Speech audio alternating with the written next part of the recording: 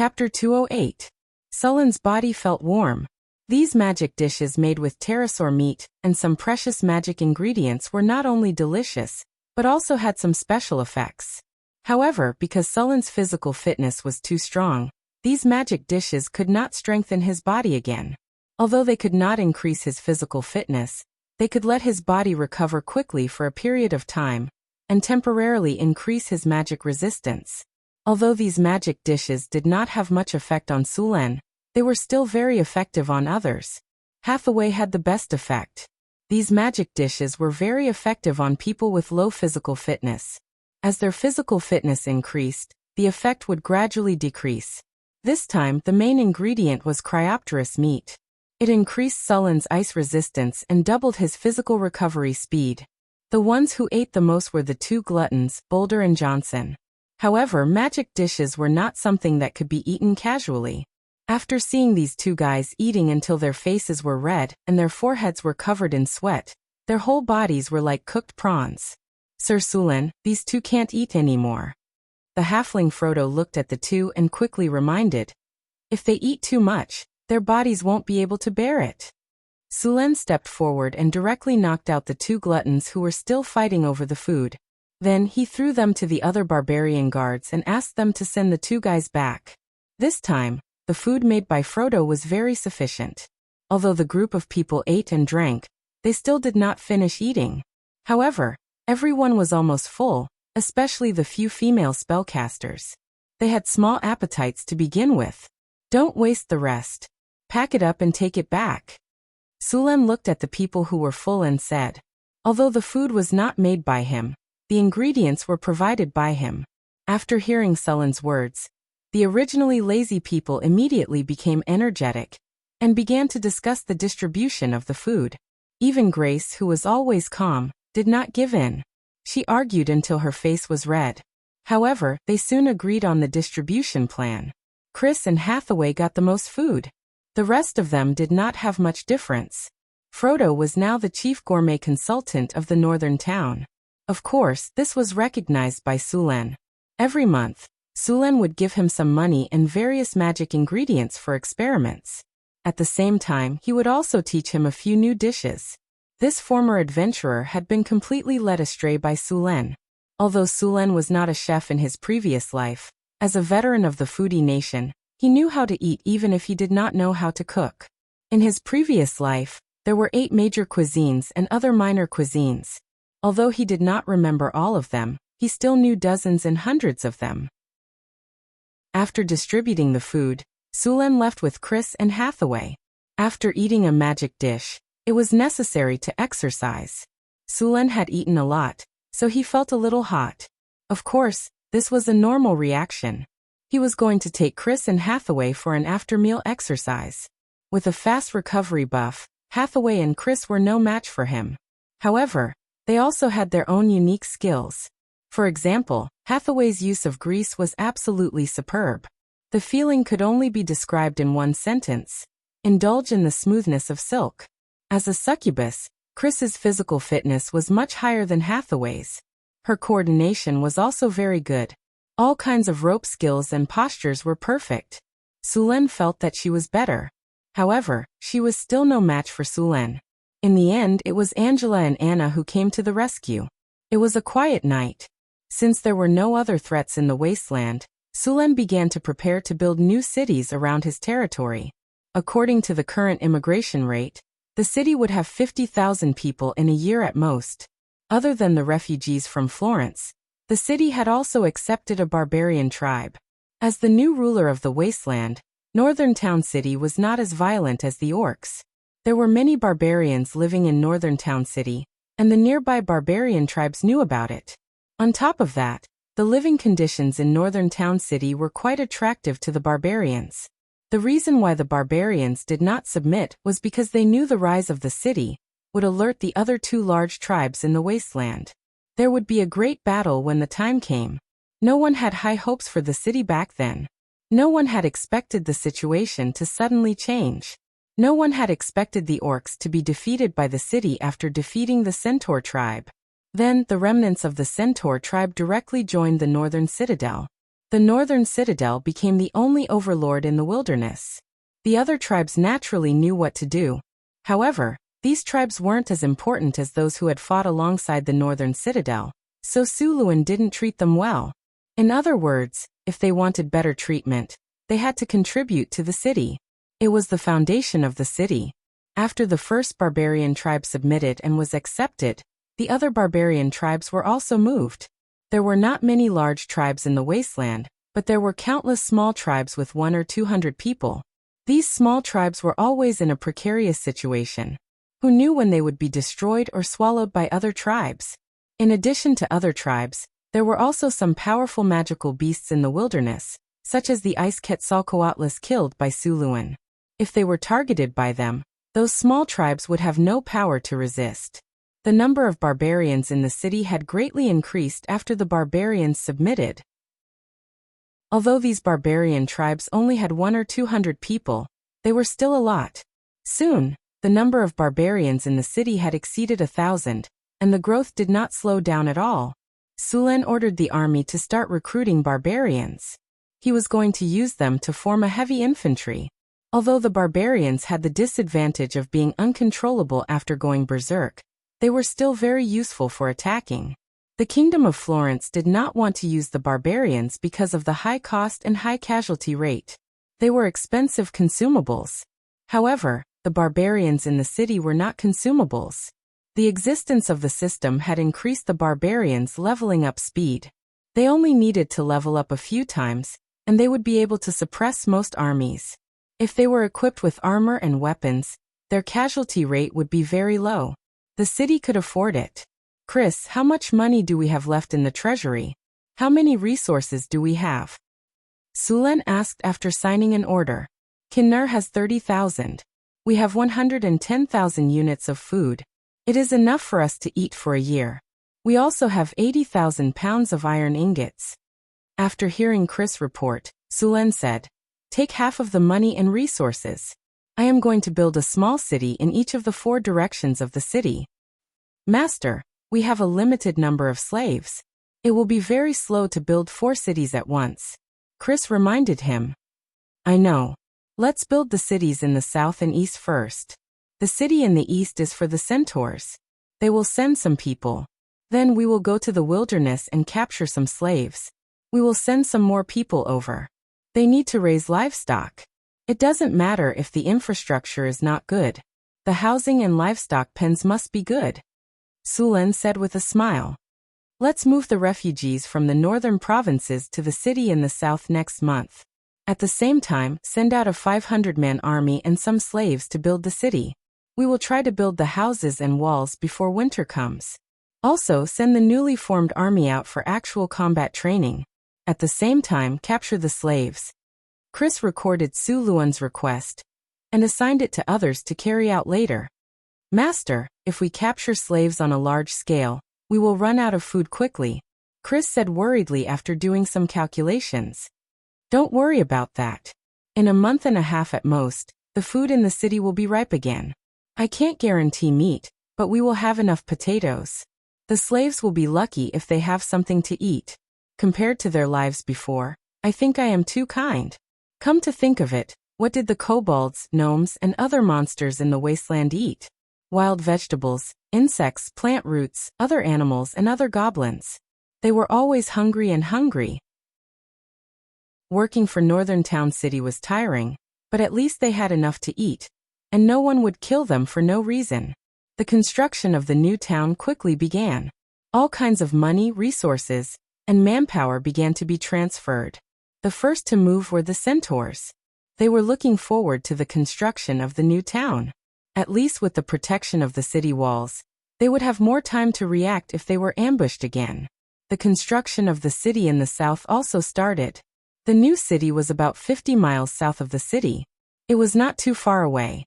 If they were ambushed, they could hold on until the city's army came to their rescue. There were 500 soldiers stationed here. Once the city expanded, the size of the army would increase accordingly. After the new city was built, the 3 cities would form a triangle.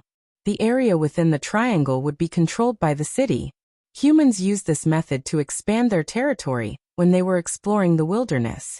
The 500-man army escorted 3,000 refugees, and even more slaves and resources to the new city in the south.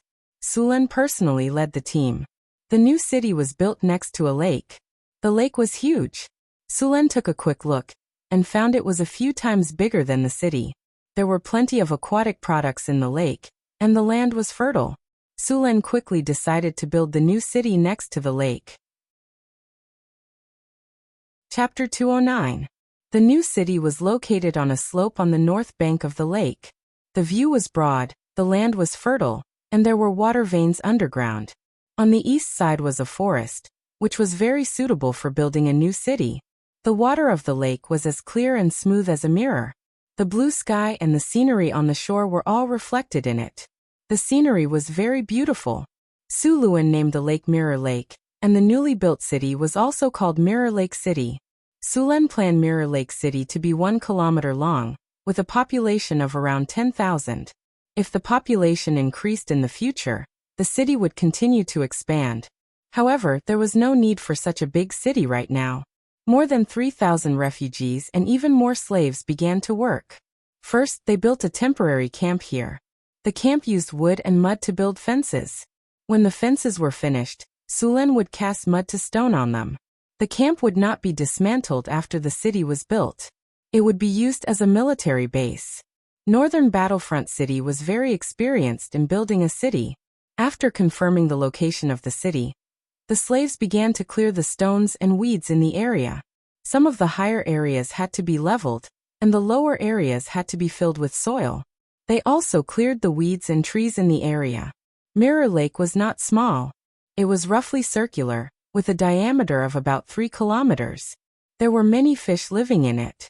After confirming the safety of the area, the dock and fishing boats would be built immediately.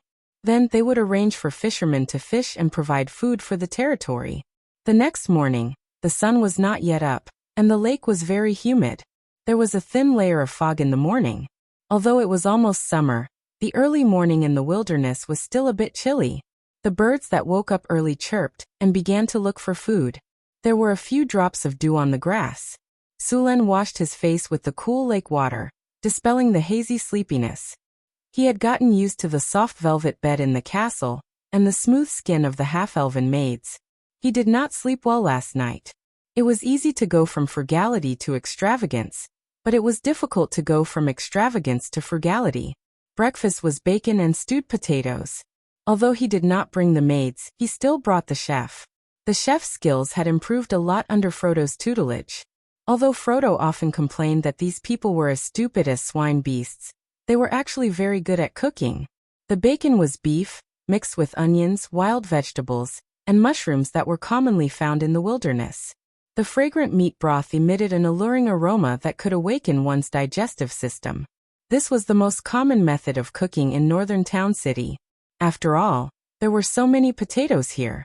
Sulen took a piece of black bread and heated it up.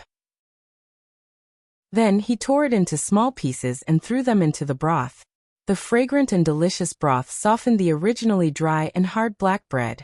After swallowing the soft bread and the hot broth together, a warm feeling enveloped his body. His stomach, which was rumbling with hunger, also felt satisfied.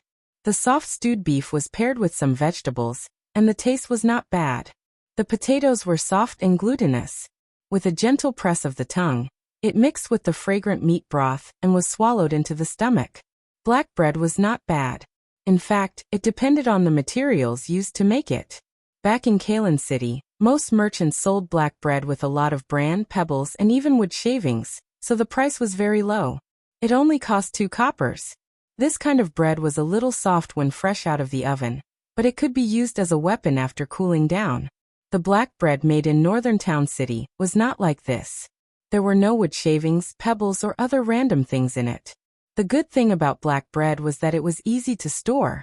Northern Town City made a lot of black bread to use as dry rations. After breakfast, Sulen led the soldiers of Northern Town City to patrol around Mirror Lake. The morning breeze blew away the mist, and the soft sunlight shone down. A thin layer of mist surrounded Mirror Lake in the early morning. It was like silk, faintly discernible, reflecting the surrounding scenery. It was like a fairyland. Sulen left 400 soldiers to protect the camp. He personally led 100 people to explore the surrounding environment. Sulen was not familiar with Mirror Lake, but with such an abundant water source, there must be many tribes living nearby. In addition to these tribes, Sulen also wanted to make sure there were no powerful magic beasts living nearby. He needed to clear out the dangers around Mirror Lake City in advance. Not long after, a faint sour smell floated in the air. It smelled like excrement or green bubbling sewage. Sulen frowned. He was very familiar with this smell. Many goblins, kobolds, and gnolls had this smell in their territories. Soon, the scouts at the front came back with news. "Sir, the scouts have reported that they found a kobold tribe of over 1,000 people in the eastern forest." A soldier hurried over to report. "Over 1,000 people? Mirror Lake City just happens to be short on manpower. Bring some people with me to capture these kobolds," Sulen said directly. Half of the 100 soldiers he brought with him were new recruits. Even so, new recruits were enough to deal with monsters like the kobolds. Sulen brought the scouts closer to the kobold tribe. The kobold tribe was located in the forest. These kobolds had gathered a lot of wood and mixed it with mud and hay to build some low shacks. There were pits in the shacks. These half-underground shacks had better insulation. The pits were where they lived. There was some hay and dried branches inside. Some even had a few pieces of dirty fur or black cloth. There were 2 or 3 kobolds in each shack. Sulen frowned as he endured the suffocating smell. Every time he came to the natives' camp, Sulen felt like he was being attacked by a biological weapon. Northern Battlefront City was very experienced in dealing with kobolds. First, the longbowmen would fire 2 rounds of arrows. Then, the barbarians in heavy armor would charge and break through the kobolds' defense line. Then the spearmen would form a formation and attack. If they were defeated in 1 round, then they would chase and capture slaves. If they were not defeated, then they would attack again. When a large group of people approached, no matter how well they hid, they would still make a lot of noise. At the very least, the birds and insects would alert them. Some kobolds had already noticed the commotion around them. Then many kobolds picked up their weapons and prepared for battle. "Sir, should we make a move?" A captain came to Sulen's side and asked in a low voice. "Go. Take care of it quickly." After the order was given, the northern Battlefront City's army began their attack. First, there were 2 waves of arrows. Then the barbarians charged, followed by the spearmen. The kobold camp, which did not even have a wall, was in chaos. The barbarians charged into the kobold tribe like a gust of wind. The spearmen behind them quickly formed a formation and formed 2 groups of spears. They began to push forward. The soldiers of northern Battlefront City were a lot stronger than these kobolds. After training in the military camp, they had mastered all kinds of military skills and fighting techniques. After being strengthened by the system, even the new recruits were quite strong. As long as they went on the battlefield a few times and killed some kobolds, goblins and gnolls, they would quickly level up. Among all the classes in Northern Town, the human spearmen gave the lowest experience points. The other classes such as archers, barbarian warriors, centaur knights, half-elf longbowmen, and drow warriors had more experience points than him. Of course, their overall stats were also the lowest. Of course, for the army, besides personal strength, discipline was more important. Pure bravery and violence were not popular in the army. This was also why the barbarians in northern Battlefront City always formed their own teams. When the barbarians fought, all their formations would be messed up. Although the barbarians were strong, if Sulen really had to choose, he would choose the weaker spear guard. Moreover, the spear guard could also advance into the formation breaker. The formation breaker's strength was no weaker than the barbarian berserkers. Compared to the berserkers, they were more disciplined. After the 700 formation breaker soldiers formed a formation, even if the barbarian berserkers had twice the number of soldiers, they could still win. Over the years, the Kingdom of Florence had fought against the barbarians, orcs and gnolls in the north. They did not rely on individual bravery. In battles with less than 1,000 people, the Kingdom of Florence lost more than they won. However, when the number of barbarians reached tens of thousands, the result was basically a huge victory for the humans. The kobolds who had not fully woken up from their dreams were attacked by a rain of arrows. Before they could react, the barbarians rushed up like a meat grinder. The kobolds who had just climbed out of their shacks were immediately slaughtered mercilessly. The charging barbarians and the iron armor on their bodies weighed more than 300 pounds. Coupled with the impact, some kobolds were directly knocked away like ragdolls. Many kobolds' chests were directly broken. Even more kobolds were chopped in half by giant axes. After seeing the northern battlefront city soldiers slaughtering the kobolds like vegetables, the kobolds quickly fled in panic. The soldiers of the northern battlefront city began to capture slaves.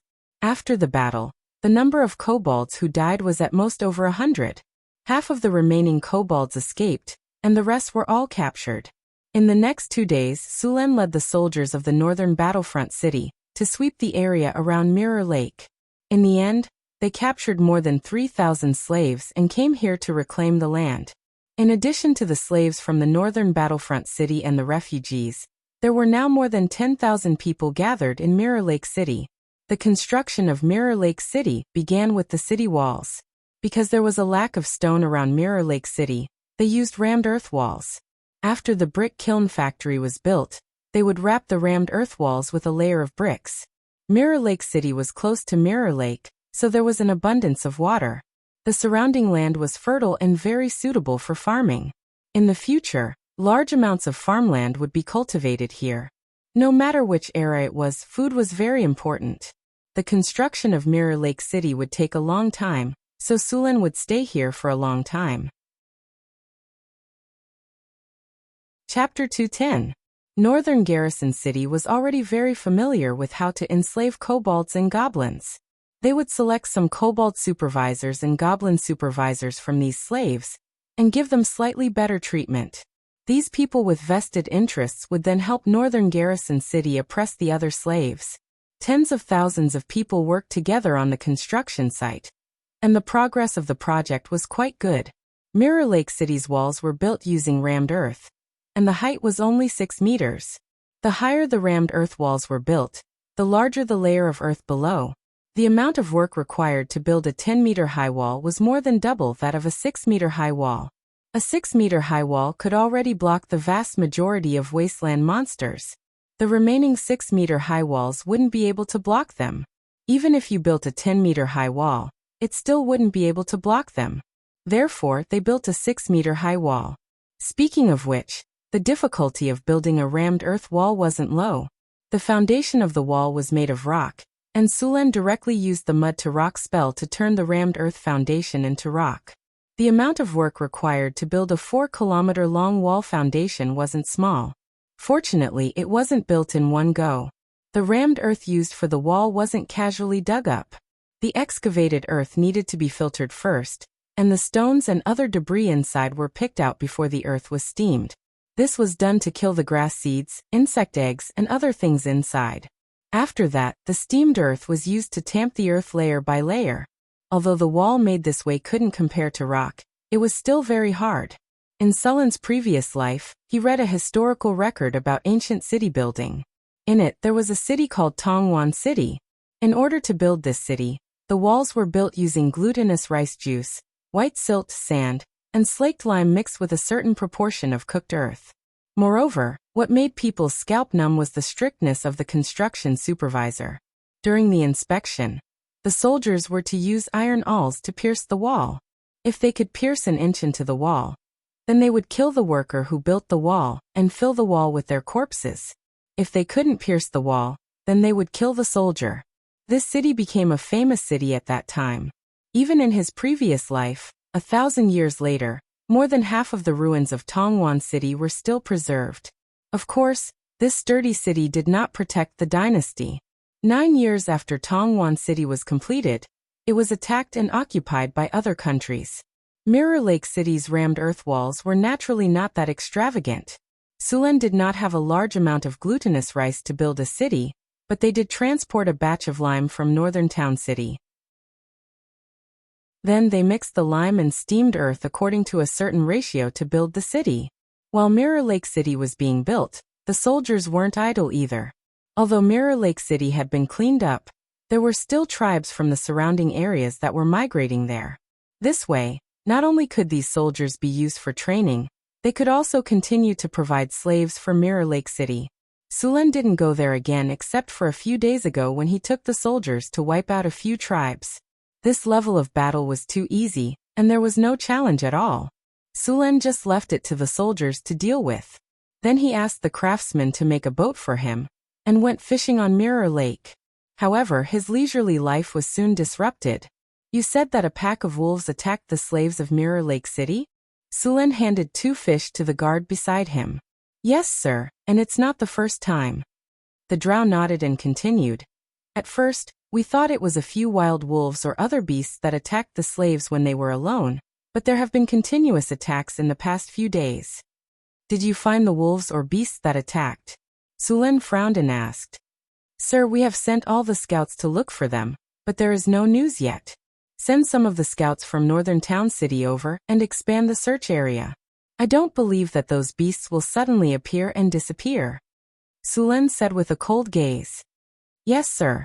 At the same time, send some more soldiers to the construction site of Mirror Lake City. Tell the workers and slaves not to act alone. If you find anything unusual, report it immediately. Under Sullen's order, Northern Town City quickly sent a group of scouts, led by Aiton. With more scouts, the investigation area was expanded again. However, as soon as the order was given, Mirror Lake City was attacked again. This time, the attack was more serious than any of the previous ones. Not only did some slaves and workers lose their lives, even the soldiers that Sulen sent to protect Mirror Lake City were injured. 4 spearmen from Northern Town City died from the attacks of the beasts. Moreover, the continuous deaths had seriously affected the construction of Mirror Lake City. The situation was very serious. Northern Town City's soldiers had cleared out so many tribes in Mirror Lake City without any deaths, but they were killed by some beasts. Sullen's face was as cold as ice. At first, Sulen thought it was just some normal beasts attacking, but now, even 4 of Northern Town City's soldiers had died. After Northern Town City defeated the orcs, there were still people or other species that dared to attack Northern Town City in this wasteland. They were challenging Northern Town City's bottom line. Sulen was ready to give these people the harshest blow. The construction of Mirror Lake City couldn't be stopped, so Sulen sent some barbarian warriors and heavy-armored spearmen to guard the city. These barbarian warriors and heavy-armored spearmen were much stronger than normal soldiers. With these soldiers guarding the city, the attacks finally stopped. The attacking beasts seemed to have sensed the strength of these barbarian warriors, so they didn't continue their sneak attack. The barbarian Greytax berserkers who had reached the 3rd grade were very powerful. These barbarian warriors who had grown up through cruel and bloody battles were all elites among elites. Although they liked to go berserk and not listen to commands, they still had a strong sense of danger. With the danger sense talent, although the barbarians would charge every time they went berserk, in reality, there weren't many attacks that could really damage them. On one hand, he sent out barbarian warriors to guard the city. On the other hand, he sent more scouts to investigate the surroundings. Construction site of Mirror Lake City. The workers started to get busy again. The fastest part of the city wall was already 3 meters tall. Large amounts of slaves brought up the soil that had been mixed, and then tamped it down bit by bit. A small official in charge of the construction of this part of the city wall hurried over. My lord, the person in charge of the construction of the city wall, who was around 30 years old, came over and bowed. Sulen didn't stop. He waved his hand and signaled for them to get up. Where is the location of the attack? Take me there. Please follow me, the official said respectfully. Near the construction site of the city wall, there was a wooden house. The group quickly walked over. This should be the place where the manager and soldiers rested. Soon the group arrived at the small room. The bodies of the 4 spearmen were placed to the side. Sullen's face was cold. He walked forward and lifted the white cloth on the bodies, revealing the hideous corpses underneath. The corpses were still intact, but the wounds were hideous. There was a large hole in the iron scale armor, and the neck was badly mutilated. Sharp claws and teeth, like to sneak attack. After looking at the corpses for a while, Sulen said in a deep voice, Although the iron scale armor's defense is not as good as iron armor, the beast must be very strong to be able to damage it to this extent. Ordinary beasts don't have such strength, and these soldiers didn't even fight back. Obviously, they are very good at disguising and sneak attacks, and they are very fast. The 4 soldiers died suddenly in a short period of time. It's very likely that there was more than one attacker. It seems that we have some magic beasts here. Sulen wasn't too worried about magic beasts. Although they were very powerful and had magic, and were very dangerous, as long as they could be killed, the rewards were also very high. The meat of magic beasts had some magical effects, and the fur of magic beasts was very valuable. There were also some other things. In short, magic beasts could be said to be full of treasures. Many times, humans would organize people to hunt magic beasts. This industry was much more dangerous than being a mercenary. There were many magic beasts in this world.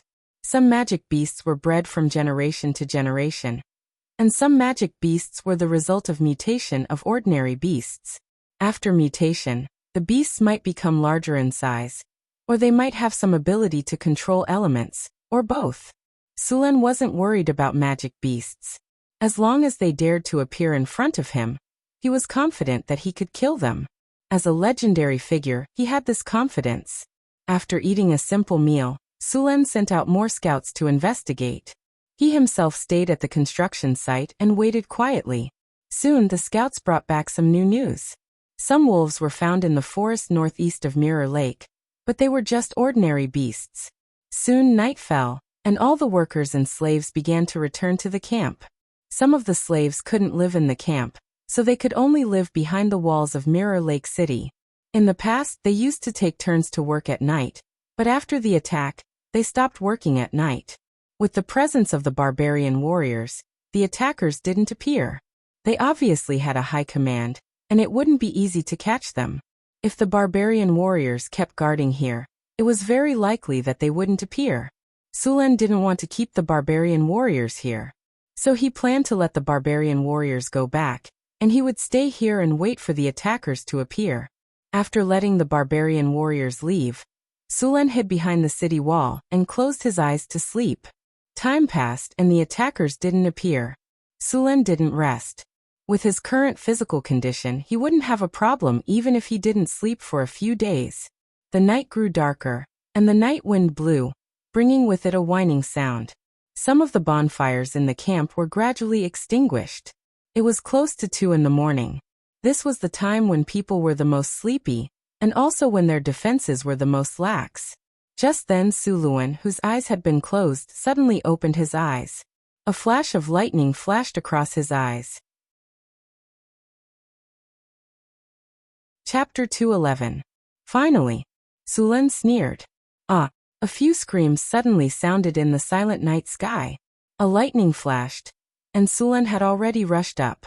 The hard ground was directly cracked. After arriving at the scene in an instant, Sulen saw a few ice-blue shadows moving quickly. In the blink of an eye, they pounced on Sulen. Their sharp claws flashed with cold light as they grabbed at Sulen's neck. The chill made Sulen's skin tighten. He exerted force on his feet, and his body that was originally rushing forward suddenly stopped. The lightning on the purple dragon halberd in his hand surged, and a dazzling lightning was drawn in the darkest time before dawn. Bang! The lightning exploded, and the several ice-blue shadows that had rushed towards Suluan were sent flying backwards at a faster speed than before. The shadows rolled on the ground and stood up again. At this time, Sulen finally saw the appearance of these attackers. These attackers were tall and very similar to wolves, but their fur was ice blue. They were at least 1.5 meters tall at the shoulder and more than 2.4 meters long. Their claws and teeth were sharp, and there were some ice crystals that appeared when they breathed. Winter wolves. Sulen's eyes flashed. He had already recognized these giant wolves. These were the magic creatures that lived in the northern wasteland, the winter wolves. They were also the most dangerous of all the wolf creatures. Not only were they big, but they could also use ice spells. They were immune to ice spells, but fire spells would cause double damage to them. Winter wolves usually formed a pack of 5 to 6 wolves. Sometimes they would also act together. More importantly, Winter wolves were very intelligent, on par with ordinary humans.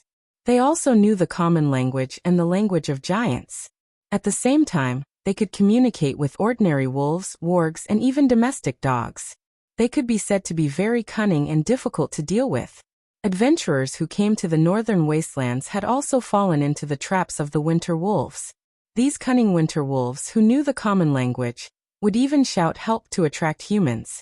Often, careless adventurers would fall into their traps. Of course, although winter wolves were dangerous, their fur was very popular. Ordinary winter wolf fur was sold for 2,000 kinner. Winter wolf fur could be made into cloaks, boots, robes, and other magic items that could resist cold. Some of the fur with beautiful colors could be sold for a higher price. Only your own fur was more expensive. The most popular ones were dragon penis and dragon skin. Dragon penis would be crazily fought over as soon as it appeared, and dragon skin could be made into light leather armor.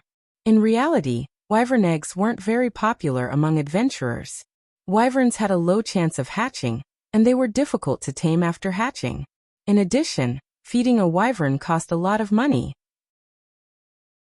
Hence, only a few great lords and countries would breed wyverns. The 5 winter wolves in front of him stared at Su Luan with their blue eyes. The attack just now made them hesitate, but Su Luan did not give them time to think. He moved and rushed toward one of the winter wolves. Since the attackers were winter wolves, Sulan would not let them go. Seeing Sulan rushing over, the winter wolf wanted to dodge, but it was too late. It could only open its mouth and use frost breath on Sulan. The other winter wolves saw Sulan's attack, and did not hesitate to attack Sulan. Although the winter wolves were strong, they were only level 3 magical beasts. How could they be a match for Sulan? The frost breath only caused some frost to appear on Sulan's body. In the blink of an eye, he recovered without even frostbite. The lightning wrapped around the purple dragon halberd exploded in an instant. The surrounding 3 meters was covered in lightning. The paralysis effect of a single lightning bolt was limited. The Constitution had a high chance of immunity, but with a large amount of lightning gathered, the paralysis rate rose sharply. The winter wolves were paralyzed as soon as they pounced. Sullen's purple dragon halberd swept across, and the 5 winter wolves were beaten back again. At the same time, they were all wrapped in lightning and could not move for a moment. Sulan shook lightly, and the layer of frost on his body shattered and disappeared. With his current resistance, the 5 frost breaths did not cause much damage. The winter wolf's frost breath was far less powerful than Cryopterus. Taking advantage of the fact that the winter wolves could not move, Sullen's purple dragon halberd quickly slashed across their throats.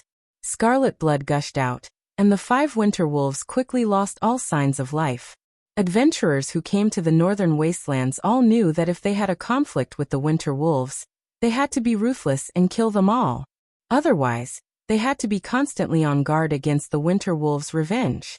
The winter wolves would always remember their hatred, and let that hatred settle, accumulate, and grow in their hearts until the day they took revenge again. Once the wolf pack replenished their strength, they would go on an expedition again, and take revenge for every member that had died. The life of the 5 winter wolves quickly drained away. Soon, the light in their eyes dimmed, and their life force dissipated completely. A wave of hurried footsteps hurried over. It was 2 teams of fully armed barbarians. "Sir, those 5 winter wolves are the murderers. Take care of them and skin them. Remember to be careful," Sulan said with a wave of his hand. "Send a team to search the surroundings and see if there are any that escaped." The winter wolf's fur was very precious. The barbarians' craftsmanship had long been masters of skinning. They easily skinned the entire winter wolf's fur intact. Seeing the complete winter wolf's fur, Sulan was amazed at the beauty of the winter wolf's fur. The ice blue fur was very soft. This kind of high-quality fur was not only used to make magic equipment, but it was also bought by noble ladies who loved beauty to make cloaks. 5 winter wolf's fur could be sold for at least 10,000 kinner, but Sulan did not plan to sell it. Such beautiful fur was warm in the winter and cool in the summer. He planned to find a few high-level tailors to make cloaks for Chris and Hathaway as gifts. "Sir, a pack of ferocious wolves has been discovered in the forest," a drow hurriedly reported at this time. "Send someone to eliminate them directly." Sulen did not care. These ferocious wolves should have been summoned by the winter wolf, but they were obviously not used. A team of barbarians hurried over with a team of spearmen and longbowmen. When dawn came, all the ferocious wolves were either killed or escaped. Then there was a batch of wolf meat in Mirror Lake City as food reserves. Without the threat of the winter wolf, the progress of Mirror Lake City accelerated again. Even Sulen stopped fishing and cast mud to stone on all the foundations of the city walls. Finally, after 2 weeks, the city walls of Mirror Lake City were finally built. Sulen was relieved. These days, he had cast mud to stone close to the last time. If it were not for the mana recovery effect of the tungsten steel, his energy would have been drained. The city walls had a circumference of 4 kilometers, a square shape, and a height of 6 meters. Such a small city did not originate from the Kingdom of Florence, but it was the second city in Sulen's territory. A lot of soil had to be excavated during the construction of the rammed earth city walls, so Sulen directly asked them to dig a moat outside the city walls. The moat was 10 meters wide and 3 meters deep. The two ends were connected to Mirror Lake next to it. City wall, Mirror Lake City, rammed earth city wall, height 6, 12 meters, length 4.02 kilometers. The establishment of the city wall symbolizes that the city has defense, and that the land has officially entered the era of civilization from the barbaric era. City defense +10, popular sentiment +8, civilization +3, stability +5, rammed earth city wall defense against water attacks -15. With a city wall, the people have a sense of security. Moat, Mirror Lake City, width 10 meters, depth 3.21 meters, length 4.8 kilometers. The construction of the moat increases the difficulty of the enemy's attack. At the same time, it promotes water transportation. Defense against water attacks +10, city defense +8, popular sentiment +3, prosperity +3, transportation +2. The construction of the moat and the city wall gave Mirror Lake City a certain level of defense. A new city, Mirror Lake City, under construction, appeared on Sulen's system panel. After the construction of the city wall was completed, Sulen immediately built a warehouse in the city and transported all kinds of resources to the warehouse for storage. Then all the slaves and workers were moved to the city to live. Because of the city wall, the safety was guaranteed. Sulen first arranged for the craftsmen to build houses. Because of the lack of time, the conditions of the houses were simple. They were just large bungalows, and each room could accommodate dozens of people. The construction of such rooms was fast, and a dozen of them were built in 1 or 2 days. Then he let the workers and refugees live in them. As for the slaves, he built some fences. It was almost summer, and the temperature was comfortable. Even if the kobolds and goblins were outdoors, they would be fine. After the construction of the city wall was completed, he needed to build the residences, city lord's mansion, barracks, shops, port, and other buildings. After the construction of Northtown City, he had trained a large number of skilled workers. These buildings could be built slowly. Sulen handed the safety of Mirror Lake City to Aiton. The 500 Northtown City soldiers were all left here. Sir. Just as Sulen was giving Aiton the task, a guard hurried over with a bad expression. What's wrong? Sulen raised an eyebrow. Is there an enemy? No, there's a problem with the workers' dormitory that was built 2 days ago, the guard said hesitantly. What's wrong with the workers' dormitory? You should go take a look yourself, the guard said evasively. Sulen nodded and followed the guard to the workers' dormitory. Soon, the group arrived at the workers' dormitory. There were already soldiers standing guard outside. Sulen passed through the blockade and walked into the room. He immediately saw a dozen muscular men hugging each other. Some of them were even half-naked, ready to fight. It was a very uncomfortable scene. Sulen felt the hairs on his back stand. His butt tightened. Separate them and lock them up, Sulen said with a dark face. A group of soldiers rushed in and dragged these people out. Sulen looked around the room in shock. Workers' dormitory. Comfort +8, stamina recovery +10, broken back affection +22, mutual affection +20. Chapter 212. Broke back love? Mutual affection? What kind of attribute was that? Like hell I'll be happy with you. Sulen was speechless. He hurriedly left the house. Tear down this workers' dormitory, Sulen said with an ugly expression. If this house was left for a while longer, all the workers inside would become gay. By then Mirror Lake City would have to change its name. A team of craftsmen immediately came forward with all kinds of tools and began to tear down the house. This kind of house was simple to build and easy to tear down. After a series of clanking and clanking, the house quickly became a pile of ruins. Burn all the wood and dump the soil. Then build a new workers' dormitory, Sulen ordered. While they were rebuilding, Sulen went to check the attributes of the remaining workers' dormitory. The result was good. There were no weird attributes like brokeback love or mutual affection. The new workers' dormitory didn't change much. It was still a large bunk, but this time, there were no weird attributes. Workers' dormitory, comfort +9, stamina recovery +10, cleanliness +5. After confirming that all the buildings were normal, Sulen continued to arrange things in Mirror Lake City. The military was left to Aiton. In terms of city construction, Sulen picked a good basic officer, Hamferson. He was in the first batch of graduates of the Northern Town Basic School. He was also one of the most hard-working students. His grades were very good. A few scholars liked him very much.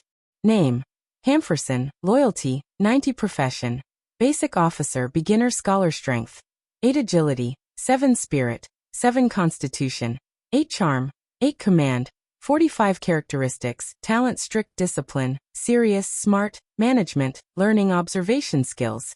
Quick Record: Northern Town Law, Basic Sword Skills, Deception, Proficient in Arithmetic. Specialization: Beginner Scholar. Weapon Proficiency: Sword Skills 56, Horsemanship 47, Bow 61. Sulen let Humferson take charge of the construction work in Mirror Lake City. After arranging the affairs in Mirror Lake City, Sulen returned to the North Town City. In more than a month, the North Town City had become more prosperous and lively. There were still a lot of construction sites in the city, and the construction of residential markets and commercial districts had not been completed yet. However, the central avenue of the North Town City, Rising Sun Avenue, and the Triumphal Arch were still under construction. The construction of the Arc de Triomphe had never stopped. Now a large amount of white marble was piled up in the area. More than 1,000 slaves and craftsmen were working on it. In a month, the foundation of the Arc de Triomphe had been completed. However, it would take at least a few months to complete the construction. After returning to North Town City, Sulen went to soak in the hot spring first. He had been in Mirror Lake City for more than a month. Although he had gone to the lake to take a bath, the wilderness was not as comfortable as home. Angela and Anna were wearing thin clothes. The half-elves were tall and slender, and their waists were thin like willows. The curves of their backs were round, and their waists were slender. The thin clothes on their bodies were faintly discernible, revealing their white jade-like arms and legs. Even their delicate features were somewhat similar. They looked like a pair of twin flowers. After soaking in Sulen's water, they looked even more charming. At this moment, the two were helping him massage his body. The thin clothes on his body were quickly soaked by the hot spring. Sulen lay comfortably in the pool and enjoyed the service of the two. After a night of life and death battle, War God, Plasma Cannon, Sulen walked out of his room feeling refreshed. The morning air was already a little warm. The smell of summer had already spread across the northern wilderness. The construction of North Town City had already begun. As soon as the sun rose, the workers in the city began to organize the refugees and slaves to carry all kinds of tools to the construction site or reclaim the wasteland. North Town City had the harvest altar, so the land around the territory had been enhanced.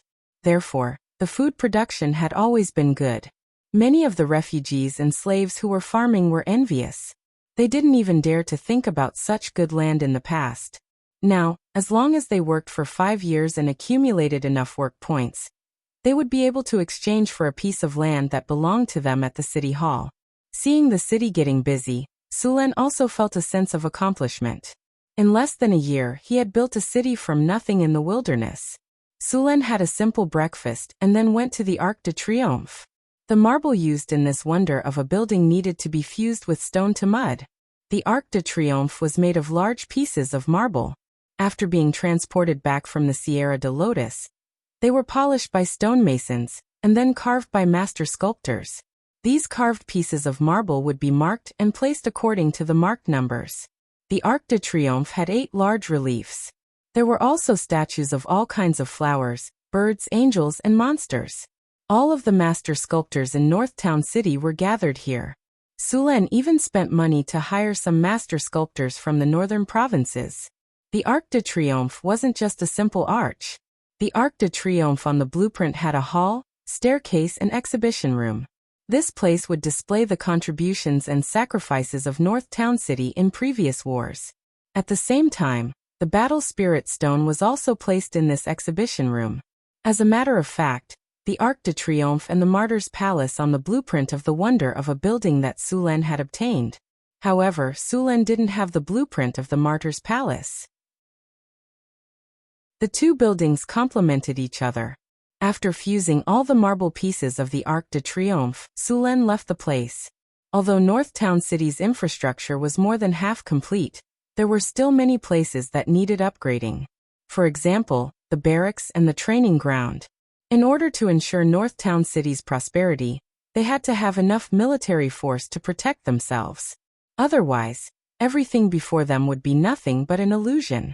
After a few expansions, the barracks in Northtown City were no longer enough. Now that the city had been upgraded, the barracks could be upgraded as well. Upgrading the barracks wasn't too difficult. Sulen gathered 100 blacksmiths and 500 slaves and started upgrading them. The barracks, toilets, armory, and bathrooms in the barracks were all upgraded. A lot of training equipment was added to the training ground next to the barracks. Sulen even built some of the training equipment he used in his past life, such as the balance beam, uneven bars, parallel bars, horizontal ladders, obstacle training ground, spear training ground, shooting range, and a training ground. Boss, what are these things? Are they useful? Standing next to Sulen, Boulder looked at the balance beam, parallel bars and obstacle training in front of him and asked with some doubts. He knew that those stone locks and horizontal bars were used to train strength, but what were these things for? Sulen said proudly, "These are good stuff. The balance beam can train a soldier's sense of balance. The obstacle training can help them pass through obstacles quickly. The horizontal ladders are. How can these simple things be so useful?" The others beside him didn't believe it either. The results of modern scientific training over a few decades were no joke. Sulen glanced at them and didn't say anything else. What was the point of talking about it?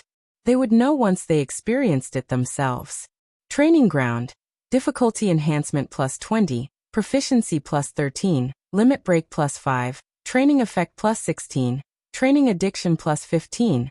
The newly upgraded training ground was much better than the previous one, and the various attribute enhancement effects were also very strong. What surprised Sulen even more was that there was a limit breaking effect. What was the effect of this effect? Could it help soldiers break through their limits and become heroes? If that was the case, Sulen was going to make a fortune. If you want to know how effective it is, why don't you give it a try? Sulen said to them. Sure. Johnson nodded and led some soldiers into the training ground. The food supply for the soldiers in Northern Town City was abundant. Even the new recruits looked like healthy young men, let alone the veterans. The amount of food and meat consumed in the barracks was a lot higher than anywhere else in Northern Town City.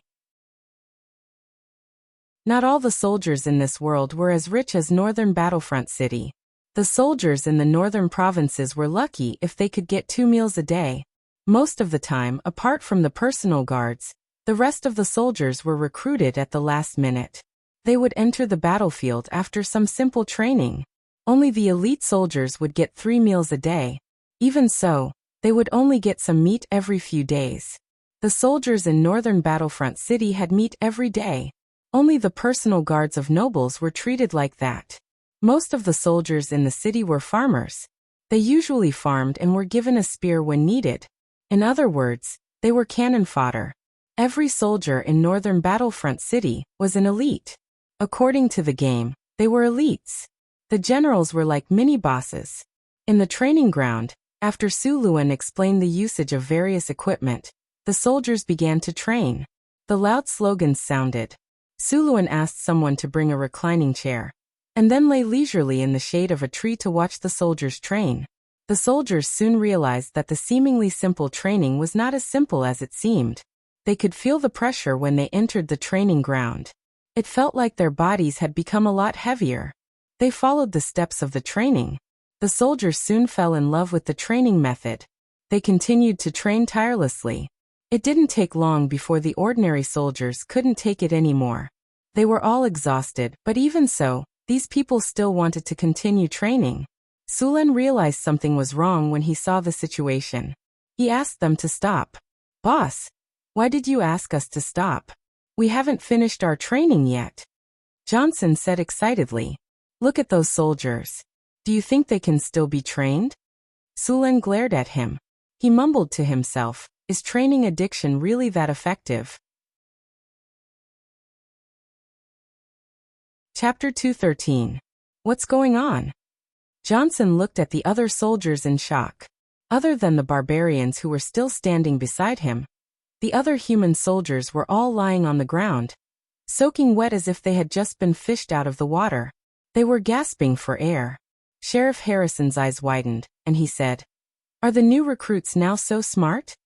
He and Aiton had been the new recruits' instructors, and these new recruits were trained by him in the beginning. When they first joined, they were the kind of guys who had to be beaten, scolded, and whipped to train obediently. If he wasn't careful, they would slack off. Why did they all change and work so hard today? Could it be because of the Lord? Good, you shameless bastards. You haven't even finished the new recruit training, and you've already learned how to suck up to the Lord. Harrison's eyes scanned back and forth. If he was half as smart as these soldiers, he wouldn't have been kicked out of the Silver Eagle Legion. It seemed that he had to learn from them in the future to suck up to the Lord and get himself a noble title. Arrange for someone to remind them during training in the future so that they don't get hurt, Sulen said with a guilty conscience. Get someone to carry them to the barracks. Sulen had already seen the barracks in the army after they were built. They had a few attributes such as recovery of stamina, cleanliness, and sleeping peacefully. There were no weird attributes such as surging homosexual feelings. Training addiction alone might cause those soldiers to get hurt, but with the barracks attributes, the two complemented each other perfectly. In the future, he wouldn't have to worry about the soldiers slacking off during training. A group of exhausted soldiers fell asleep quickly after being carried to the barracks. When they woke up, they were more or less recovered. After upgrading the barracks and the training ground, Sulen planned to upgrade his training ground as well. His training ground was specifically for training the dodging talent. After such a long time of training, he had mastered a roll dodging ability. As for the other dodging abilities, he only had some ideas. If he wanted to master them, he would have to continue training for a long time. Sulen brought the craftsman to his training ground and began to upgrade it. The structure of this training ground was complex, so upgrading it was a bit slow. It would take at least 2 days to complete the upgrade. Sulen left after looking at it for a while. He didn't plan to wait here forever. When Sulen left, the population of northern Battlefront City had already exceeded 15,000 people. Later, 3,000 people were moved to Mirror Lake City. However, after the caravan manager, Jean, spent a lot of money to recruit people, the population of northern Battlefront City did not decrease. Instead, it increased quite a bit. Now, the small feudal lords in the northern provinces had already regarded Xion as the god of fortune. After all, in the eyes of those feudal lords, sending away the refugees who were affecting the stability and harmony of their territories could make a lot of money while they were at it. Why not? During this period of time, the population of northern Battlefront City had already reached 17,000 people. The streets of northern Battlefront City were being built as fast as possible. It could be said that in the entire northern Battlefront City, other than Sulen, no one was idle. Even those who violated the city's sanitation regulations would not be thrown into jail. Instead, they would be chained up and forced to work. The housing problem of the refugees was very easy to solve. If it really didn't work, they would first build some shared dormitories. The men and women would be managed separately. Food was also quite abundant in northern Battlefront City. With housing and food to eat, the refugees would quickly settle down.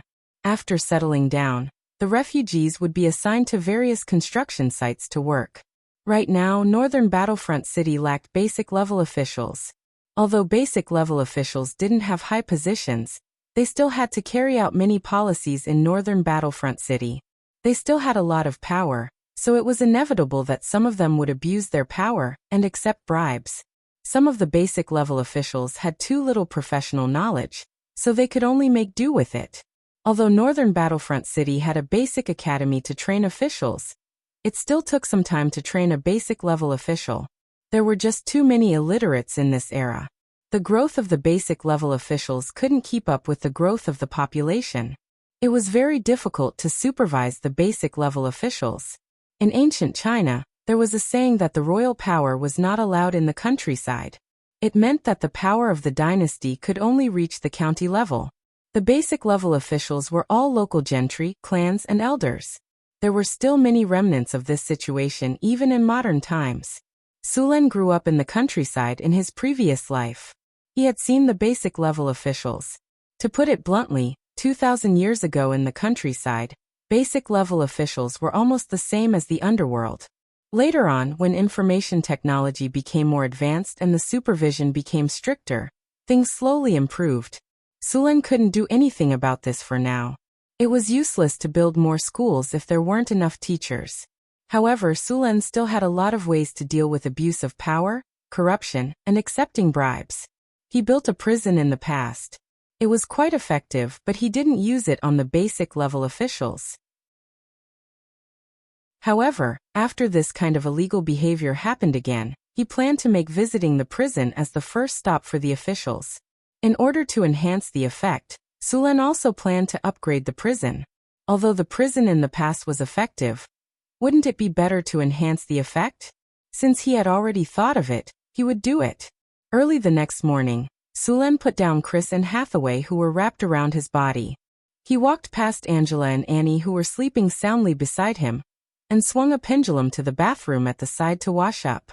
After a simple breakfast, Sulen found a group of craftsmen to bring him to the prison. There weren't many people in the prison in Northern Battlefront City at the moment. Most of them had been brought out to do voluntary labor. The prison wouldn't keep idle people. Not only did you have to earn money to pay for your meals, you also had to pay for your room in the prison. When they arrived at the prison, the warden appointed by Sulen, Abeo, quickly greeted them. "How many prisoners are there in the prison?" Sulen asked directly. "Sir, there are 53 people in the prison. There are 11 serious criminals and 42 light criminals," Abeo said respectfully. "What kind of crimes did the serious criminals commit?" "Robbery, murder, and violent resistance. Send them to the mines to work for 20 years. If they survive, let them go." Sulen directly decided the future of those people. "Send the rest of the light criminals to the construction site to work. During this period, I will upgrade the prison. The prison staff will guard the criminals and empty the prison." "Yes, sir." Abeo nodded and immediately asked the prison guards to bring all the prisoners out. After everyone left, Sulen began to upgrade the prison. Sulen combined the myths of his previous life with some legends about the river Styx, the god of death, and the abyss in this world. He began to add some elements to the prison. For example, the main gate of the prison was built like the gates of hell. All kinds of legendary monsters were carved inside the prison. They looked ferocious and terrifying. At the same time, the corridor leading to the prison was specially painted with scenes of the god of death judging souls. The innocent could continue to live in the city of the dead, but the guilty would be sent to various places to be tortured. The style of the prison was dark and gloomy. Sulen also showed the various kinds of torture in his previous life in pictures. Skinning, dismembering, cutting at the waist, and so on were all routine operations. There were also hot chains, deep fryers, mountains of knives and seas of fire, iron brushes, and so on. Each one looked more horrifying than the last. The artists hired by Sulen were terrified when they heard the descriptions, especially when they were in such a gloomy and depressing environment like the prison. At Sulen's request, the artists even drew the details of the torture as if they were alive. Statues of ferocious beasts were carved at regular intervals. At the same time, with the help of the light effect, these ferocious beasts looked ferocious and terrifying. The transformation of the entire prison took 5 days. When the prison was completed, it looked ferocious and terrifying just from the outside. It made people subconsciously want to escape. Excellent prison. This is an eerie and terrifying prison. Anyone who commits a crime will receive double the punishment here. Gloomy terror plus 32, extreme sturdiness plus 36, suppression plus 34, imprison criminals plus 32, repentance plus 33, reformation plus 35, psychological intimidation plus 33, city security plus 26, people's sentiment plus 20, prosperity minus 3. Sulen looked at the prison he had built under his guidance with satisfaction. Judging by the number of buffs, the prison was even stronger than Sullen's Castellan Palace. It was the highest level building in the northern citadel. "Is this a prison?" asked the workers who were staring at the prison with lingering fear. "Of course it's a prison. Do you want to experience it for yourself?" said Sulen to the workers with an evil grin. "No." The workers immediately shook their heads in rejection after hearing Sullen's words. Sulen ignored them. He waved at the guards beside him and said, "Bring the officials here in batches." "Yes, sir." The guard bowed respectfully and left in a hurry. After waiting for about 15 minutes, the guard brought a dozen or so officials to the prison gate. "My lord." The officials saluted Sulen. "All right, get up. There's only one thing I called you here today. All the officials in the Northern Citadel have to go through an ideological education course. Only by passing this course can you continue to be an official in the Northern Citadel," said Sulen as he walked up to them. "Ideological education course?" Everyone looked at each other. "Yes, ideological education course." Sulen nodded. He pointed at the prison and said, "The course is simple. Come with me and the guards to visit the prison later. It won't take long." Sulen glanced at everyone calmly and said, "Let's begin." Then a guard led Sulen and the officials into the prison. Chapter 214. Sulen led a dozen officials into the prison. As soon as they entered, the light dimmed instantly. The surroundings quieted down involuntarily. A gust of chilly wind blew through the passageway, causing the officials to shiver involuntarily. Although it was daytime, the passageway was still very cold. The lights on the walls were also somewhat dim. Under the dim light, the lifelike murals on the walls gave people a sense of immersion. The ferocious beasts and evil spirits on the murals seemed to jump out at any moment. The screams and wails of the people on the murals seemed to be right next to their ears. The various tortures made people tremble in fear.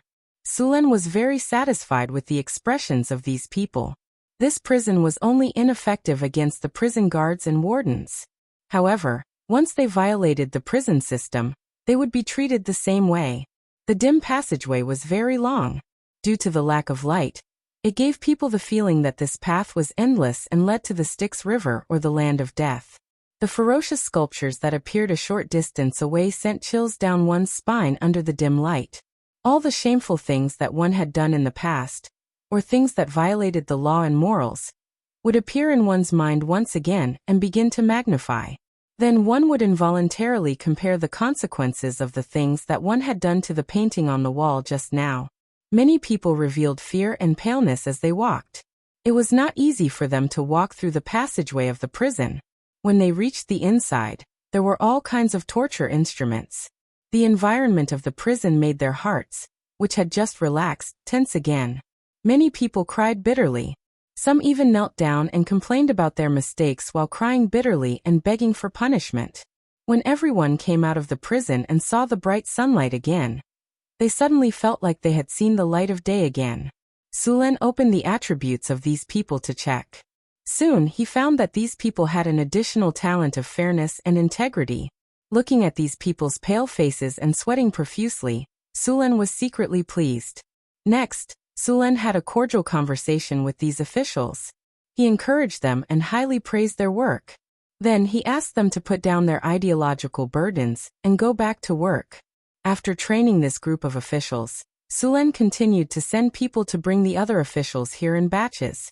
Then he asked the prison guards to take this group of people on a tour of the prison.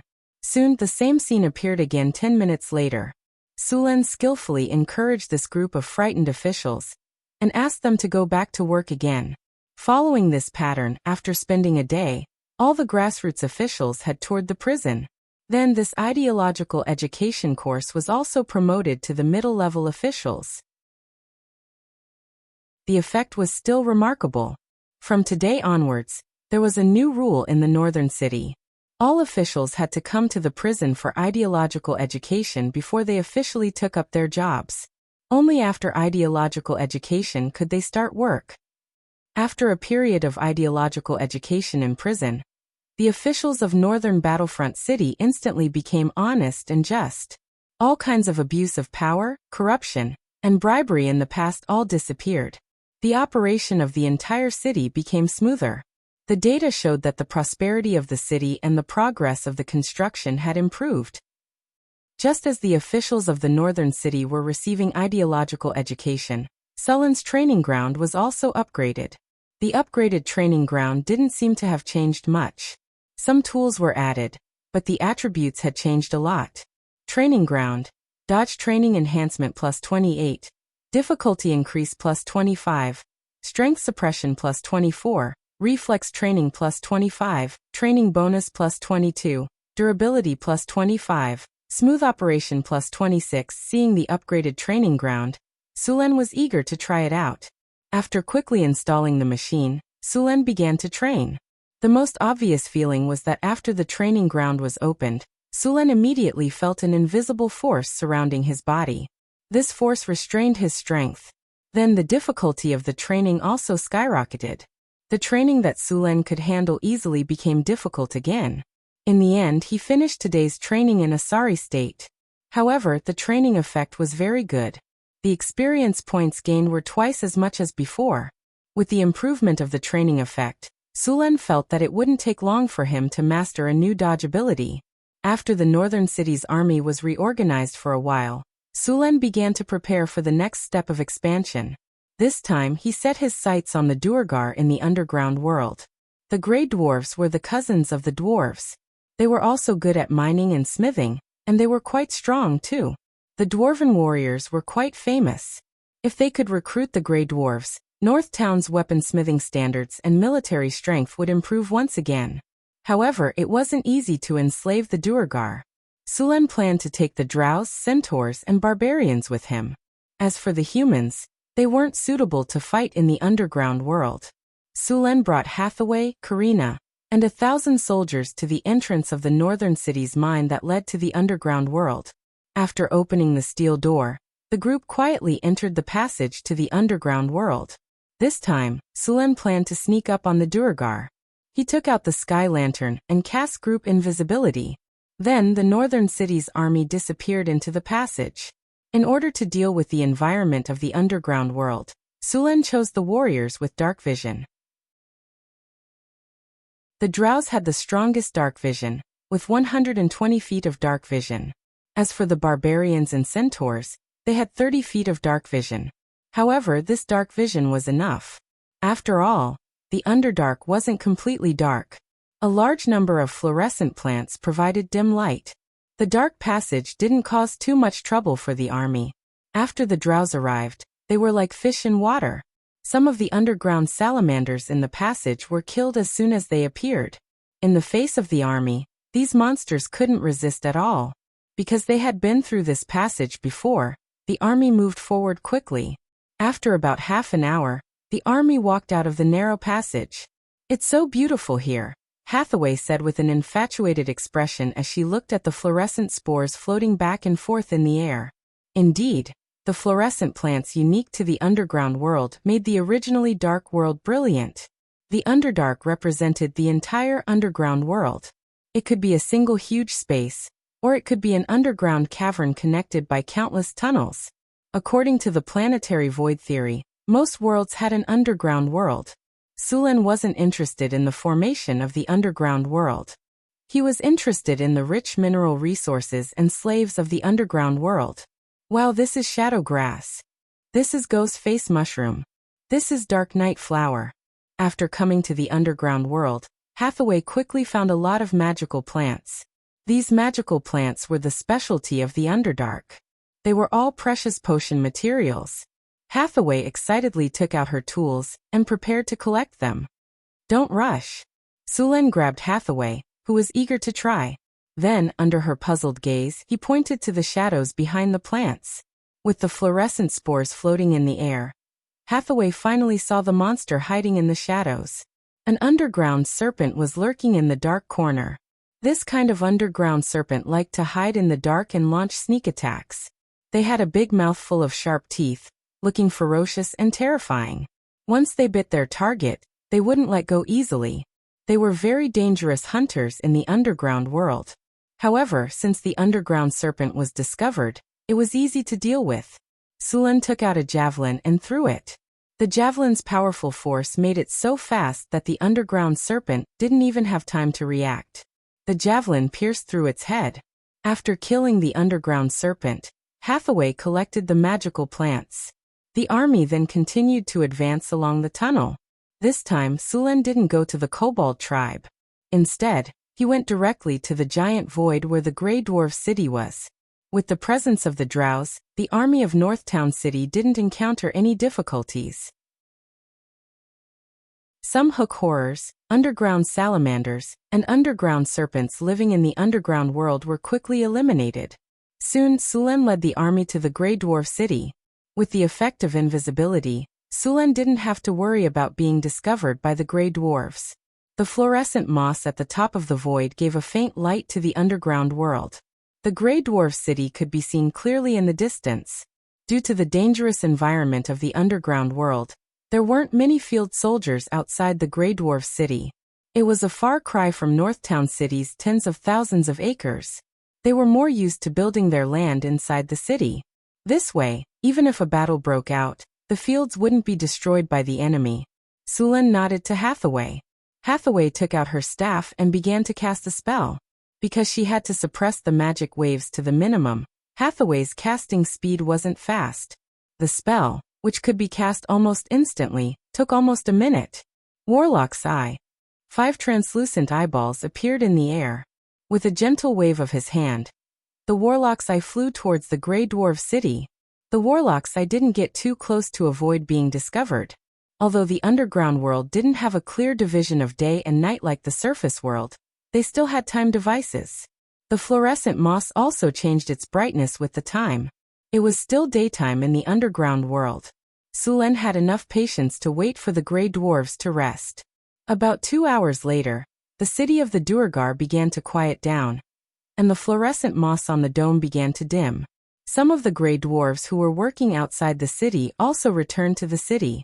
Sulen planned to launch a sneak attack at midnight, so the soldiers of Northtown City took the time to rest, except for a few scouts. Hathaway, on the other hand, controlled the Warlock's Eye to keep an eye on the Grey Dwarf city. Time passed quickly. Sulen took out the magic clock made by Hathaway and looked at the time. He waved his hand, and the army of Northtown City silently advanced towards the Grey Dwarf city. Chapter 215. Wizard Eyes had been monitoring the movements of the Grey Dwarf city from high up in the sky. The army of Northtown City slowly, but surely advanced toward the city with the help of group invisibility. The land outside the city was flat. Many places were planted with edible fungi, which were the main source of food in the underworld.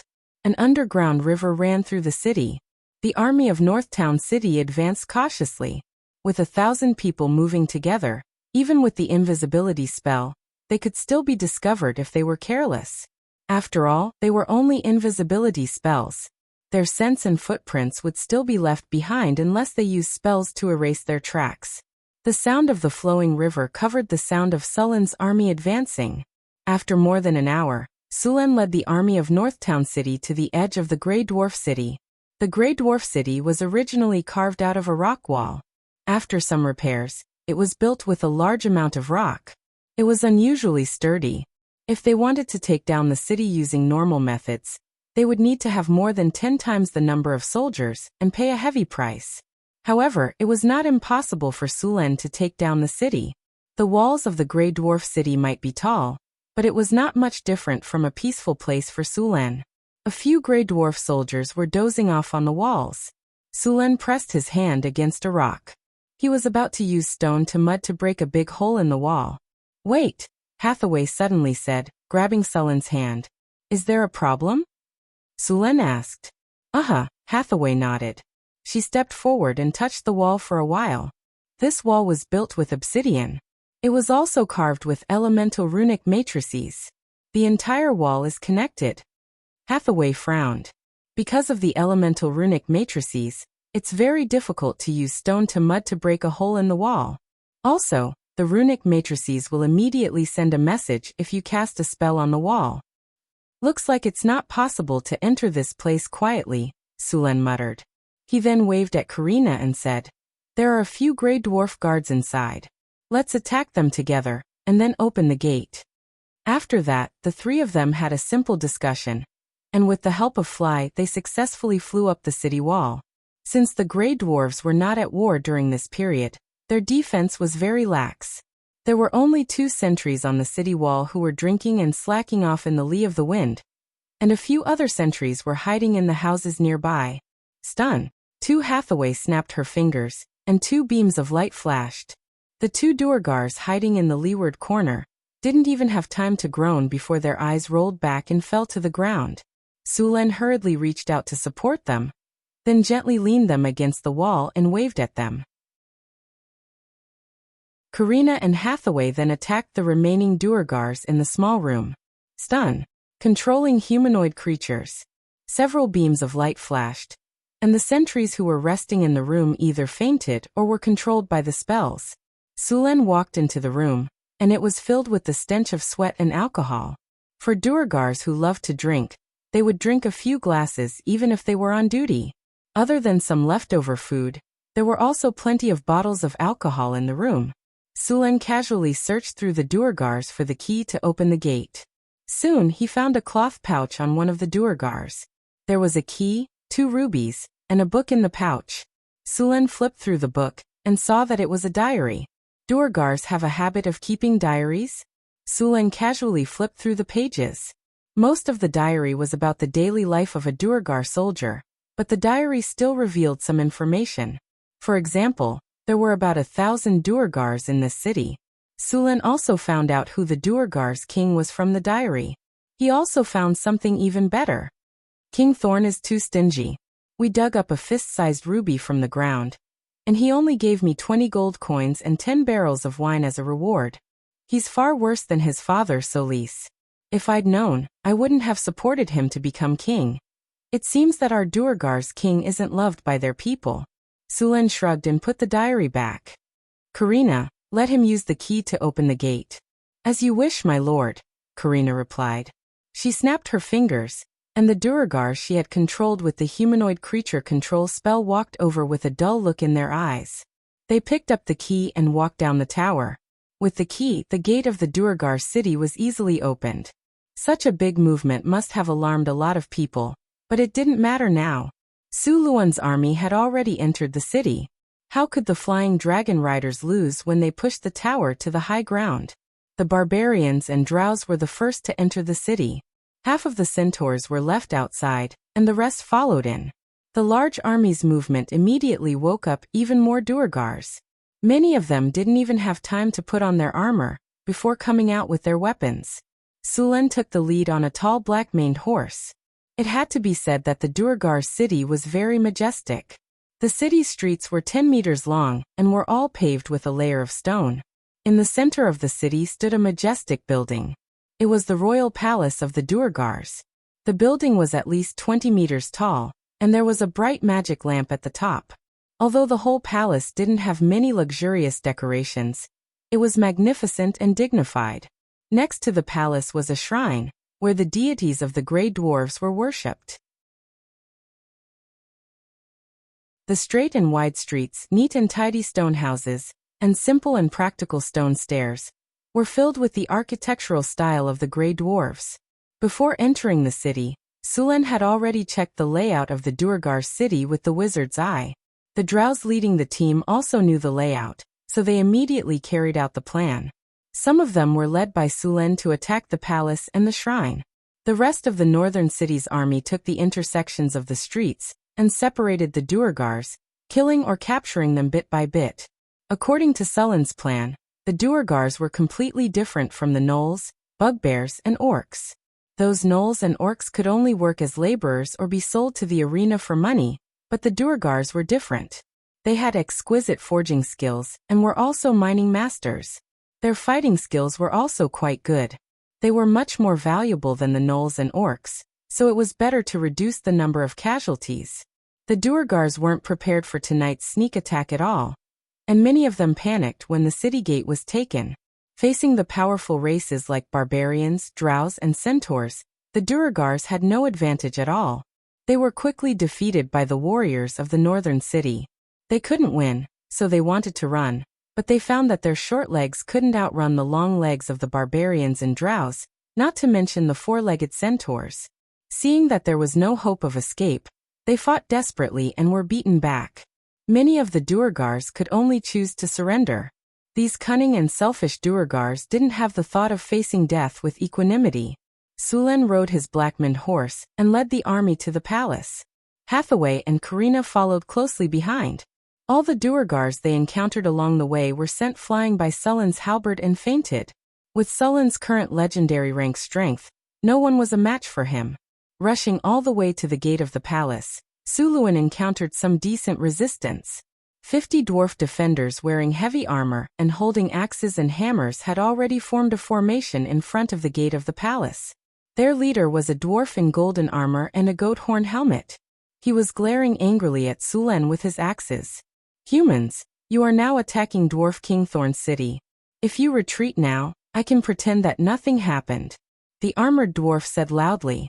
"I'm about to take down the entire city. I advise you to surrender now. I can guarantee your safety," Sulen chuckled. "Don't even think about it. The people of Dougal are fearless." "Is that so?" Sulen didn't waste any more words. He waved his hand and said, "Attack!" The barbarians and centaurs behind him threw their axes and javelins. At such a close distance, the javelins were powerful. Even if the dwarven armor was tough, it was still dented by the impact. Some unlucky ones were pierced by the javelins and had their heads blown off instantly. Although some weren't injured, they were knocked back 2 steps by the force of the javelins and javelins. The originally neat formation was instantly scattered. Sulen took the lead and rushed forward. The purple dragon halberd in his hand was surrounded by dazzling lightning. When he rushed to the front of the formation, the purple dragon halberd swept across. The 3 dwarven soldiers in the front row were directly sent flying. Their bodies were entangled by the power of lightning. Although the metal armor had good defense, it had almost no defense against the power of lightning. All the enemies lost their fighting strength when they were hit by Sulen's purple dragon halberd. Sulen was invincible in the formation. The leading dwarf roared and rushed forward with his axe. However, this dwarf was very cunning. He didn't attack Sulen. Instead, he swung his axe at the back of the black-maned horse. If he hit, even if the black-maned horse was a product of the system, it would be finished. At the critical moment, Sulen squeezed the horse's belly. The black-maned horse retreated and instantly kicked back. It just dodged the dwarf's attack and kicked him in the chest, sending him flying far away. Chapter 216. Just as Sulen was about to catch up and finish him off, a powerful wave of magic suddenly came. The air suddenly became a little cold, and snow-white ice crystals quickly appeared and began to spin. Ice storm. Counterspell. The ice storm that was forming was suddenly interrupted, and the ice crystals suddenly shattered.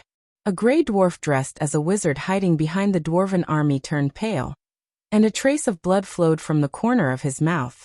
This was because he was severely injured after his spell was interrupted. He had lost to Hathaway in a battle of will. Then 5 fireballs flew out from behind and hit the gray dwarf wizard in an instant. An energy shield immediately lit up on the wizard's body, and under the continuous bombardment of 4 fireballs, the energy shield was directly shattered. Then the last fireball directly hit his body. A ball of flame rose up, and the fireball spell that could melt steel exploded. The flames burned, and large chunks of flesh were directly burned into charcoal. Miserable screams of despair sounded like the cries of evil spirits from the abyss, accompanied by the smell of burnt fat that spread out. The energy in Sullen's body flowed, and the lightning on the purple dragon halberd suddenly skyrocketed. Without any hesitation, the dazzling lightning burst out from Sullen's body and enveloped all the gray dwarves in front of him. Thunder Prison. The strong lightning lit up the underground world, and a powerful electric current swept out in an instant. All the dwarves were surrounded by lightning, and their bodies were stiff and could not move. If Sulen had not controlled the power, these dwarves would have all been burned into charcoal. After a moment, the light disappeared, and all the dwarves were lying on the ground, unable to move. After dealing with these dwarves, Sulen did not stop and continued to walk to the palace. There was no one else in the palace, and Sulen found an open tunnel in one of the rooms. Without guessing, the rest of the people in the palace should have escaped from here. Letting the drows chase after the gray dwarves who escaped, Sulen constantly led people to attack the gray dwarves who were still resisting, and at the same time arranged for people to take over the city. With the last batch of resistance eliminated, the city of gray dwarves fell into Sullen's control. Sulen locked up all the Duergar in the prison and began to count the spoils of war. Congratulations, host. You have successfully breached the Duergar city and defeated them. You have obtained a glorious victory, and your name will begin to spread throughout the underworld. Ambush of the Grey Dwarves. Year 1687 of the Huiyue calendar. At the end of June, you led your army through an underground tunnel and ambushed the Grey Dwarf city.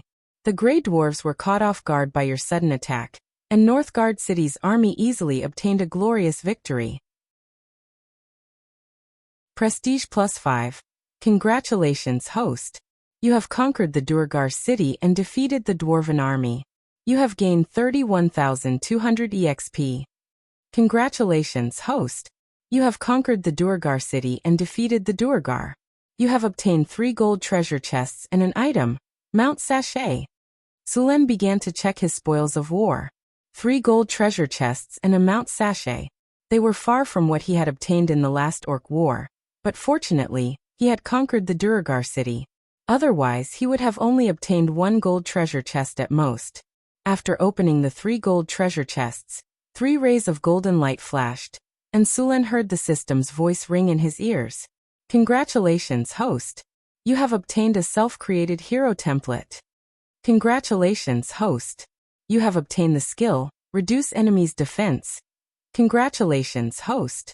You have obtained the innate skill, Lightning Reflex. Sulen was overjoyed when he saw the self-created hero template. He hadn't obtained this item in a long time, and he didn't think that he would actually obtain it this time. The self-created hero template could turn a normal person into a hero, greatly increasing their potential. It could also be used to force people to maintain absolute loyalty. The 2 uses didn't conflict. As long as the self-created hero template was combined, it represented a hero with legendary potential. It could be said that the value was very high. Sulen put away the self-created hero template and looked at the remaining 2 items. Reduce Enemies' Defense, Battle Spell Group Effect. A spell that appeared after the system combined the rules of this world. After the spell is cast, it can reduce the enemy's defense by 10% through the power of a curse. Seeing the effect of this spell, Sulen chose to learn it directly. He had just used the skill points he had left behind last time. A light flashed, and a large amount of knowledge about reduce enemies' defense appeared in Sulen's mind. This spell could be cast directly on the enemy's entire army, as long as one's mental strength and strength could keep up. Of course, it would consume a lot of energy and mana. The last chest opened was a Lightning Reflex talent. Sulen already had a legendary Battle Reflex, and the effects of these 2 talents were similar. Of course, the legendary Battle Reflex was more powerful, but for talents, it was never a bad thing to have too many of them. Even if it was the most common evasion talent, if you could stack more than a dozen of them, it was estimated that it would really depend on luck if someone wanted to target you in a battle. Many legendary warriors carried more than a dozen talents, and some even had more. Because Sulen's advancement speed was fast, his talents were better than those veteran legendary powerhouses. Now that he had lightning reflex, he naturally wouldn't reject it. Lightning reflex. Your reaction speed has become very fast. Your reaction speed has increased by 10% among all reaction abilities. Originally, with the legendary battle reflex talent, Sullen's attack speed was very fast. Now that he had the lightning reflex talent, Sullen's attack speed had become even faster, and his evasion speed had also increased.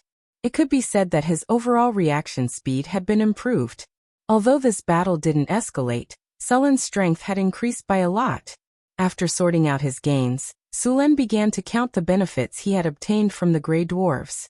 The Grey Dwarves had 712 captives, and the rest had died in the battle. These Grey Dwarven slaves were very popular in the human kingdoms, and it was normal for them to be sold for 100 or 200 gold coins. Those skilled blacksmiths were even more difficult to find. Sullen planned to send the skilled Grey Dwarves to the blacksmiths, and let the rest of them work in the mines. Of course, the Grey Dwarves' strength was also not bad. Although they were quickly defeated by Sullen's sneak attack, if they were really arranged in a battle formation, although Northern Fortress City could win, they would have to pay a heavy price. The Grey Dwarven defenders were famous heavy infantry in the overworld. As for the Grey Dwarven knights, it was fine to just look at them. It was said that in the First Era, the Grey Dwarven Kingdom had formed a thunderous fury legion. More than 500 Grey Dwarves had the bloodline of the Grey Dwarven King, and they had the ability, God's Descent. It was the most powerful legion at that time, but such a powerful legion had long since disappeared in the long river of history. The Grey Dwarven Kingdom had long since fallen apart, becoming the Mountain Dwarves, Turin Dwarves, Ironforged Dwarves, and several other Grey Dwarven kingdoms. There weren't many Grey Dwarves with the ability, God's Descent, let alone the thunderous Fury Legion from ancient times. Apart from the 700 Grey Dwarven slaves, the greatest wealth in the city was the Grey Dwarves' accumulation. Sullen found a treasury in the Grey Dwarven Palace. The moment he opened it, he was almost blinded by the golden light. The entire Grey Dwarven Kingdom had accumulated hundreds of years of wealth, and the treasury in front of him was filled to the brim. It was like a mountain of gold. The Grey Dwarves loved to mine, and the underground world was very rich in minerals. If the dragons loved gold the most in this world, then the Grey Dwarves were the second. In order to excavate gold, the Dwarven Kingdom had once hollowed out an entire mountain, and continued to dig deeper into the ground. In the end, they had even awakened the Balrog Overlord, who had been in a deep slumber since ancient times. As a result, the Balrog Overlord destroyed the Dwarven Kingdom. The Grey Dwarves were also Grey Dwarves, and these Grey Dwarves who loved to mine had accumulated an astonishing amount of gold. Apart from gold, Sullen also found a large number of gems in this treasury. There were rubies, topaz, sapphires, multicolored gems, and all kinds of gems piled up into a small mountain. There were at least several hundred pieces. Moreover, the gems in this treasury were all of high purity. Any one of these gems could be sold for thousands or even tens of thousands of kinnur. Apart from gold and gems, there were also a large number of rare metals in this treasury. Sullen even found some abyssal iron, adamantine, crimson fire copper, frost iron, and so on. He even found a small piece of mithril. These things directly made Sullen a huge fortune. Although he had not counted them, there were at least tens of millions of gold in this Grey Dwarven palace. This amount of gold was more than enough for him to build more cities. Of course, if such a large amount of gold was sold in such a short time, it would only cause an economic crisis in the northern provinces. Even if all the goods in the northern provinces were sold to Sullen, they would not be able to get so much gold. Sullen's current problem was that he had too much gold. What should he do? Of course, if Sullen knew some spells that consumed gold, the gold would be used up very quickly. For example, the Dragon's Covenant. He would sign a contract with an adult dragon and summon it into battle. After the contract was over, he would have to pay the dragon a reward. There was also the limited wish spell, which could be said to use gold to make wishes. Wizards always had a way to consume large amounts of gold. It was said that a legendary wizard would consume hundreds of tons of gold in his lifetime, or even more. After checking the treasury, Sullen went to the city's armory. There were a large number of dwarf-forged equipment stored here. There were hundreds of sets of armor, and even more weapons. However, these armors were made according to the dwarves' body shape. If a human wanted to use them, they would have to undergo some modifications.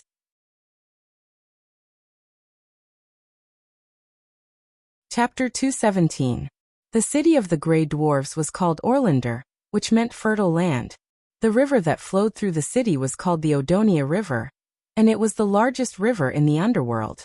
The land occupied by the Grey Dwarves was indeed a fertile land.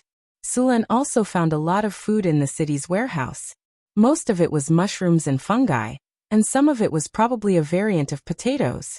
Although the land was not big, it could still feed 2,000 to 3,000 people. Sulen searched the whole city, and began to escort the prisoners and gold away. The Grey Dwarves who escaped through the secret passage of the palace did not manage to escape in the end. Their 2 short legs could not outrun the 4 legs of the centaurs. After discovering that some of them had escaped, Sulen immediately sent people to hunt them down. With the cooperation of the drows who were good at hunting and the centaurs who were good at raiding, they were caught before they could escape from the underground cave. After a selection of the Grey Dwarves, there were 200 blacksmiths among them, and there were even a few blacksmith masters. This made Sulen overjoyed. There was not a single blacksmith master in the whole northern citadel, and this time, there were a few who came directly. However, there was a problem that gave Sulen a headache. Although the Grey Dwarves had surrendered, they were not willing to serve Sulen. Sulen asked the drows to train the Grey Dwarves, but even so, the results were not very good. The Grey Dwarves had the same stubborn personality as their dwarves. It was possible to make them do manual labor, but it was difficult to make them forge weapons for you. When the drows enslaved the Grey Dwarves, they would use the divine spells of the Spider Queen Lolth to make the Grey Dwarves submit. The drows in the northern citadel believed in the Dark Maiden, and they did not have the ability to forcibly enslave other races. Sulen thought for a while and finally tried to build a prison camp in the northern citadel. The prison camp was not large, and there were not many facilities inside. In only 2 days, the prison camp was completed, and the completed prison camp did not disappoint. Prisoner camp, Unbreakable +18, Reformation +15. A wise man submits to circumstances +18. Disintegrate willpower +16. Give up resistance +18. Prison break -30. Clean and healthy +15. The stubborn Duergars wouldn't be able to resist for long. After the construction of the prison camp was completed, Sulen directly sent all the Duergars to the prison camp to be modified. Although most of the dwarves were as stubborn as rocks, there were always a few exceptions. After 3 days of sending the prisoners of war, a few Grey Dwarves had already surrendered. After receiving the news, Sulen came here to see if they had really decided to give in. Arriving at the prisoner of war camp, as soon as he entered the door, he heard a burst of swearing. Barker Kashi, you 2 cowards! You will be spurned by His Highness Durag. Even if you die, you will only fall into the bottomless abyss. Traitor! I'm ashamed of being your neighbor. Traitor! Coward! You 2 cowards who are afraid of death. Behind the fence, many Duergars pointed at the 2 Duergars in the fence and scolded them. The 2 Duergars lowered their heads and remained silent, their faces red. Suluin didn't care about the noise of the Grey Dwarfs. Although they were shouting happily now, it wouldn't take long for them to give in. Have you made your decision? Sulen asked the 2 Duergars. Barker and Kashi looked at each other and nodded. My lord, we have decided. We are willing to serve you. A wise choice. Sulen nodded when he saw the names of the 2 Duergars in the system interface. Although their loyalty was only at 65, as long as they had surrendered, it would not take long for the remaining loyalty to rise. A wise man submits to circumstances. In order to reward you for surrendering to the light, I have prepared some rewards for you. Sulen said with a smile. He did not care about the 2 Duergars. Sulen turned to Chris and said, have someone send over a few bottles of vodka. Chris nodded and asked someone to prepare them. Vodka was the name Sulen gave to the alcoholic drink brewed with potatoes. Unlike the vodka of the Russians in his previous life, the vodka brewed in Northtown was not as alcoholic. Due to technical reasons, the vodka brewed in Northtown was only 30% alcoholic. Even so, a drink with 30% alcoholic content was very rare in this world. It was currently the most popular drink in the taverns of Northtown. The sales of rum had dropped by a lot. Soon, a guard came back with 2 bottles of vodka. Even the Durgars who were yelling stopped and stared at the 2 bottles of vodka. Puff. A soft sound rang out as the cork was opened. The rich aroma of alcohol instantly filled the air. The 2 Durgars closest to the bottles took a deep breath, and their throats kept sliding down. Sulen noticed their situation and laughed inwardly. As expected, these Durgars could not resist the temptation of alcohol. Sulen handed the 2 bottles of vodka to Barker and Kathy. The 2 Durgars who had long been addicted to alcohol took a big gulp after receiving the bottles. Gulp, gulp, gulp, gulp. The 2 Durgars couldn't wait to raise their heads and drink half a bottle. Then their faces turned red. The clear liquid flowed down their thick beards and the rich aroma of alcohol spread out. Gulp. The sound of saliva being swallowed could be heard. The Durgars in the enclosure looked at the bottles in the 2 Durgars' hands with longing, as if they would rush up and snatch them in the next second. Phew. Barker let out a deep breath after he recovered from the alcohol. He then said excitedly, "Sir, this is amazing. The dwarven fire wine is like water compared to this. This is definitely the best wine."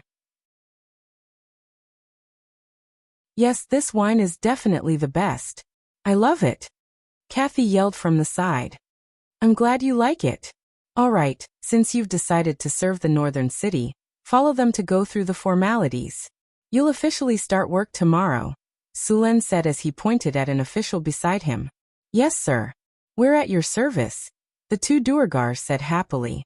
At this time, Suluan also discovered that the loyalty of the 2 Durgars had risen from 65 to 80.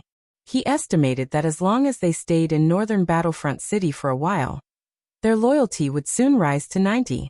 After sending the 2 Durgars away, Sulen came to the front of the enclosure and said to the Durgars, "Do you have anything to say? Damn human, we won't yield. Don't even think about making us work for you." "That's right, we won't yield," the Durgars yelled again.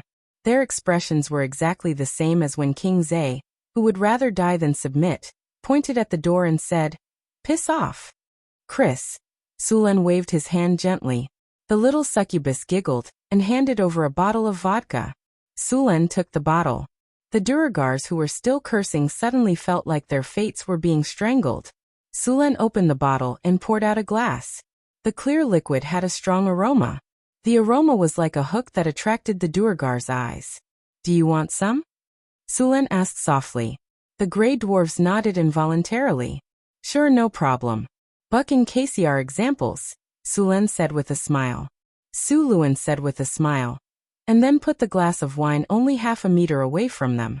At this distance, they could smell the strong fragrance of the wine, but they couldn't reach it. Looking at the gray dwarves who stretched out their arms to grab the glass, Suluan almost burst into laughter. "That's what you get for your stinky mouths. I'm going to make you die from hunger today. I won't let you drink a single drop." Sulen left in satisfaction when he saw the Durgars stretching their arms, but still unable to reach the glass. Before he left, he specifically told the guards of the prison camp to ignore the Durgars even if they were willing to yield. He didn't want them to die from hunger. After putting the Durgars aside for the time being, Sulen began to transport the various treasures in Orlando to Northtown. The Durgars had accumulated a large amount of gold over the past few centuries. Sulen planned to use some of it as coins and put the rest into the Lord's treasury. At the same time, all the soldiers who participated in the attack on the Durgar city would be rewarded. Sulen could take all the gold they obtained from the battle, but the soldiers would definitely be dissatisfied. In the end, Sulen asked Chris to come up with a reward system. All the soldiers who participated in the battle were rewarded between 30 and 100 kinnur. The large amount of rewards made the soldiers rich in an instant. At the same time, the soldiers who didn't participate in the battle were drooling with envy. The eyes of the refugees and slaves who didn't join the army were red with envy. Suddenly, a large number of people wanted to join the army. If Sulen agreed to expand the army, it would be easy to recruit 1,000 more people. The rewards made Sulen's reputation rise again. The loyalty of the soldiers who received the rewards also increased. Moreover, the morale of the army also increased. Now the soldiers in the barracks were all eager to go out and fight at any time. Most of the soldiers who received the rewards started to buy all kinds of goods in the market. Northtown's commerce was flourishing, and all kinds of goods were available. The inflow of money from the soldiers also made the market even more prosperous. Although the rewards for the soldiers cost more than 100,000 kinner, the results were still very good. The morale of the soldiers was greatly boosted, and their enthusiasm to join the army also increased. The soldiers received a better life, and the city's market became more prosperous. It could be said that it was killing many birds with one stone.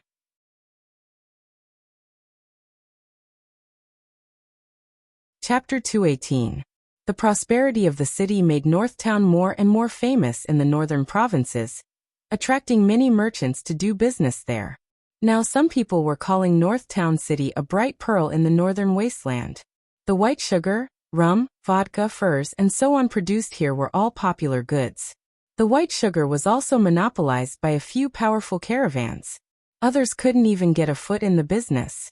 However, although only a few caravans monopolized the white sugar trade, they would sell the white sugar to other caravans. If they didn't share some of the benefits, these caravans would have been swallowed up by others long ago. The arrival of the caravans also attracted many people to settle down in Northtown. Although there were fewer people than Sulen who took the initiative to migrate, it was still a good sign. With people taking the initiative to settle down in Northtown, it meant that the city's attractiveness had increased. The rapid development of Northtown had attracted the attention of the northern provinces. If it weren't for the distance, the nobles would have long come here to get a share of the profits. Sulen had received a few official letters from the noble parliament, asking him to return to Kalt to accept the title of nobility. According to the style of nobles, they wouldn't do things that didn't benefit them. If Sulen went back to accept the title of nobility, he would have to give them enough benefits. And once he accepted the title, Sulen would officially become a noble of the Kingdom of Florence. Northtown would also be included in the territory of the Kingdom of Florence, and he would have to pay taxes to the king. One had to know that Northtown was now built by Sulen and his men. He also spent money to buy the expansion order, and all kinds of resources. Sulen didn't want to find himself a king. The territory he now occupied in Northtown was comparable to a viscount's territory. Although the population was far from enough, he would surpass it in a few years with enough time. In addition to Mirror Lake City and Galloping City, which were currently under construction, Sulen's territory was no smaller than a count's territory. His strength had also reached the legendary level, and it wouldn't be a problem for him to make himself an earl. However, he didn't intend to do that yet. If he were to make himself an earl, it wouldn't be as convenient for him to recruit refugees from the Kingdom of Florence and do business. The construction of the Arc de Triomphe was still in full swing. Every day, marble from the Sierra de Lotus would be delivered to the north gate of the city. For the convenience of transportation, Sulen had already asked his men to build a pontoon bridge over the Red Sand River and the White Water River. He was still considering whether to build a permanent bridge over the two rivers. As for technical problems, in this world full of extraordinary powers, many problems could be solved with magic. For example, the strength of a building. As long as an object was hardened, even if it was originally a piece of wood, it would be as hard as steel. Of course, hardening an entire bridge would be a huge project. After giving the gray dwarves the cold shoulder for a day, Sulen went to the prisoner camp again. Today, a few more gray dwarves expressed their willingness to work for Sulen. When he came to the prisoner camp again, the gray dwarves still cursed the traitors, but this time, their voices were much softer. Sulen naturally wouldn't mistreat the gray dwarves who were willing to work for him. As usual, he gave each of them a bottle of vodka and arranged for them to live and work. After sending away the gray dwarves who were willing to work for him, Sulen once again looked at the gray dwarves who were still persisting. This time Sulen came up with a new idea. In order to celebrate the huge wealth I've gained in Orlando, I've decided to give all of you gray dwarves a reward, Sulen said as he stood outside the fence. You invader robber, that's the wealth of us gray dwarves. Hearing Sulen's words, The gray dwarves, who were still somewhat quiet at first, became agitated again. If the anger in their eyes could burn someone to death, Sulen would have been burned to ashes by now. Face reality. I think you should be more concerned about your current situation, Sulen said with a shrug. Considering that you haven't had any alcohol for a long time, I've specially prepared some alcohol for you today. If you don't want it, I'll take it away, Sulen said with a smile as he looked at the angry gray dwarves. Yes, we want it. Give us the alcohol. Silence. Sulen's face suddenly became cold and frosty, and an aura that belonged to a legendary powerhouse suddenly erupted from his body. The gray dwarves, who were still yelling, were like ducks whose necks were stuck. Their mouths were wide open, but no sound came out. Seeing this situation, Sulen waved his hand, and a group of soldiers came forward. Then they gave each of the gray dwarves a glass about the size of a thumb, and let them come up one by one according to the order of the meal. The glass was so small that it couldn't even be considered a sip. The gray dwarves drank it all in one gulp. The rich wine aroma and the mellow taste made the gray dwarves unable to stop themselves. However, this small amount of wine didn't satisfy the alcohol in their stomachs at all. Instead, it made them feel even more uncomfortable. Although these gray dwarves couldn't bear the problem of not having any alcohol to drink, at least they could still hold on. However, after taking a sip of the wine, the taste of which was far better than any wine they had ever drunk before, caused an avalanche of consequences. After drinking that glass of wine, not only did they not feel satisfied, but they also craved more wine.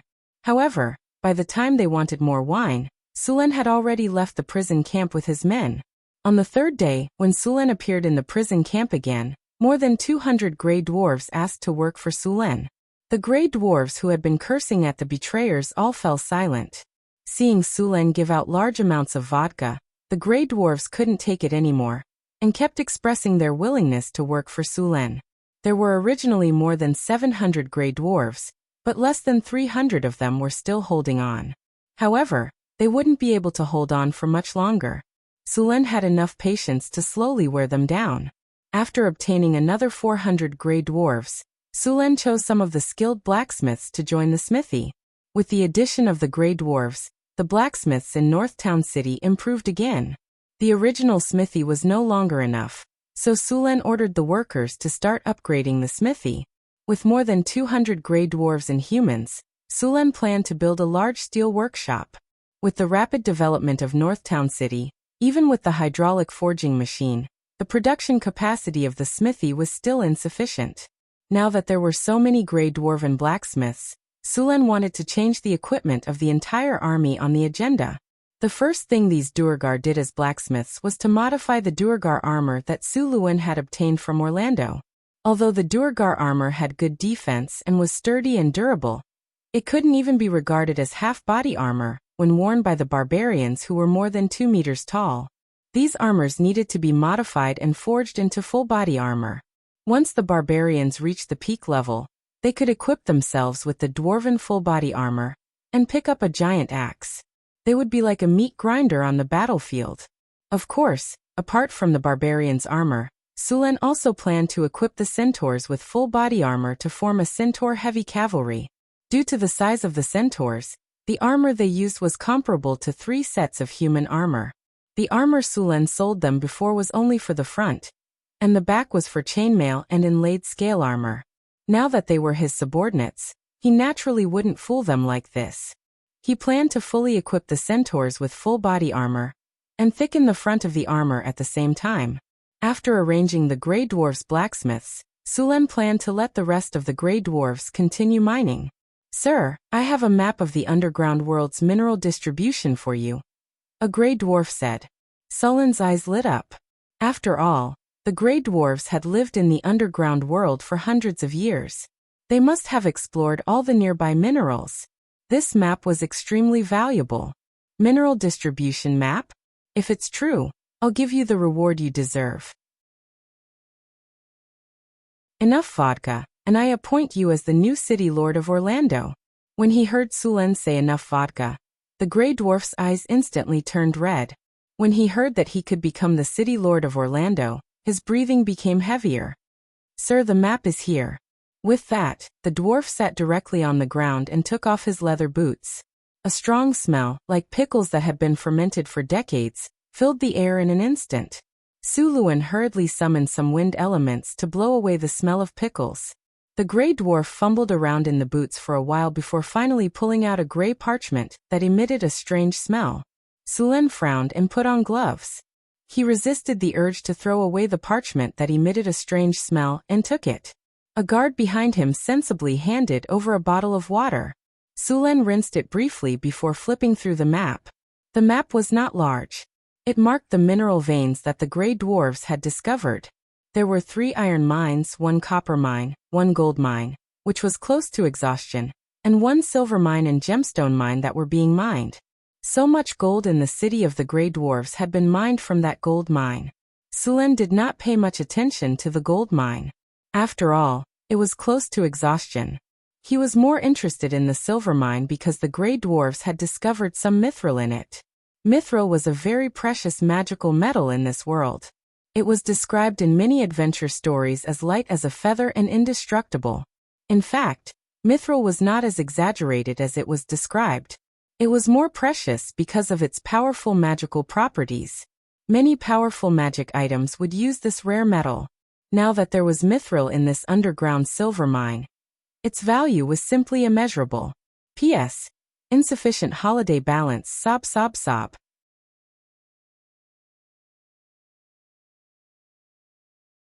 Chapter 219. What's your name? Sulen put down the map and asked. My lord, my name is Bok Iron Hammer Shield. The dwarf quickly said. Bok, are you sure that the silver mine on this map contains mithril? Sulen interrupted Bok's self-introduction and asked directly. Of course I'm sure. My lord, I used to be a miner in a silver mine. I once dug out a piece of mithril from this silver mine, but that stingy King Thorn only gave me a pound of gold as a reward. Bok continued to blabber on, obviously very dissatisfied with that king. All right, since you're sure that there's mithril here, I'll let you form a team of miners, and you'll be the leader. If you can find mithril, then I'll give you the position of the city lord of Orlando. But if you can't find mithril then... Sulen stared at the dwarf in front of him and said, My lord, please don't worry. I'll definitely find mithril for you. Bok patted his chest and promised. In that case, it's decided. If you can find mithril, I'll reward you generously. Status, money, or even vodka will be given. Now it all depends on your performance, Sulen said with a smile. My lord, I'll form a team of miners right away. After hearing Sulen's promise, Bok could no longer sit still. He hurriedly left the lord's castle and went to find other gray dwarves to form a team. Sulen threw the map aside with some disdain and found another piece of parchment to copy the map. Although it had been washed, the parchment still had the smell of salted vegetables on it.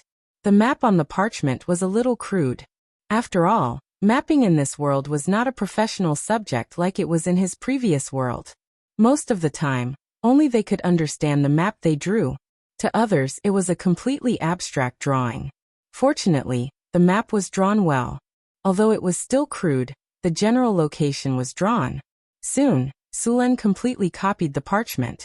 After comparing the 2 maps again to make sure that he didn't miss anything, Sulen picked up the parchment and threw it directly into the brazier. The flames rose and quickly burned the parchment into a pile of ash. He opened the window to disperse the smoke. After forming a team of 50 miners, Bok excitedly brought his team back to Orlando to mine silver. The remaining 2 iron mines and copper mines also needed to be mined. The remaining 100 or so gray dwarves also formed 3 mining teams, and then went to Orlando to mine ores. After the population of the northern city expanded, there was a shortage of all kinds of tools and ironware. Moreover, the army also needed a lot of equipment. The surface iron mine was originally not big. Before Sulen obtained it, many tribes had already mined it. Now the output of the mine was very low, was close to exhaustion. This was one of the reasons why Sulen was in a hurry to control the underground world. After several expansions, the number of soldiers in the northern city had increased to 4,000. There were 300 barbarians, 400 centaurs, 100 drows, and 300 half-elves. Apart from the war spirits that Sulen had summoned, the rest were all humans.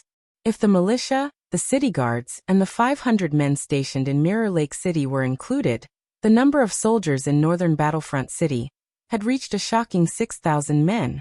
Adding all the people in northern Battlefront City and the newly captured Grey Dwarves, the total population had only reached 20,000. 1/3 of the population were soldiers. Such a high proportion, no matter how one looked at it, could be said to be militaristic.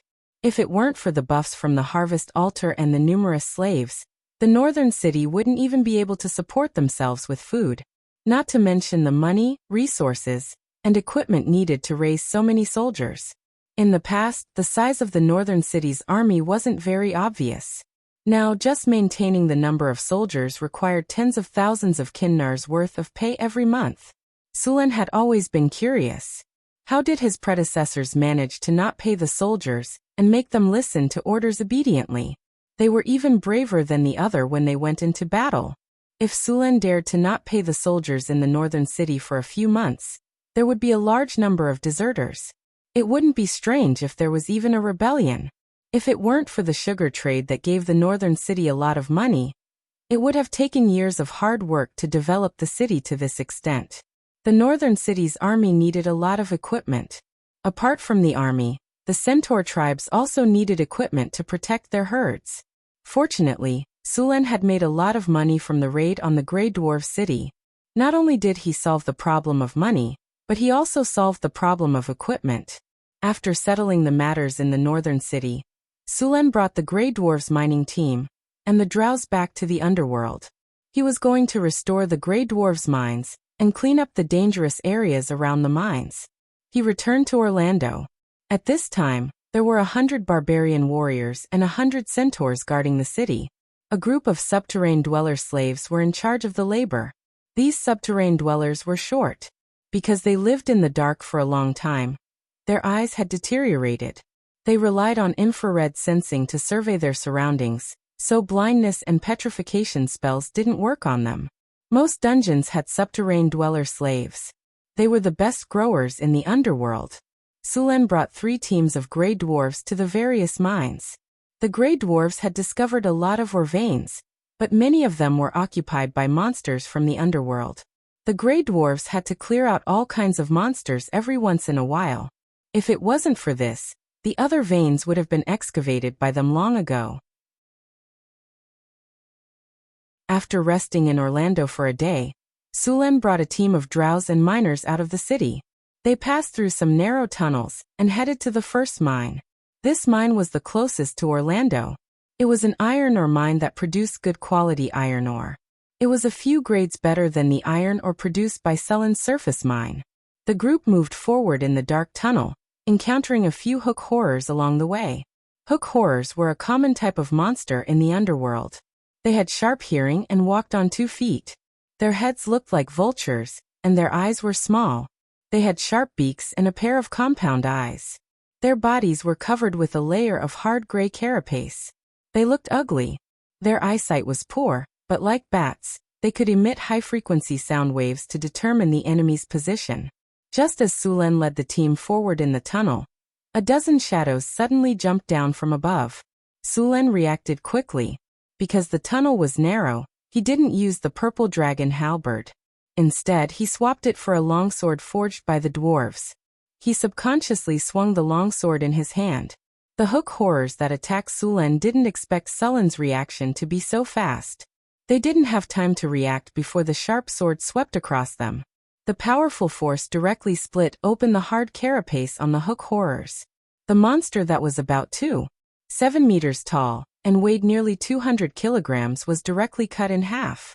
The next dozen or so hook horrors didn't affect the team at all. As soon as the hook horrors attacked, the drows dodged. As for the Duergar, they were wearing heavy armor, so the hook horrors attacking them was a waste of energy. Soon, the dozen hook horrors were all killed. No one died in the team. Only a few Grey Dwarfs suffered some minor injuries. After Sulen healed them, the team continued on their way. After walking out of the dark tunnel and passing through 2 desolate underground caverns, Sulen's team finally arrived at the first mine. They hadn't mined this mine for a while. When Sulen arrived, he found that the mine had been occupied by the monsters of the underworld. A group of vampire bats and underground salamanders used this place as their nest. The Grey Dwarves were already prepared for this situation. They first used smoke to smoke the monsters out, then worked together to kill them. It didn't take long for the mine to be cleared out. The information of this mine appeared on Sulen's system panel. Iron mine, or quality +5, or yield +8, mine disaster reduction +5, associated or veins +2, chance of producing dark iron Oregon. With the Grey Dwarves' work, the iron mine quickly resumed production. Seeing that the mine had resumed production, Sulen didn't stop and led the rest of the team to the next mine. The second mine was a gem mine. When Sulen arrived, he found that the vein looked gloomy. There were some shadow-like creatures outside the vein. The Twisted Shadow was a type of undead creature that was formed due to certain reasons. It was similar to a ghost. This thing had very high resistance to physical damage and appeared in groups. It was very unfriendly to those who purely focused on physical attacks. At the same time, it also had spell-like abilities. If Sulen hadn't come with them today, this team of Grey Dwarves would have been finished. Their half-energy form could reduce physical damage by 50%. Normal weapons would be troublesome to deal with them, no matter how sharp they were. Elemental weapons had to be used to deal with them. Even more troublesome was that these monsters lived in groups. Their best attack was the Touch of Death, which could drain the enemy's energy and strength. Once the energy was drained, the enemy's life force would be depleted. In the Adventurer's Handbook, these monsters were rated as Grade A. Without a special way to deal with them, it was best not to provoke them. Crack! There was a soft sound, as if someone had stepped on something and broken it. Although it was a very soft sound, it was very abrupt in this quiet environment. The wandering Twisted Shadows instantly noticed this place.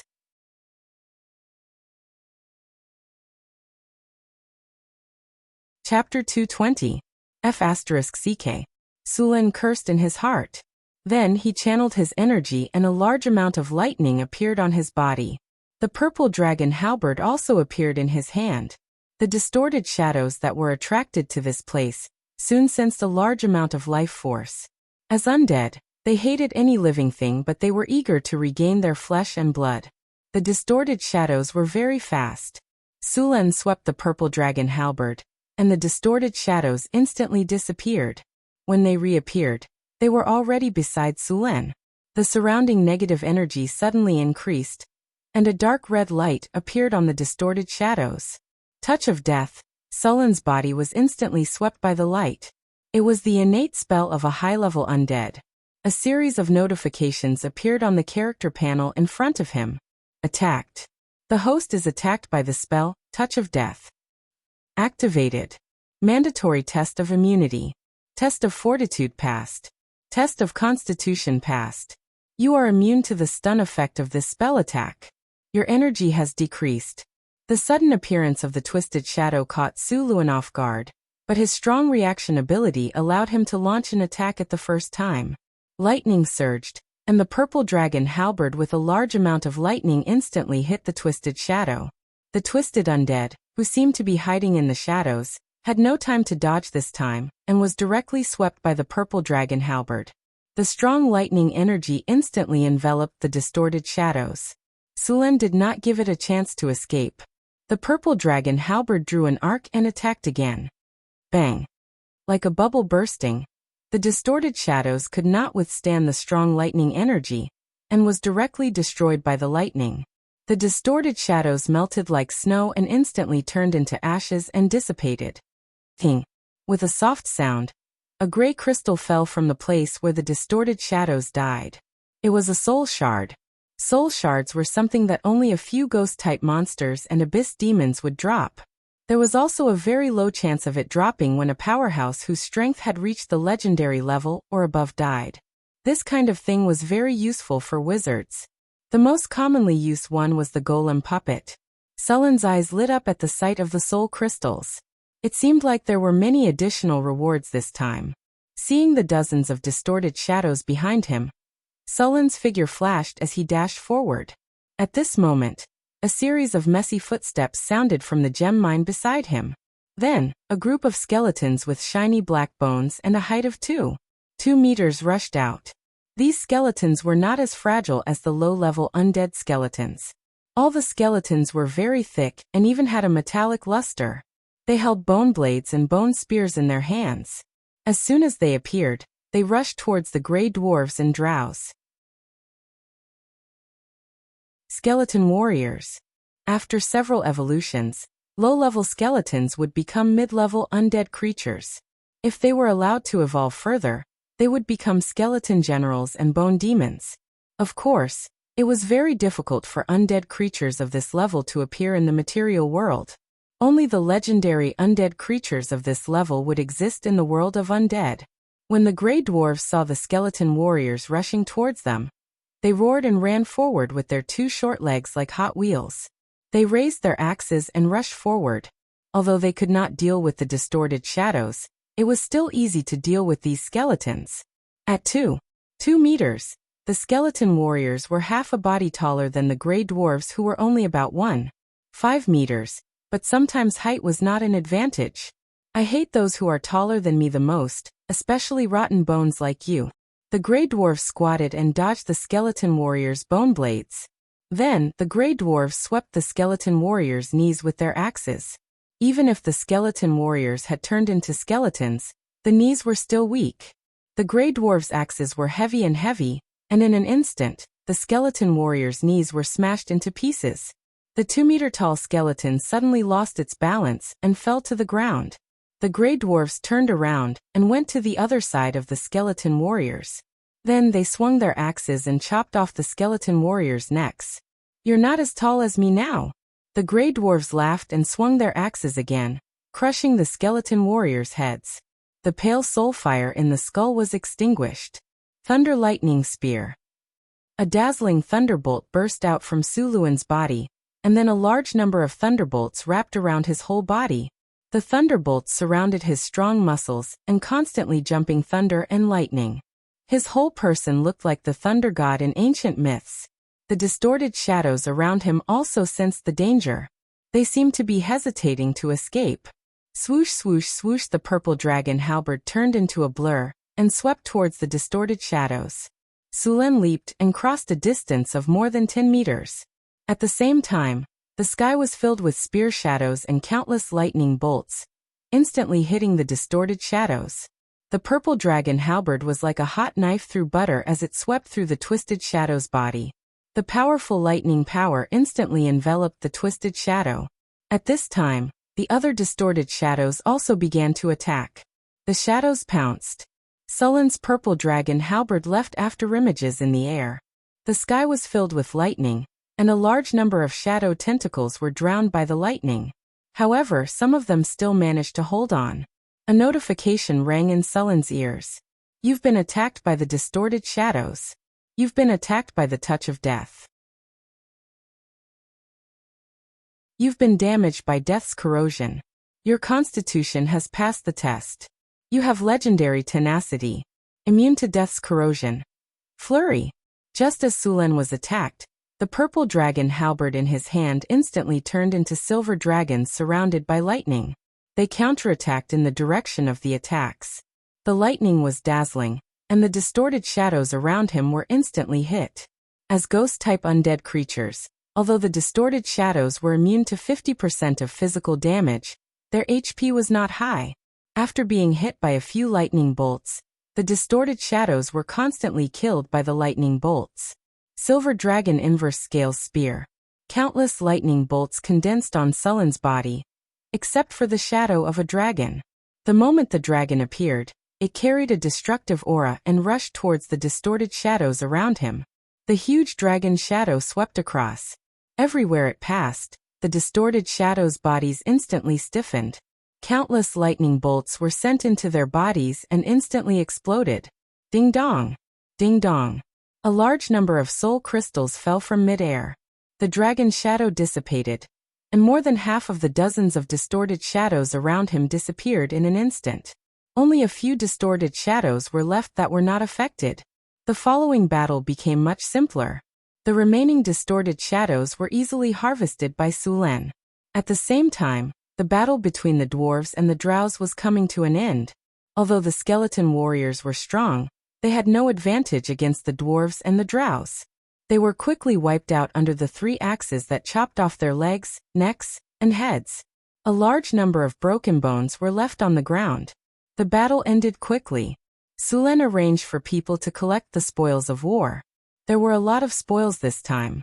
All of them were soul crystals, which were also the specialty of the undead creatures. The undead creatures could be said to be poor. Other than soul crystals, they basically had nothing else. After the battle, Sulen gained more than 10,000 EXP and nothing else. Seeing the gem mine next to him, Sulen planned to go inside to see if there were any fish that had escaped the net.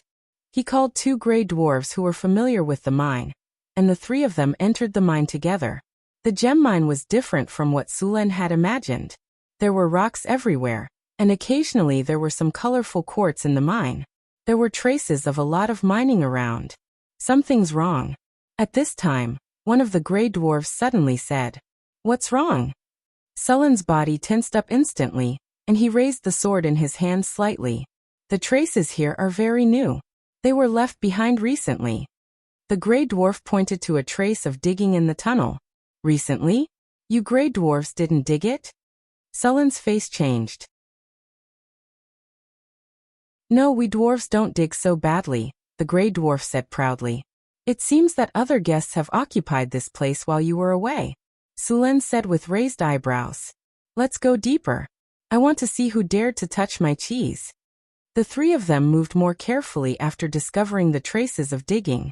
However, all the monsters in the mine had been killed, and they did not encounter anything else along the way. As they went deeper, more and more traces of digging appeared in the mine. Sulen and the 2 gray dwarves continued to follow the traces. After a few minutes, the group stopped in front of a tunnel. The tunnel was blocked by a stone wall. "Why is there a stone wall here? I remember there was a hall behind it for resting," a gray dwarf said. "Looks like we've found the little rat who stole the mine." Sulen had a warm smile on his face, but his tone was as cold as the cold wind of the Arctic tundra, instantly freezing people into ice sculptures. "Get out of the way." Sulen came to the side of the wall and pressed his hand on the side of the tunnel. The hard rock quickly softened and turned into a pile of mud. Soon, a hole as tall as a man appeared in the side of the tunnel. In order not to alert the enemy, Sulen did not directly open a hole in the wall that blocked the tunnel. Instead, he struggled to open a passage on the side of the wall. Under Sulen's spell, the hard rock quickly softened. It only took a few minutes for a passage to be opened. Sulen only felt that the space in front of him was empty. He had already arrived at the hall behind the stone wall. The scene in front of him surprised Sulen, but it was also very familiar. This place had actually been set up as a laboratory, but it was different from Hathaway's laboratory. This laboratory had a large amount of glassware filled with all kinds of liquids, and some unknown life forms' organs were soaked in them. A lot of skeletons were piled up around the laboratory. These skeletons were very similar to the skeletons of the skeleton warriors outside. This gem mine had been occupied by a necromancer.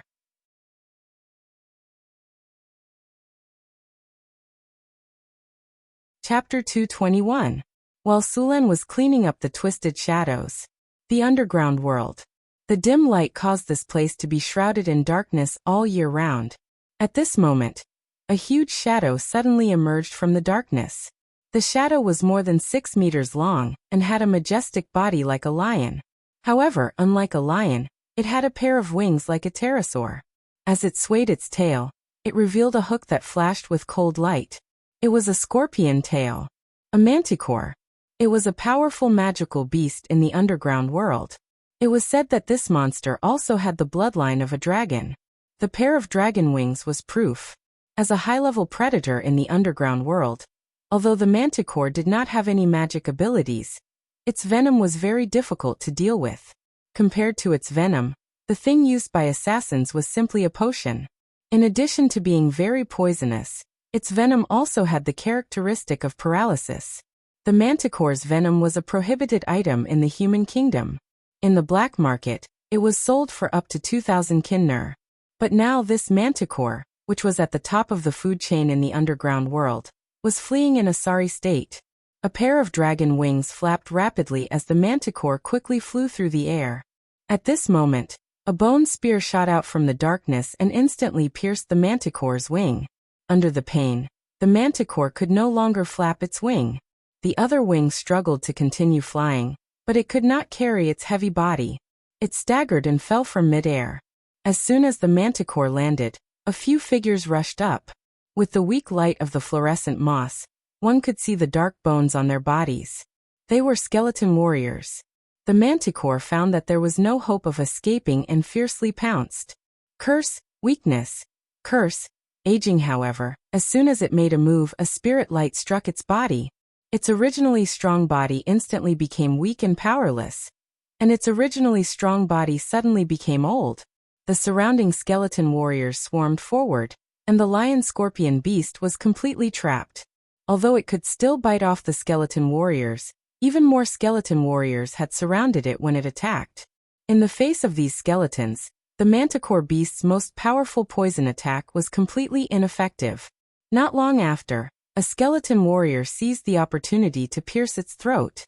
Although this skeleton warrior was also split into two by the manticore beast's counterattack before it died, to undead skeletons, a damaged body could be replaced.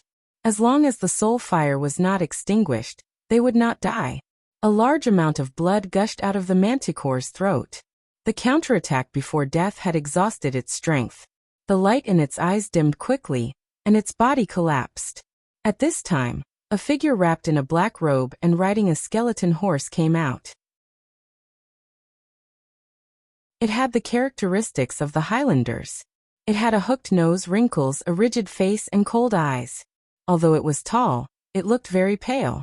There were 3 different rings on its fingers. One of them looked like a skeleton that was dozens of times smaller. It held a white bone staff in its hand, and was surrounded by a cold aura. Seeing that the manticore was dead, the middle-aged man waved his hand. A few skeleton warriors behind him stepped forward, and began to skin and cut the manticore. Damn it! Just as the skeleton warriors were cutting the manticore, the middle-aged man's expression changed drastically. He quickly took out a gemstone that looked like an eye. The originally exquisite gemstone was now cracked. Who dares to attack my guards and invade my laboratory? Keaton's expression was gloomy. Damn rat! Don't let me catch you. Otherwise, I'll pull out your soul and stuff it into a rat's body. Keaton packed up the manticore. He didn't ride the skeleton horse anymore. Instead, he directly flew in the direction of the gemstone mine. Sulen didn't know that he had alarmed the necromancer. The laboratory in the gemstone mine wasn't big. Soon, Sulen turned the entire laboratory upside down. Sulen didn't touch the bones and other things inside. These things were useless. Only the necromancers would collect them. As for the bottles and jars in the laboratory, Sulen didn't take them. After all, who knew what was inside? However, in the storage room next to it, Sulen found a large number of gemstones. Obviously, these gemstones had just been excavated by the necromancer.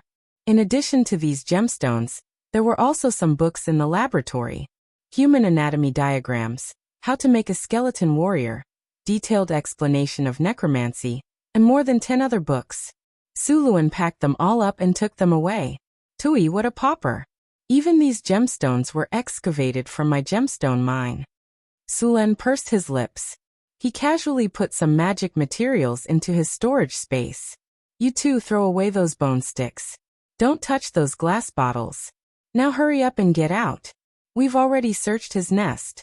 With the necromancer's abilities, he must know by now. Let's get out of here quickly. Sulen yelled at the 2 gray dwarves who were playing with the skeleton of a skeleton warrior. He then left the gemstone mine. In the underground world, a hazy figure was flying quickly.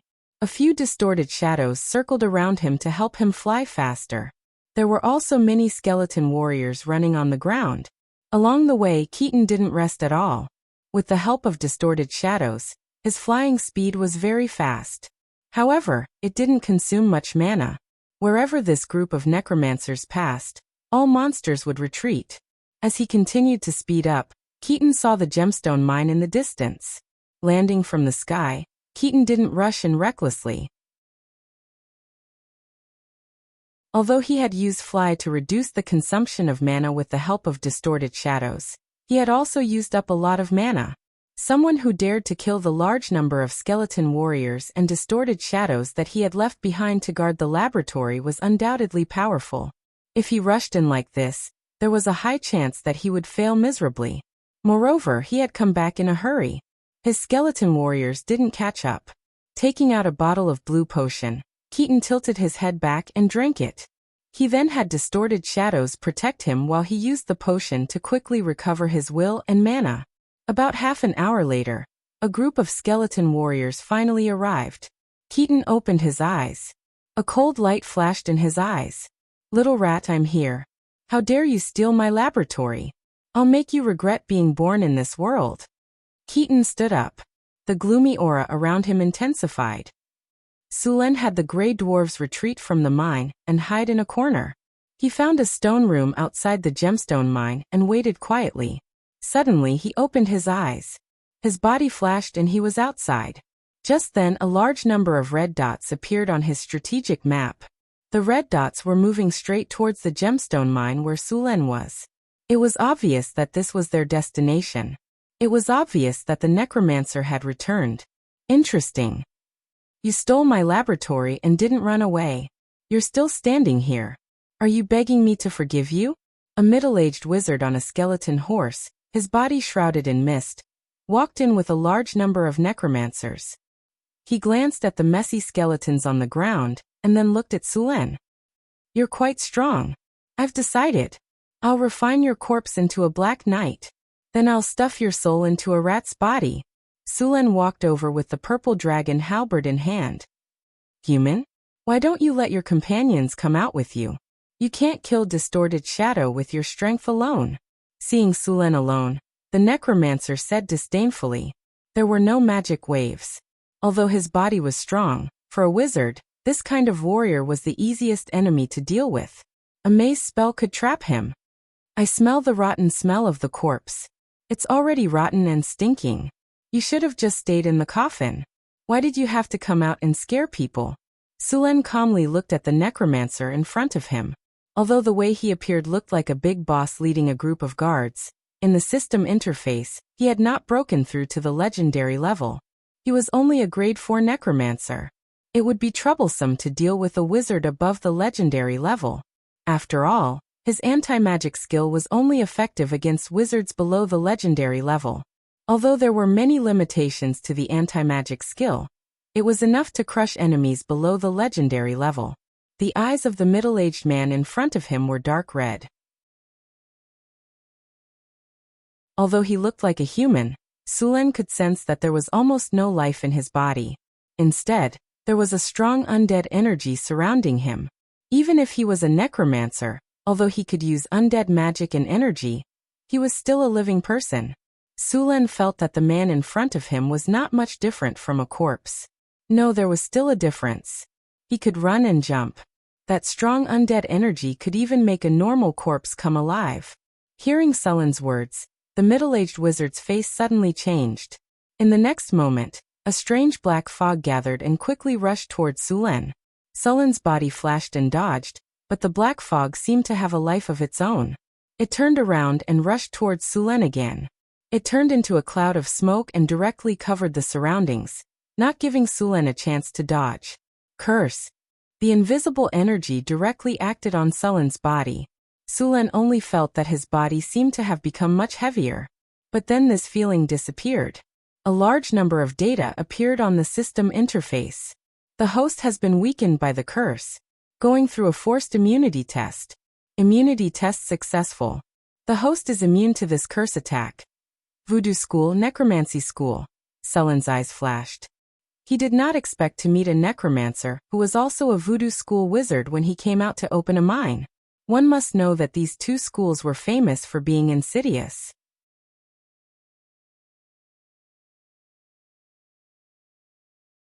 Chapter 222. Necromancers played with the dead and desecrated souls. In the eyes of many churches, they were heretics. As long as they appeared, they would be expelled or killed. The voodoo school was even more insidious. They did not have any advantage in a head-on battle, and could even be said to be very weak. However, no one could beat them when it came to scheming. The voodoo school was proficient in curses. There were many types of curses such as weakness and aging, which took effect immediately. There were also some that were invisible. They captured some of your aura, and then used this aura to cast a curse. This kind of curse was invisible and difficult to guard against. Once the person was hit, they would die within a few days. In addition to curses, they were also proficient in all kinds of poisons. This was not a big deal. The main thing was that this school had participated in the fight for the throne of the secular world. The deaths of the heirs of several countries were more or less related to them. Since then, this school was boycotted by various countries. After all, no one wanted to lose their lives for no reason. Even those who had used the voodoo school to kill their competitors were the same. After all, as the victors, they were also worried that they would be killed in the same way. This also made the voodoo school become a target of scorn in various countries. How is this possible? The middle-aged man looked at Sulen in surprise and said subconsciously, "You are immune to curses? How is this possible? How can your physique be so strong?" Sulen was very curious about curses. He was not sure how to deal with that kind of invisible attack. If he could understand this kind of attack, he would try to find a way to defend against it. The middle-aged man stared at Sulen, and his eyes flashed. "Such a strong body, maybe you can even refine a death knight. I didn't expect to find such a good material in this remote underground world. I will definitely refine it with all my heart." The middle-aged man's gaze made Sulen's hair stand. This guy did not like men, right? This was not impossible. Many necromancers were necrophilic. Moreover, because of the erosion of death energy for a long time, their living environment was poor, and they were hated by others. They would definitely have psychological problems. Distorted shadows, skeleton warriors, attack. At the command of the middle-aged magus, a large number of undead creatures rushed towards Sulen. Seeing this situation, Sulen didn't fight head-on. Instead, he turned and ran. Seeing Sulen escape, the undead creatures chased after him. Although undead creatures had some intelligence, they could only understand simple instructions unless they reached the legendary level. Sulen's speed was very fast, and the undead were in hot pursuit. The distorted shadow could fly, so it was the closest. As for the skeleton warriors, they were soon far behind. They quickly ran out of the middle-aged wizard's sight. At this time, it became much more difficult for the middle-aged wizard to control these undead creatures, so he could only chase after them. Sulen led the undead creatures to where the gray dwarves were hiding. Both sides moved quickly, and in a few minutes, Sulen found the gray dwarves' ambush. At this point, Sulen finally stopped running. The energy in his body instantly exploded, and powerful lightning energy swept through the surrounding space. The distorted shadows that were chasing him were instantly enveloped by lightning energy. The purple dragon halberd carried the powerful lightning energy, and drew out a dragon shadow. Silver dragon inverse scales spear. The dragon shadow formed by lightning took shape in an instant, and then directly rushed towards the distorted shadows behind him. These distorted shadows had no time to dodge, and were swept by the dragon shadow. All of the distorted shadows stopped moving, and then their bodies exploded with lightning, drowning them in lightning. Clanging sounds were endless, and a large number of spirit crystals fell from the sky. Sulen didn't care about these spirit crystals, and instead rushed towards the necromancer. At this time, the necromancer was still some distance away from the battlefield. Although necromancers were powerful, they relied more on their summoned creatures. For example, the necromancer's legendary level spell, Necromancer's Calamity, had an ordinary killing effect, but it was a disaster for ordinary people. This spell could easily turn an entire city's population into undead. The necromancer's combat power was very ordinary. Soon Sulen saw the necromancer who was rushing here. As soon as he saw Sulen, the necromancer didn't fight, but turned and fled. However, as soon as he turned, two vigorous figures suddenly rushed out from the shadows beside him. The figures were as fast as ghosts, and they instantly appeared beside the necromancer and launched a surprise attack. These two black figures were the drow rogues, 2 grade 3 assassins. Although their strength was 1 grade lower than the necromancer, the success rate of sneak attacking a necromancer was still very high. Feeling the threat of death, the necromancer didn't have time to cast a spell. The ring on his hand suddenly flashed, and 4 bone shields appeared around his body in an instant, blocking the attacks of the 2 rogues. But before he could breathe a sigh of relief, he heard the sound of a mechanism being pulled. Bang bang bang. The fine steel crossbow bolts were shot out in an instant. The 2 rogues each held a delicate and small crossbow. The crossbow could fire 3 bolts at a time. This kind of crossbow had a very short range, only 50 steps, and its accuracy was poor, but it could only penetrate iron armor within 10 steps. The white bone shield instantly cracked, and then shattered into pieces with a bang. The 2 rogues attacked again. At this time, the only 2 remaining skeleton warriors around the necromancer finally reacted and quickly attacked the 2 rogues. Attacked by the assassins, the necromancer, who was in a hurry, was shocked. He quickly cast a protective spell on himself, and then turned to escape. However, he was delayed by the 2 rogues, and Sulen had already caught up. Seeing the necromancer who was about to escape, Sulen clenched his hand. A lightning spear. A spear made of lightning appeared in his hand in an instant, and then he threw it at the necromancer. Boom! The lightning spear instantly hit the energy shield in front of the necromancer. The energy shield only froze for a second before it shattered. Then the remaining 2 bone shields blocked in front of the lightning spear, but they still shattered in less than a second, and the light of the lightning spear only dimmed a little. The middle-aged necromancer's face changed greatly. A golden ring in his hand was instantly activated, and a pale golden energy shield immediately appeared, blocking the lightning spear. The lightning spear and the energy shield were in a stalemate. At the point of contact, lightning surrounded the pale golden energy shield. Finally, with a bang, it turned into countless light spots and dissipated in the air. The lightning spear also became an arrow at the end of its flight.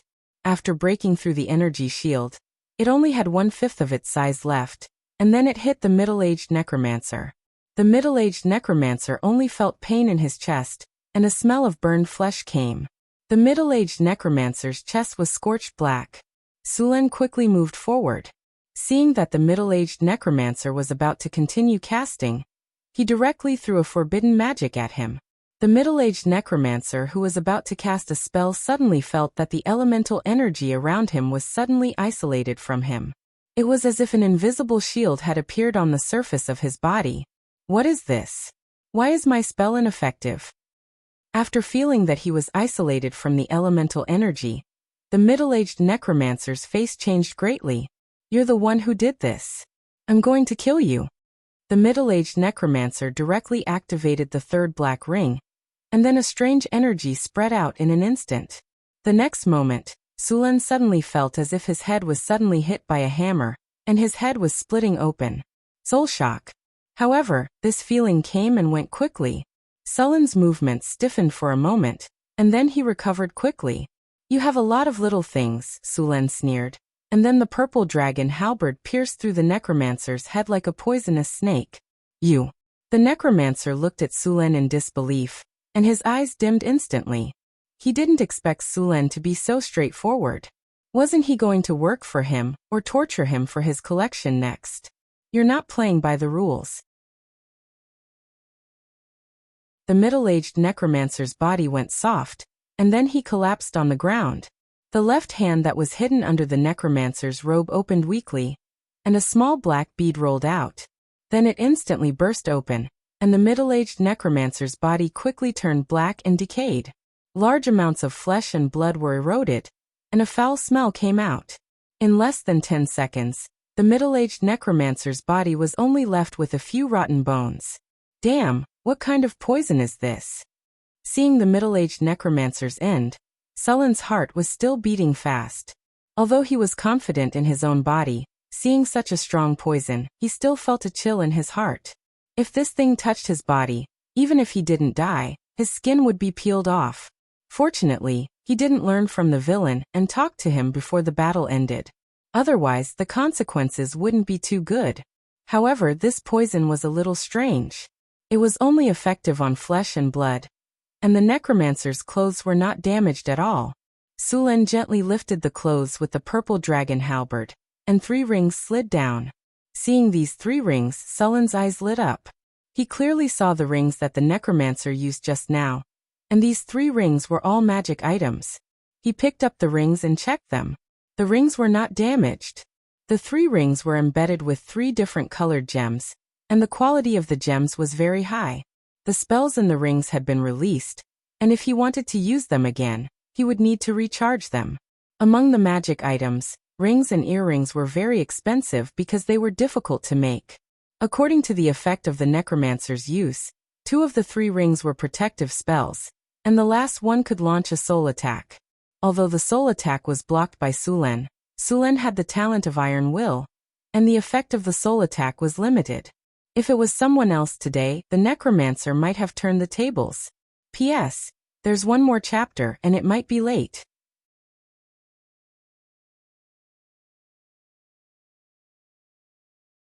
Chapter 223. Generally speaking, soul magic could only be used after reaching the legendary realm. Even at the legendary realm, the soul was still very mysterious. The ring in front of him could actually launch a soul attack. This kind of magic item could be said to be very precious. The disadvantages of forbidden magic were obvious. First, it was ineffective against legendary level, and second, it was ineffective against the spells that came with the magic item. So even if Sulen used forbidden magic, others could still use it if they had powerful magic items. Sulen let the system scan the 3 rings and saw their attributes. White Bone Control Ring +2. This ring is made from the skull of a bone demon. It is engraved with a complex magic circle. It can double the number of undead creatures you can control, below legendary level. This ring is made with a special refining technique. It can summon 4 bone shields. Equipment requirement: Spirit 18 and above. Special effect: Undead control. Double the number of undead creatures you can control, below legendary level. Equipment effect: White Bone Shield. You can cast a spell without chanting. Once activated, you can summon 4 bone shields to protect yourself. The bone shields last for 10 minutes. It needs to be recharged after use. The second ring was completely gold. It looked like a gold ring inlaid with topaz. Sulen was very disdainful of the person who made this ring. He was like a rich man in the countryside. Golden Ring of Protection +2. This ring is made with gold alloy and other metals. It is engraved with a complex magic circle. The maker added a calming effect on it. Wearing it can clear your mind. At the same time, this ring is made with rune craftsmanship. It can summon a shield after activation. Requirements: 15 spirit. Equipment effect: calm. Once equipped, you can be in a calm state. Your mind will be clear and reduce the chance of casting a spell. Equipment effect: energy shield. Once activated, you can summon a spherical shield in an instant. The shield lasts for 15 minutes. The shield has the strength of a level 5 spell. It needs to be recharged after use. The last ring was the one that released the soul attack. This ring was black and looked very inconspicuous. However, this ring was the most valuable of the 3.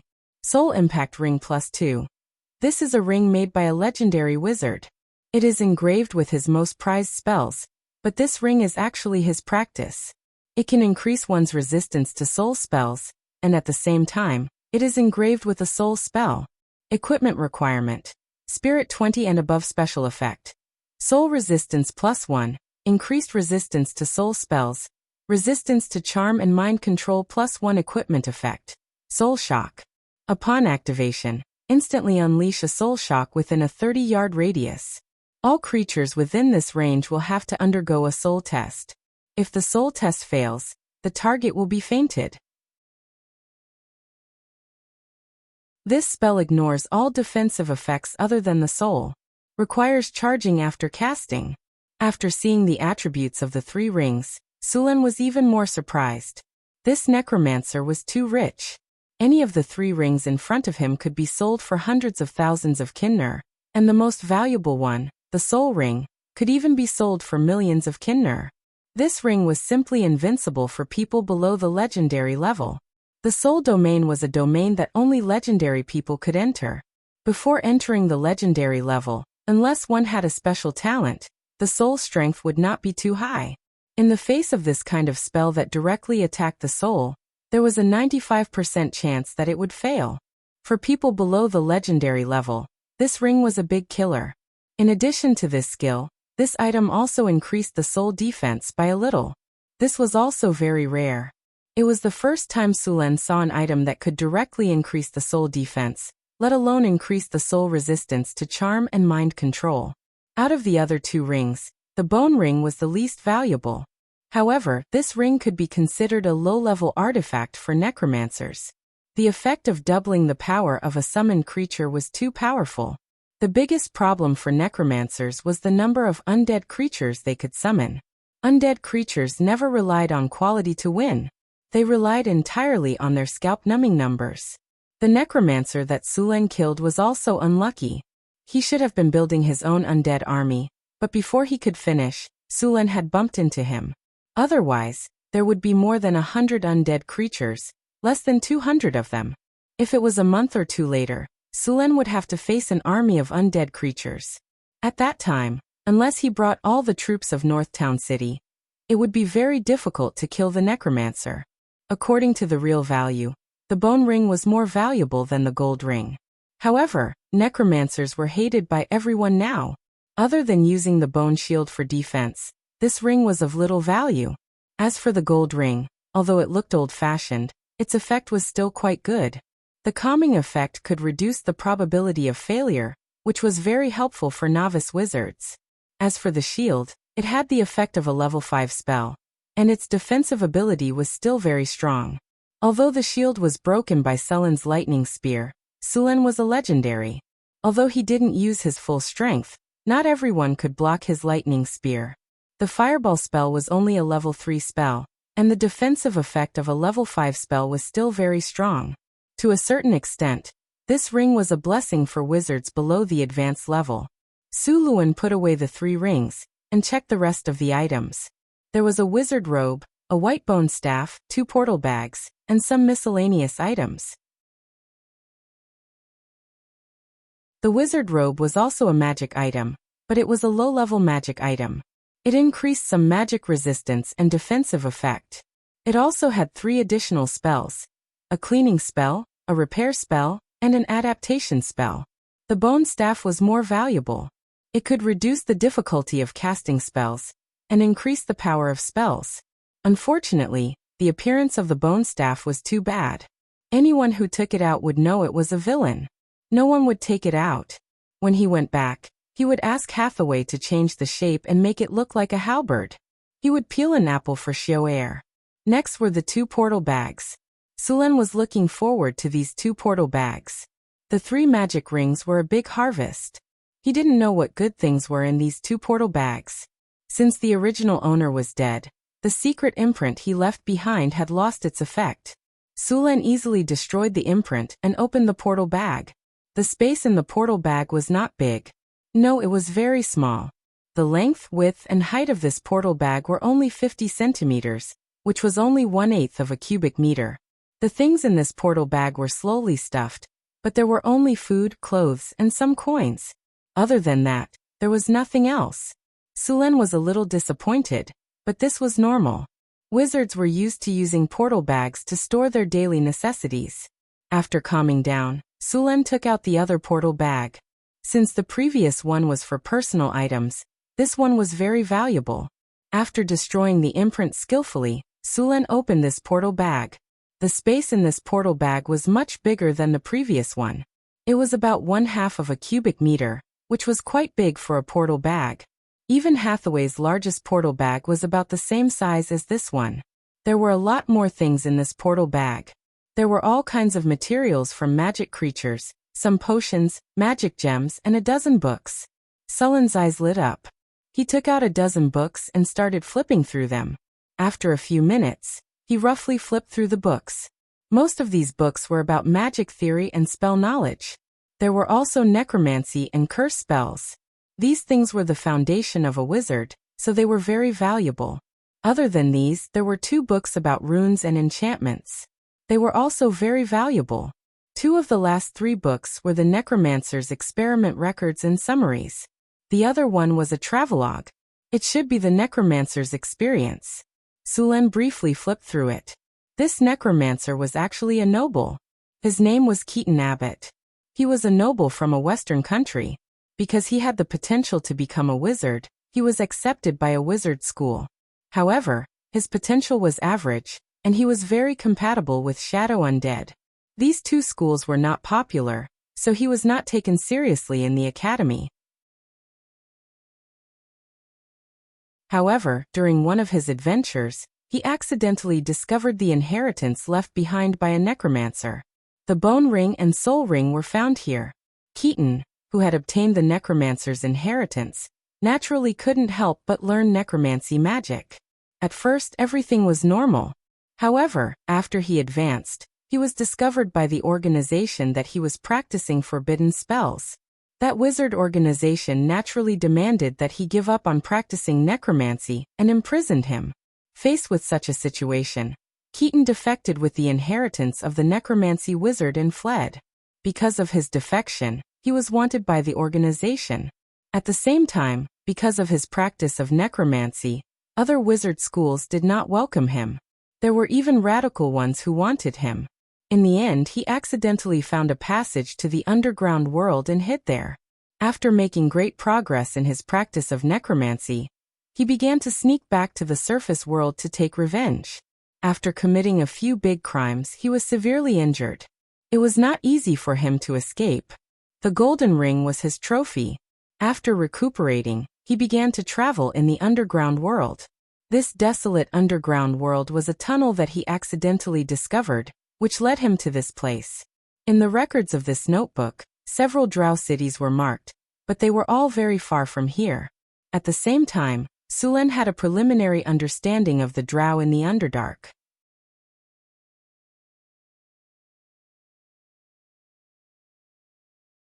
Chapter 224. Other than the three rings, the necromancer's most precious items were the books. Including the ones Sulen found in his laboratory, there were more than 30 books. However, most of them were about necromancy and voodoo, and some were about magic theory.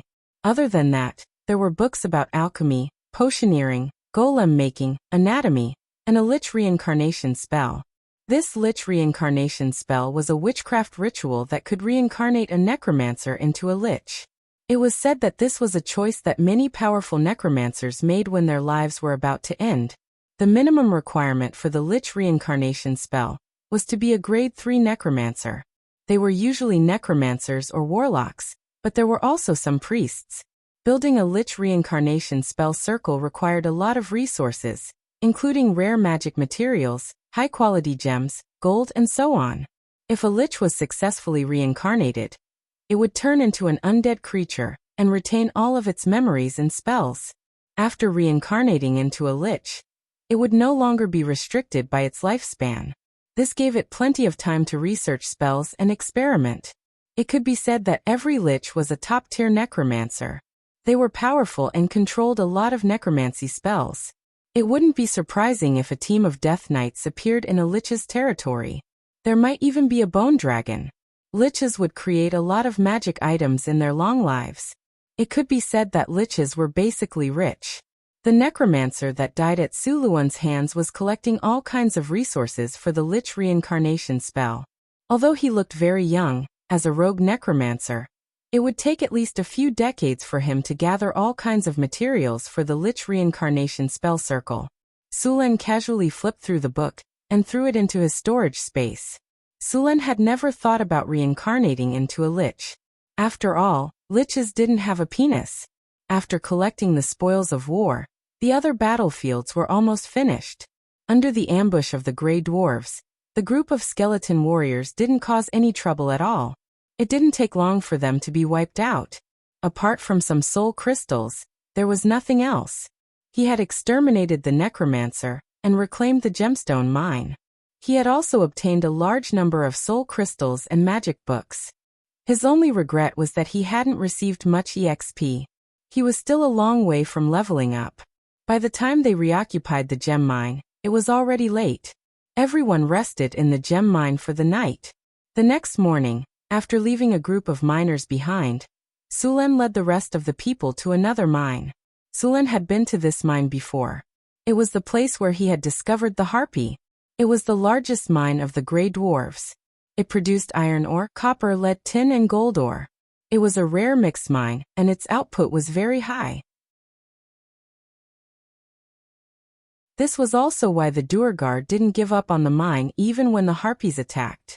When they set off again, there were only about 100 people left in the group. After passing through 3 tunnels and 2 underground caverns, the team finally arrived at their destination. There were some underworld monsters in the mine, but they were quickly cleared out by the Grey Dwarves. After the mine returned to normal, Sulen prepared to deal with the harpies. This time, Sulen didn't want a group of monsters coming to cause trouble every 2 or 3 days. Not only would they cause casualties to the Grey Dwarves, but they would also affect the production. If it weren't for this reason, Sulen would have to wait a while before considering the harpies. Now that the Grey Dwarves had joined Northtown City and the mine had returned to production, the harpies could appear at any time. Before, the Grey Dwarves weren't strong enough, so they could only passively defend. Sulen wasn't helpless against them. Moreover, the harpies could also be used as an air force. During battle, they could carry a few kilograms of stones and throw them down from the sky. Even a 1-kilogram stone would cause more damage than arrows and javelins. Even the Grey Dwarf's iron armor couldn't withstand such an impact. In addition to flying in the air and throwing stones, the harpies could also throw Molotov cocktails and other things.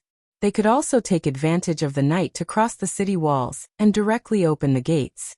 If he really had an air force, it would be very useful on the battlefield. My lord, the harpies are active in the area ahead. A drow scout quickly walked to Sulen's side and said in a deep voice. Sulen waved his hand and said, "Stop for now. Send someone out to investigate." Then a dozen or so scouts flashed and merged into the surrounding darkness. The harpies lived in an underground cavern that was even larger than the one occupied by the Grey Dwarves. The harpies' nest was on a cliff, surrounded by an underground river. The underground cavern was lush with vegetation, and there were a lot of fluorescent mushrooms, and other plants growing in it. The entire underground cavern was their habitat. Opening the strategic map, a rough topographic map appeared in his mind. The underground cavern where the harpies were entrenched was dozens of kilometers away from the Grey Dwarf's territory, but various tunnels crisscrossed, and the shortest distance was more than 100 kilometers. Many areas around the map were still black, and would only be shown after exploration. As far as Sulen knew, there weren't many tribes living in this underground world. There were no other tribes except for the Kobold tribe, the Grey Dwarf city, the Goblin tribe, and the Tauren tribe. Many places were occupied by various monsters. On the strategic map, the current area was marked with the image of a harpy, indicating that there were harpies nearby. The other explored areas were marked with hook horrors, and some were marked with underground salamanders. After a rough look, there were no less than a few hundred of them. There were thousands of harpies here. Although the strength of a single harpy was not strong, about the same as a human militia, their ability to fly made them very difficult to deal with. Coupled with their huge number, they could now be said to be the overlords of the underground world. Even the reckless and irritable Tauren tribe was not willing to provoke them. Soon, the scouts reported the collected information. At this time, more than half of the harpies had gone out to look for food, and only a few harpies stayed here. After confirming the situation, Sulen knew that the opportunity had come. Although the harpies had a large number of harpies, they had a common queen, a high harpy. As long as the high harpy was controlled, the whole harpy tribe would be controlled. Sulen did not let the drows go with him. It was better to have as few people as possible. After casting an invisibility spell on himself, Sulen began to carefully approach the harpy's nest. High harpies were natural spellcasters. It might be easy to defeat them, but it was very difficult to capture them alive. Especially under the protection of many harpies, it was impossible to capture the high harpy, Sulen, even if they doubled the number of people. The high harpy's nest was at the top of the cliff. If they wanted to go up, they could only fly or slowly climb from below. Directly using elemental fluctuations caused by spells was likely to attract the attention of the harpies. After all, they were very sensitive to wind elements. The cliff was not too high, and a large number of caves had been excavated. Sulen found an easy place to climb, and then climbed up with his hands and feet. From time to time, a few harpies flew by in the sky. These harpies were very hot, but their appearance was not complimentary. Many harpies had a layer of fluff on their bodies. These were the lowest level harpies. Their bloodline had deteriorated to the point that they were close to beasts. Those harpies whose bodies were closer to humans were more intelligent. Some harpies could even use some spell-like abilities. Of course, there were not many of these harpies. They were generally the guards of the high harpies. Sulen bypassed the caves of several harpies, and soon approached the top of the cliff. At this time, a harpy suddenly came out of the cave next to him, and was about to fly out. But just as it spread its wings, it stopped. Then its nose kept twitching as if it was smelling something. The smell of a male. Harpy language. The harpy let out a sharp bird cry, and then the surrounding harpies flew over. Even the harpies in the surrounding caves came out. Seeing this situation, Sulen did not know that he had been exposed. Harpies were all females, so they were very sensitive to the smell of males. Although invisibility could hide the body, it could not eliminate the smell. This was also one of its weaknesses. Unless it was the legendary rogue shadow jump, that ability could directly enter the shadow plane, completely separated from the main material plane. Not only was the figure hidden, but even the body and smell had disappeared without a trace. After knowing that he had been discovered, Sulen no longer hid. Now he was only one step away from the top of the cliff. As long as he was fast enough, the high harpy would have no time to escape. Thunderstorm. Dazzling lightning burst out from Sulen's body in an instant. The powerful lightning wrapped all the harpies around him. The paralysis effect of the lightning instantly made these harpies stiffen and fall directly from the air. Sulen, who was originally surrounded, was instantly cleared. At this moment, Sulen's hands and feet exerted force at the same time. His body climbed quickly, and he reached the top of the cliff in a breath. Then his figure flashed into the cave. To Sulen's surprise, the cave was much larger than he thought. 2 harpies were guarding the entrance of the cave. These 2 harpies looked very close to humans. After seeing Sulen break in, they rushed up directly.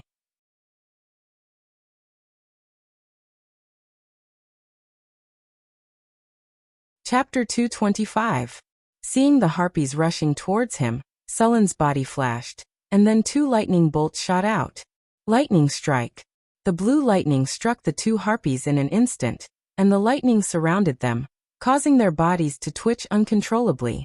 Sulen did not care about these 2 small fries, and directly rushed inside. Passing through the front hall, just as he was about to rush in, a strong wave of elements suddenly appeared, and then a fireball flew over. Sulen did not have time to think, and a pale golden light shield instantly appeared in front of him. It was the energy shield carried by the golden ring. The orange-red fireball hit the energy shield and exploded instantly. The energy shield only flickered a few times before returning to normal. Taking advantage of the explosion of the fireball, Sulen did not retreat, but rushed directly into the cave.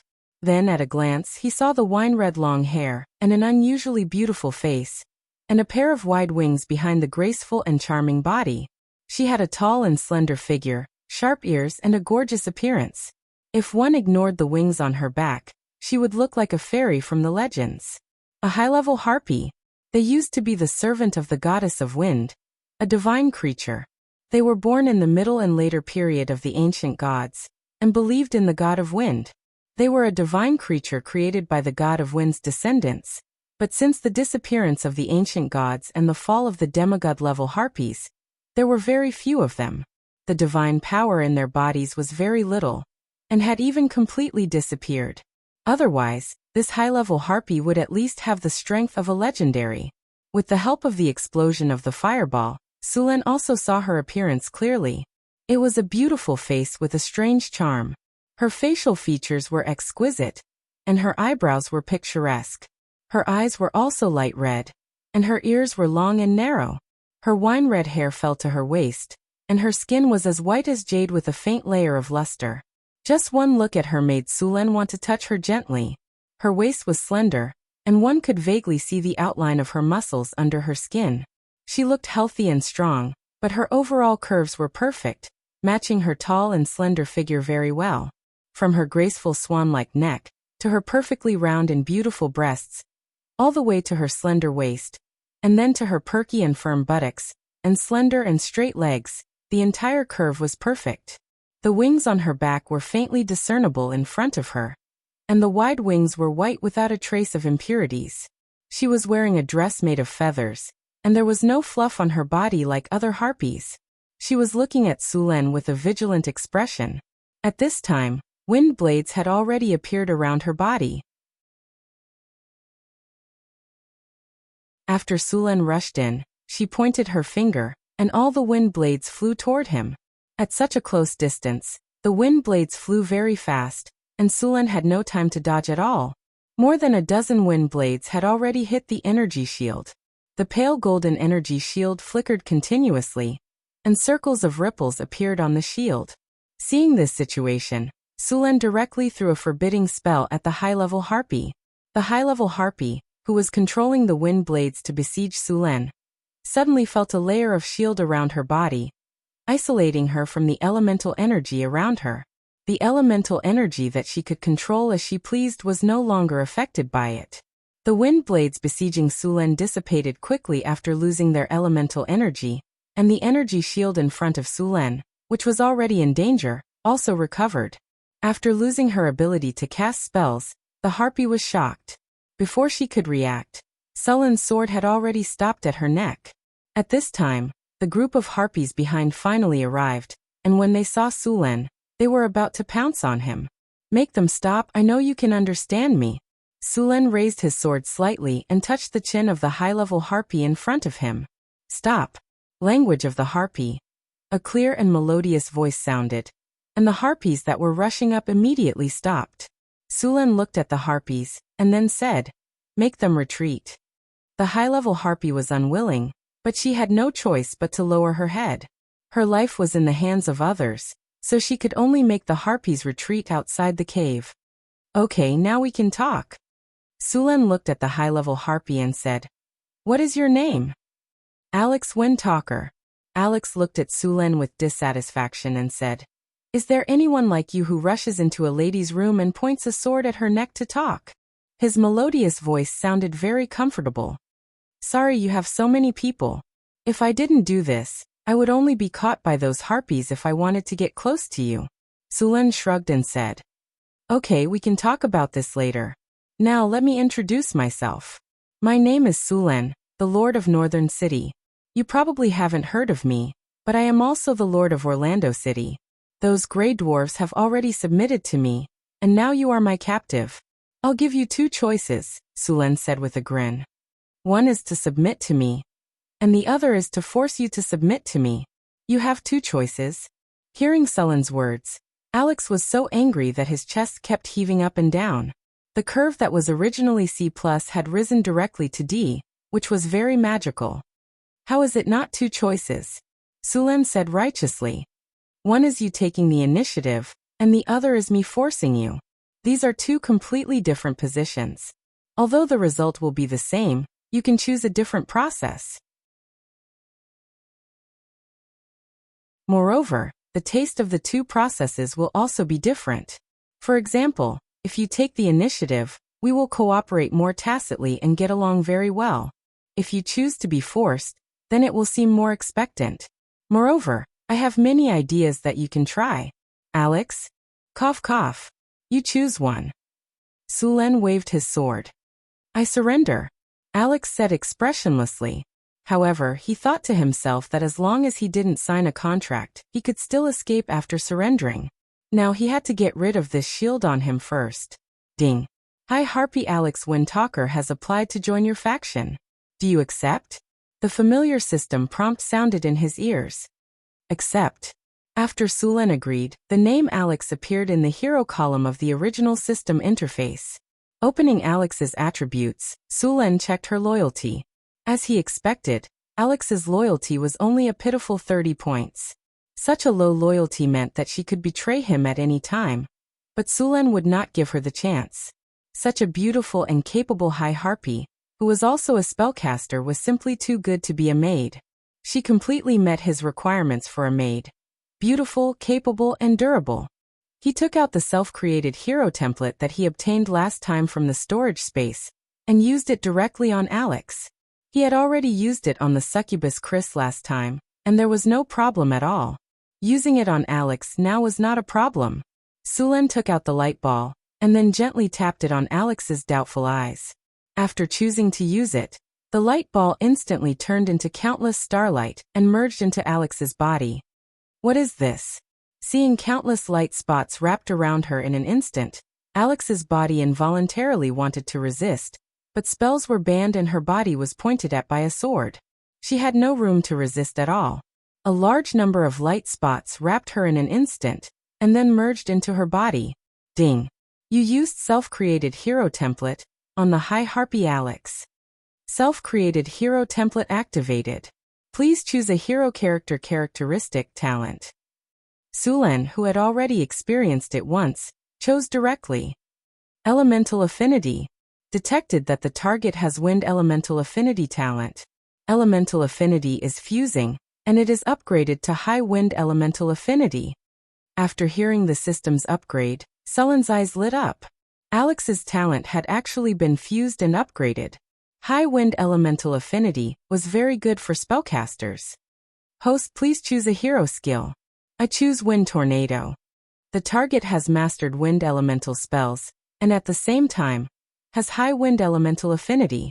The power of wind elemental spells has increased. Selection complete. Hero template locked. A large number of starlight merged into Alex's body. After a while it was over. The aura dissipated, and Alex looked at Sulen with some doubt. How do you feel? Sulen said with a smile. It seems that my strength has increased a lot, Alex said with some uncertainty.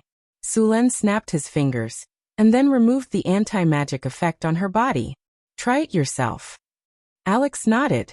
She didn't realize that she didn't have any resistance to Sulen's words at all. She waved her hand gently, and wind blades appeared around her body. Then she pointed gently, and these wind blades rotated very flexibly. Then these wind blades shot towards the surrounding rock walls. With a soft sound, the hard rock was like tofu, and the wind blades instantly sank into the wall. It's so powerful. After seeing the effect of the wind blades, Alex's beautiful eyes widened. The power of these wind blades was more than twice as strong as before. She felt that she could summon wind blades more easily, and even her control had become more tacit. There was no feeling of unfamiliarity at all. Next, apart from a few powerful spells, Alex tested them again, and discovered that it wasn't just wind blades. All the other spells that involved the wind element had increased in power. As for the other spells, there wasn't much of a change, only a bit easier to control. Okay, you're done with the test. Now let's talk about the next thing. Sulen looked at Alex and said, Yes, master. Alex nodded. I will leave the underground world soon. You will come with me.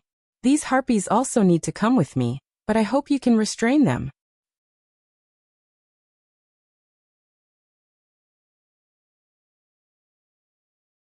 Chapter 226. Master, don't worry. I will restrain those harpies. Alex nodded. Sulen and Alex came out of the cave. The outside was already surrounded by harpies. It seemed that the whole sky was filled with harpies. After seeing Sulen appear, all the harpies stared at him with red eyes, which made his hair stand on end. Alex spread his wings and flew up, quickly calming all the harpies. After a while, the harpies finally dispersed. However, there were still a few harpies around Alex. When they looked at Sulen, their eyes were full of vigilance. These harpies were quite different from ordinary harpies. They also had gorgeous fiery red hair, and their appearance was more similar to humans. Their arms had been separated from their wings, and their lower bodies were smooth legs. Only their calves had the sharp claws of birds. These harpies were called harpies. The lower body of ordinary harpies was closer to the legs and claws of eagles, and their arms and wings were connected. Most of their feathers were grayish-brown. Sulen didn't take the hostility of the harpies to heart. Instead, he asked Alex about the surrounding environment. There were many other underground creatures living around here. 30 kilometers away, through 2 tunnels to the north, there was a stone forest. There was a group of petrifying lizards living in it, and there were more than a dozen of them. In the northeast, there was an underground lake. There were many fish living in it, including some underground magic fish. There was also a group of lion scorpions living around the lake. As for the mineral resources, Alex didn't know. After all, the harpies didn't know how to mine. In the southwest was the tunnel Sulen came from. Soon, the harpies packed up and set off. The harpies didn't have many items, so Sulen and the others moved very quickly. After a while, they came to the place where Sulen and the drows agreed to meet. When they saw that the sky was full of harpies, the drows subconsciously hid. Fortunately, Sulen appeared soon. Looking at the harpies flying in the sky, the drows looked at Sulen with even more awe. After all, it hadn't been long since Sulen had single-handedly subdued this group of harpies. When the harpies saw the drows, there was even a slight commotion. Many of the harpies were eager to have a try. Their old habit of capturing males to mate had resurfaced. Fortunately, with Alex's restraint, these harpies were well behaved. Your Excellency, these harpies were all subdued by you? The leader of the drows looked at the harpies and said hesitantly, "Well, don't worry, they have Alex's restraint." Nothing will happen," Sulen said with a smile. "But there are too many of them, and the harpies will capture a large number of males during the estrus period. They will follow their instincts more often," the drows said. In fact, the drows had also thought of taming some harpies to serve as flying troops. Ordinary harpies had the same intelligence as wild beasts. Although they could hear orders after training, once they reached the estrus period, these harpies would follow their instincts and capture any male they saw. In the end, the drows gave up on taming them. "Their base will not be near Northern City," Sulen explained, knowing the drows' concerns. With this group of harpies, Sulen did not go to Orlando City again. Instead, he returned directly to the surface. A large group of harpies and drows advanced along the narrow underground passage. The movement caused by the large group of people scared away all the monsters around them. The whole group moved forward in an orderly manner. A group of thousands of people, plus some logistics carriages, needed a strong command ability to pass through the narrow passage that was only a dozen meters wide. Sulen also relied on the strategic map to command. The group's progress was a little messy. You didn't know how to expect the harpies to be disciplined. After all, they were just a group of monsters not long ago. The drow soldiers were orderly and had cold faces. It could be said that they had the best military discipline in Northern City. Next were the half-elves, and the worst were the barbarians and centaurs. The barbarians were a matter of character, and the centaurs were a matter of racial requirements. But now, the harpies were going to take over the most chaotic part. These harpies were chattering nonstop, and some were even fighting with each other in the air. They didn't realize that they were marching. Fortunately, Alex was there to restrain them. Otherwise, these harpies would definitely be in big trouble. Sulen did not bring the harpies back to Northern City. He chose a new habitat for the harpies in a valley near the Sierra de Lotus. This valley was discovered by Sulen when he was patrolling the surrounding environment of his territory. There was only one exit in the valley, and the whole valley was shaped like a horn. The exit was very small, only about 20 meters wide. The valley was full of plants, and there was a waterfall flowing down from the mountain, forming a small lake in the valley. Because it was in the valley, the temperature was not too low even in winter. Although it was not suitable for building a town, it was still good to build a nest for the harpies. After Alex joined Northern City, the entire harpies were also included in the system of Northern City. All the harpies added up to a total of 3,156 harpies. There were only a little more than 100 harpies, and the rest were all harpies. Of course, the harpies were different. They were divided into normal and elite leaders. It was easy to tell them apart by looking at the human characteristics on their bodies. Generally speaking, the more human-like a harpy was, the higher their intelligence and strength would be. Sulen was planning to build a residence in this valley. He specially transferred a team of 1,000 harpies from Northern City to carry out the construction.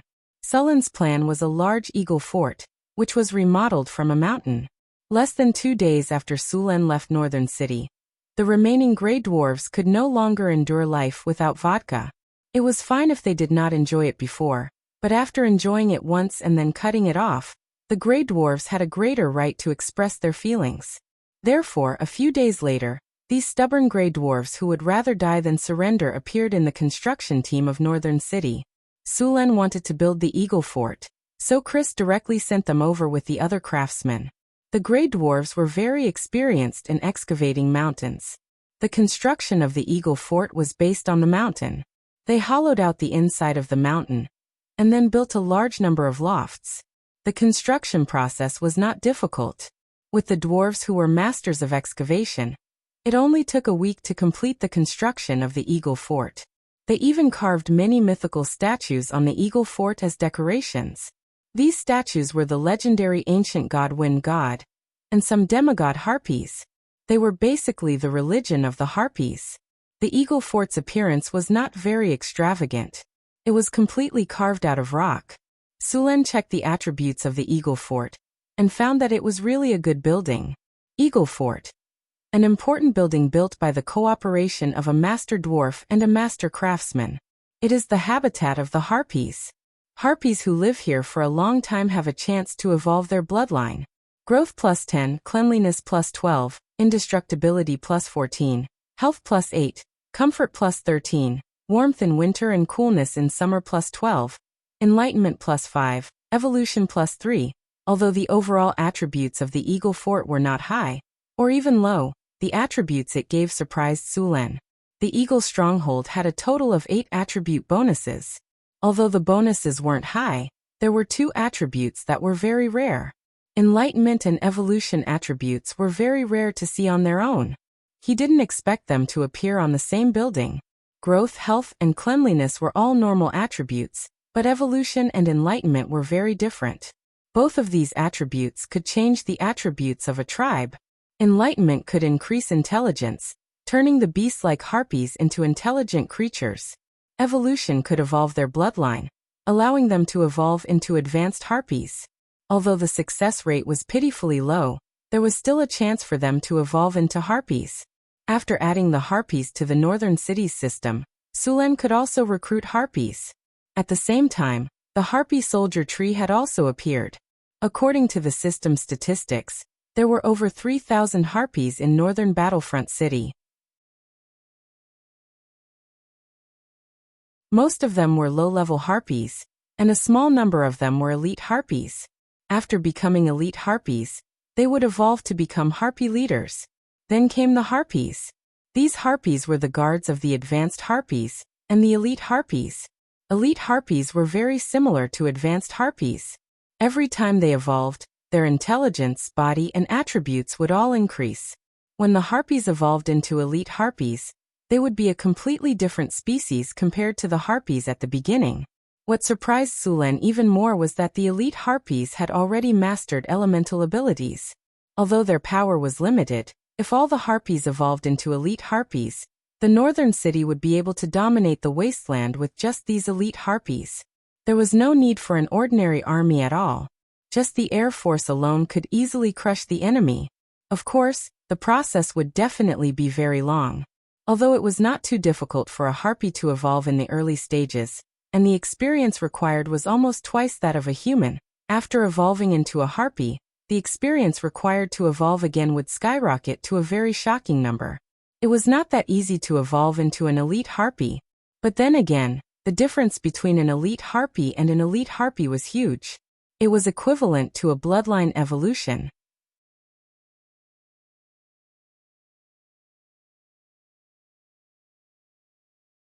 Chapter 227.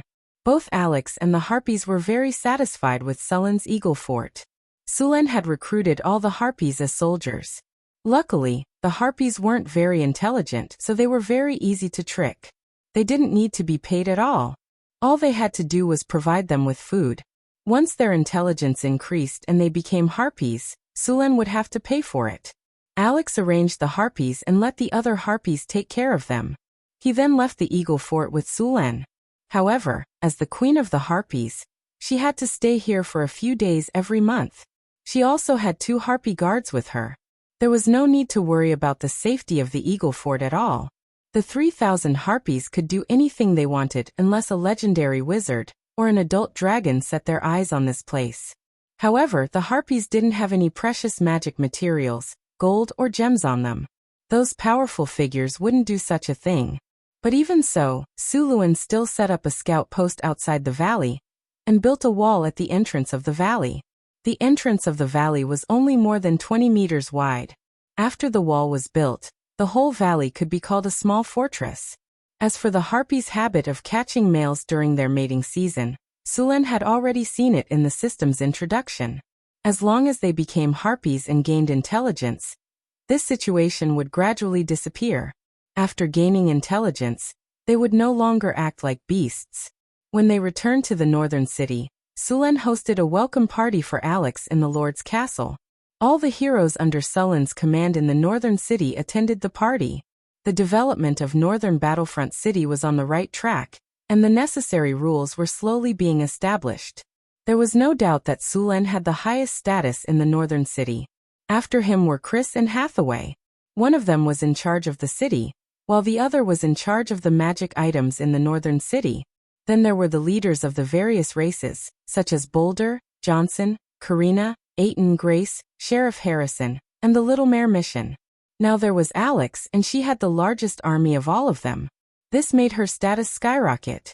Of course, Sulen treated them very well. Because of Sulen's power, there weren't any power struggles among his subordinates. The banquet was very sumptuous. More than a dozen maids were waiting on the side. The banquet hall used optical reflection technology.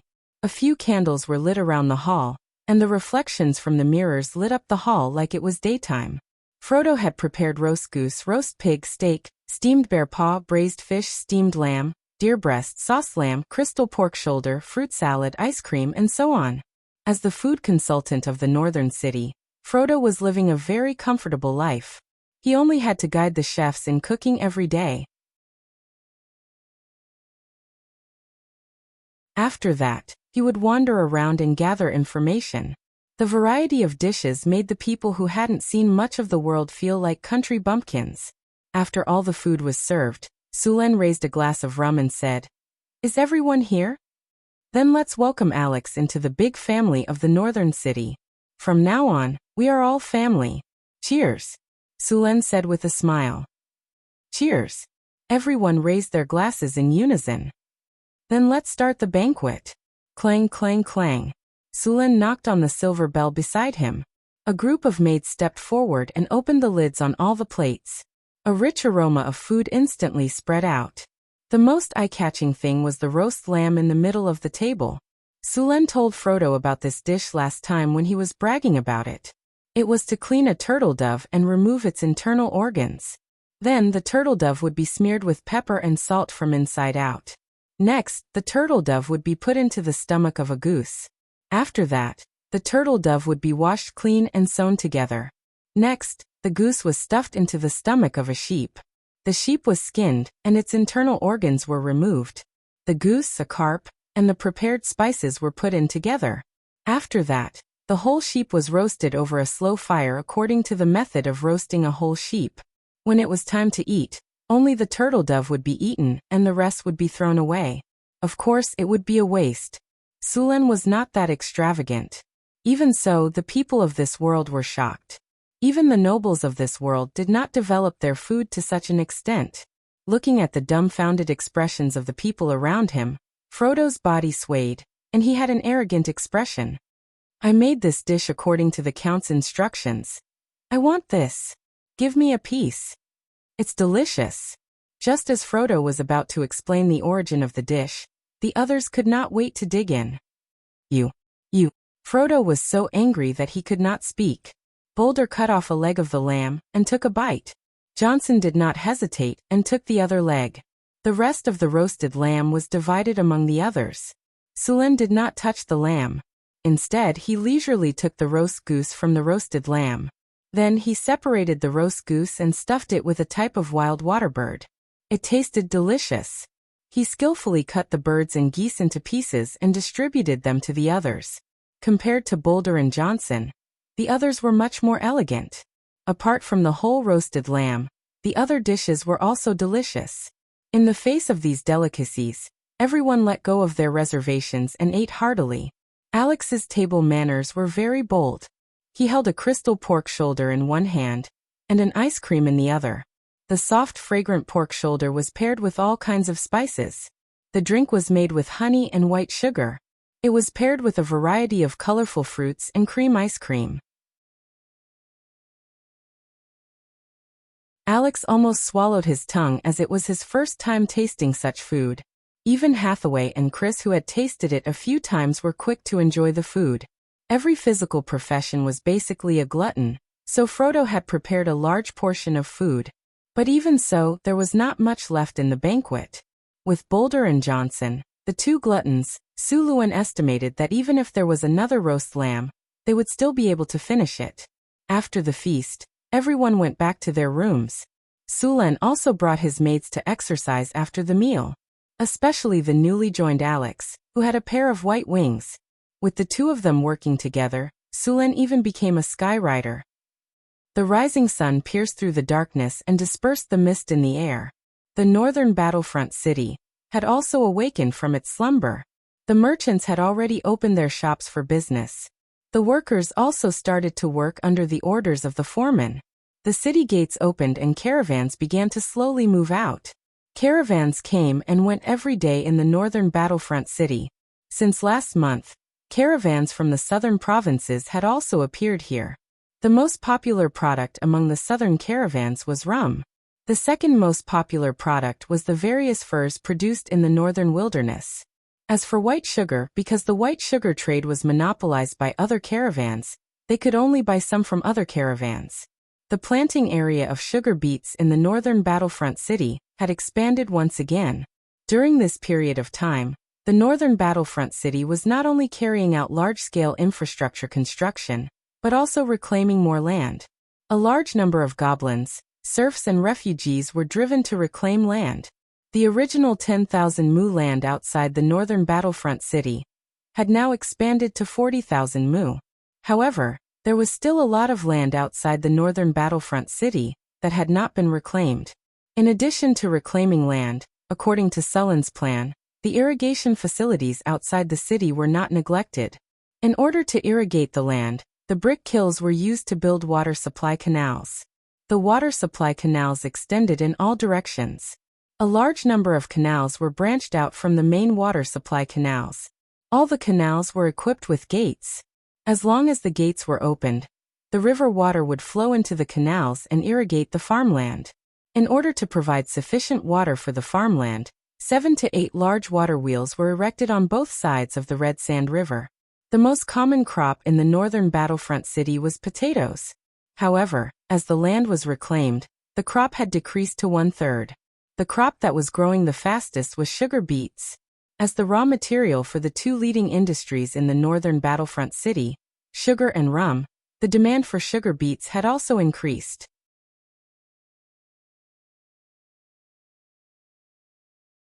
All the wild sugar beets had been dug up. Only a large number of sugar beets could barely keep up with the consumption. Just last month, the first batch of sugar beets in the northern battlefront city had just ripened. Sugar beets had a growth cycle of over 300 days.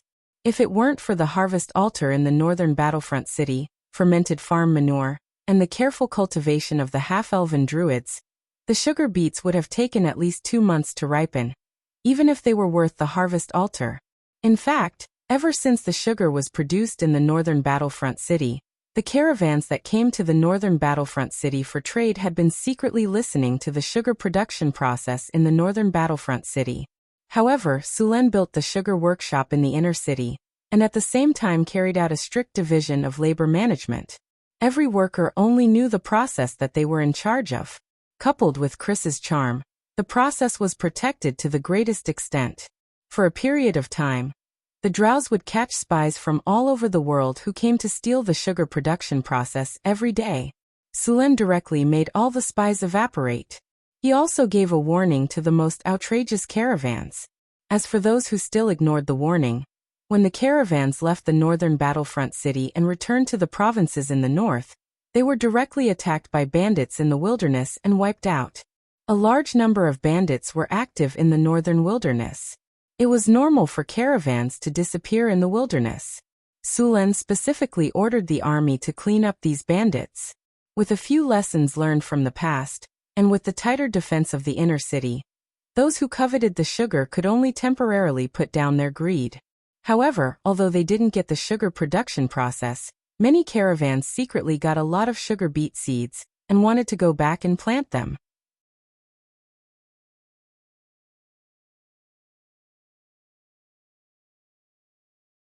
Chapter 228.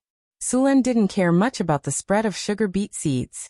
Even if they got the seeds and successfully grew sugar beets, the juice they extracted from the beets would still be bitter brown sugar. The raw material for sugar in the south was sugarcane, which was very similar to sugarcane in Abel's past life.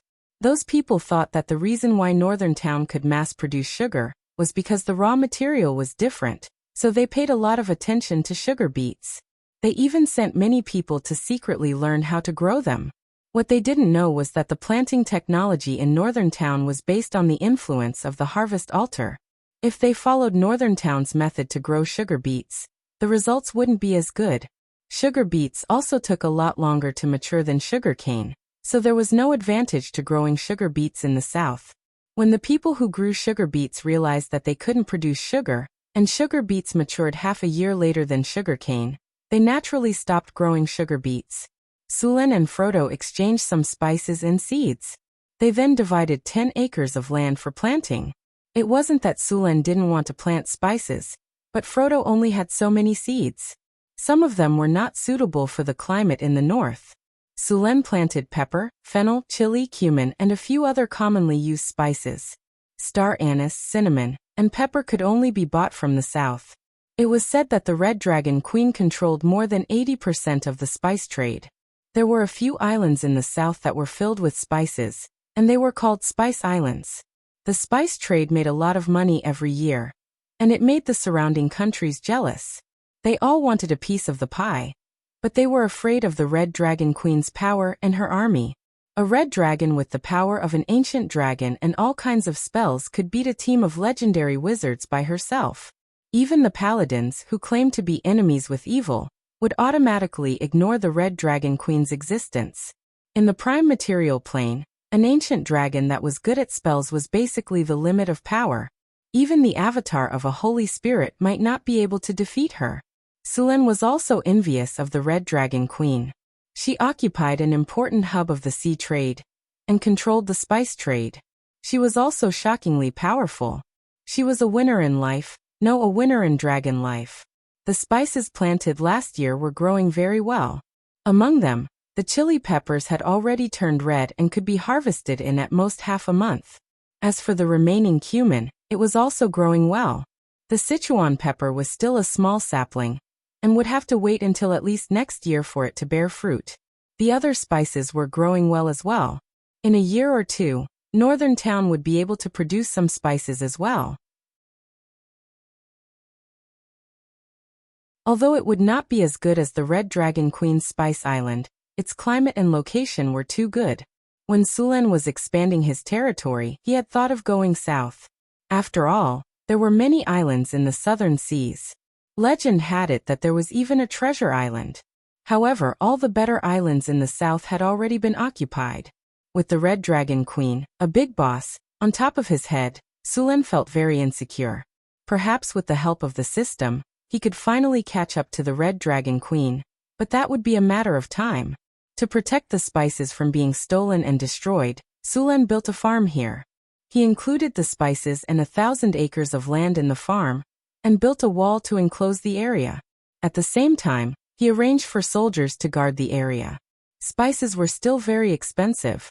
Although they were not sold by the grain, they were not cheaper than white sugar. Among them, the most expensive were pepper and cinnamon. Except for cumin, The spices grown by Su Luan were less expensive than them. Sulen planned to continue expanding the spices planting area. He wanted to plant at least 1,000 acres of spices in the entire farm. There was also a lot of wheat planted in the farmland of the northern town, which was mainly supplied to Su Luan. The rest of the wheat would be sold.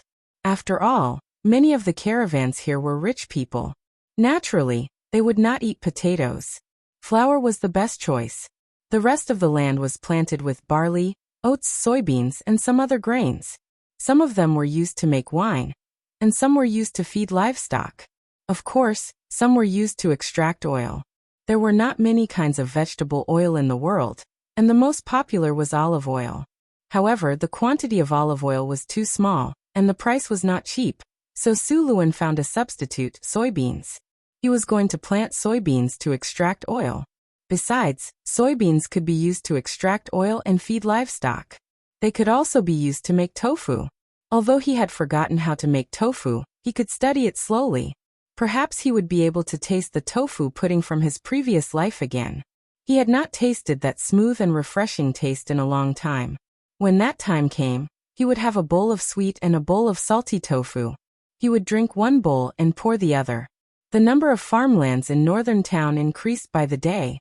Whether it was in his previous life or in this world, food had always been very important. Northern town had always had a large number of immigrants. A large amount of food was needed to feed these people. After patrolling the farmlands, Sulen went to the academy he had set up to take a look. The academy now was very different from when it was first established. In the beginning, the scholars stayed here because of Sulen's threats. After living here for a while, they realized that other than their personal freedom being restricted, they were treated much better than they were in the northern provinces. Most importantly, Sulen gave them too much money. On average, a scholar would receive 150 kinner per year. In addition to their benefits, which included sugar, rum, flour, tea, and so on, they would receive more than 300 kinner per year. Such good treatment made the scholars, who originally thought that this was a bitter and cold place and were ready to make a fortune, completely overturned their understanding of this place.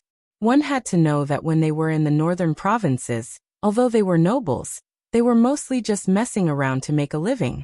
Therefore, after getting used to this place, apart from teaching literacy and arithmetic, these scholars began to teach other subjects. Of course, most of the officials who came to study here only learned the basics and left. There were also some who took time to study here. After taking a look at the academy, although it was good enough to teach basic knowledge, there was still a shortage of teachers. Sulen planned to continue hiring scholars at high prices. As for how the merchants managed to convince the scholars to come, he did not care. As long as they came, they would not be allowed to leave until they were taught for a few years. Of course, Sulen would pay them a high salary. In addition to the lack of manpower, the academy also had a shortage of books. They could only rely on the books that the scholars brought with them. Sulen had already sent Xion's merchant group to buy these books. It was estimated that they would be done by the time they returned. Another problem was paper. There was no cheap paper in the academy. The price of a piece of parchment was much higher than that of a piece of sheepskin. These students were still learning how to write using sandboxes and wooden slips. The paper-making workshop in the northern town had been experimenting with making a sturdy, cheap paper that could be used to write smoothly. Sulen heard from them that they had made some progress. The paper they used before was too soft and absorbent, so it could not be used to write at all. After following Sulen's instructions, these craftsmen used several kinds of trees to make paper. After leaving the academy, he went directly to the paper-making workshop. Since the workshop started producing paper, paper had become very popular. After all, not all nobles liked to share the same thick hemp rope or the same wooden stick. As soon as paper was introduced, it was widely praised by the nobles. Since Su Luan built the paper-making workshop last time and produced a batch of paper, the paper-making workshop had expanded a lot after this period of production. The number of craftsmen inside had doubled. Half of them were producing toilet paper, and the rest were experimenting with new materials. The raw material for papermaking had been changed from wood to tree bark. There were also many other materials, such as linen. After a period of experimentation, the craftsman had divided the paper-making process into several steps. The first step was steaming, which was to cook the raw materials into a paste. The second step was hammering, which was to beat the cooked raw materials repeatedly. Finally, the pulp was made into a pulp, which was then fished out layer by layer. At this time, the paper had already taken shape. As long as it was dried, it would be paper. Although the process looked simple, it was not easy to obtain a piece of paper. After dozens or even hundreds of experiments, the workshop finally made a barely usable paper after changing the bark of various trees and plants in the northern wastelands. This paper used the bark of a common tree in the wastelands as the raw material. It was made with linen and several other materials. In the end, the paper was not pure white. Instead, it was slightly yellow. In his previous life, no one wanted this kind of paper. The color was yellow, the paper was rough, and the paper was somewhat thick. Although there were many shortcomings, the price of this paper was relatively low. Moreover, there were not many problems with writing. It was completely usable. After the paper-making workshop successfully produced this kind of paper, Sulen heard a system notification. Congratulations to the host. The paper-making technique has been successfully broken through. The mastery of paper-making technique has been upgraded. Paper-making technique. Using tree bark, linen, fishing nets, and other materials after steaming, hammering, copying, and drying, paper that can be used to write. Territory civilization progress plus 10. Territory culture plus 10. Learning ability plus 5.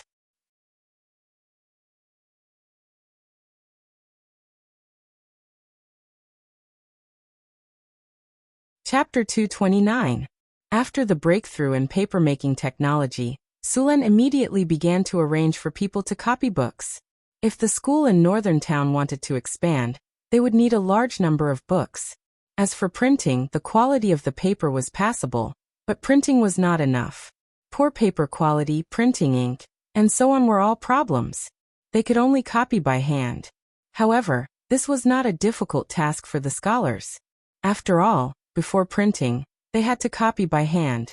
After the paper-making workshop produced the paper, half of it was sent to the Lord's castle, and the rest was sent to the school for them to copy books. In the past, books were made on parchment. Generally, books could not write many words, and they were very heavy. The cost was also high. Now that they had changed to paper, the content of a dozen parchment books could be easily written in one book. The first batch of paper was not a lot, but after the first batch was produced, the second batch of paper was produced much faster, and the quantity would increase several times. Most of the paper from the Lord's castle was sent to the city hall for recording and reporting data, as well as various official documents. Northern Town School. After seeing a cart of yellowed paper being sent to the school, the scholars were very curious about this paper. Soon, a steward came forward to hand over the papers. Mori, this is the paper that the Lord asked us to send. Confirm the quantity, then move it back. A middle-aged man came over and said, "Is this the paper that the Lord mentioned?" The man named Mori walked over and picked up a piece of paper. The Lord asked us to use this paper to copy books. But this paper is much thinner than parchment. If we can really write on it, the content of a book will be several times more than parchment. Why do I feel like this paper is not easy to preserve? Who knows? How can the few of us refuse the Lord's orders? Everyone, this is something that His Lordship has specially sent to the Academy for us to copy the books. Let's just do it. Everyone get moving. First, move these papers down. Emole called out to everyone. With the efforts of the many students, the papers were quickly moved to an empty room. Paper is easily damp. Make sure to keep it dry when storing. After the paper was distributed, the scholars quickly began to use the paper to copy books. While using the paper, the scholars discovered the convenience of the paper. Although the paper was easily damaged compared to the parchment, it was still widely praised by the scholars. Sulen was holding a handwritten copy of a book that had just been completed. The book had been bound according to his requirements, and it was no longer a roll of parchment. The surface of the book was a little rough and looked very simple, but it was much more convenient than the previous sheepskin scroll. Guards. Sulen put down his book and shouted at the door. Sir, what are your orders? A guard asked respectfully. Tell Mole that in the future, the books will be made in this style. These books can only be read in the academy. Without my permission, they are not to be taken out of the academy and are not to be damaged. Violators will be punished severely. Also, inform Mole to build a library in the academy specifically to store all kinds of books. Yes.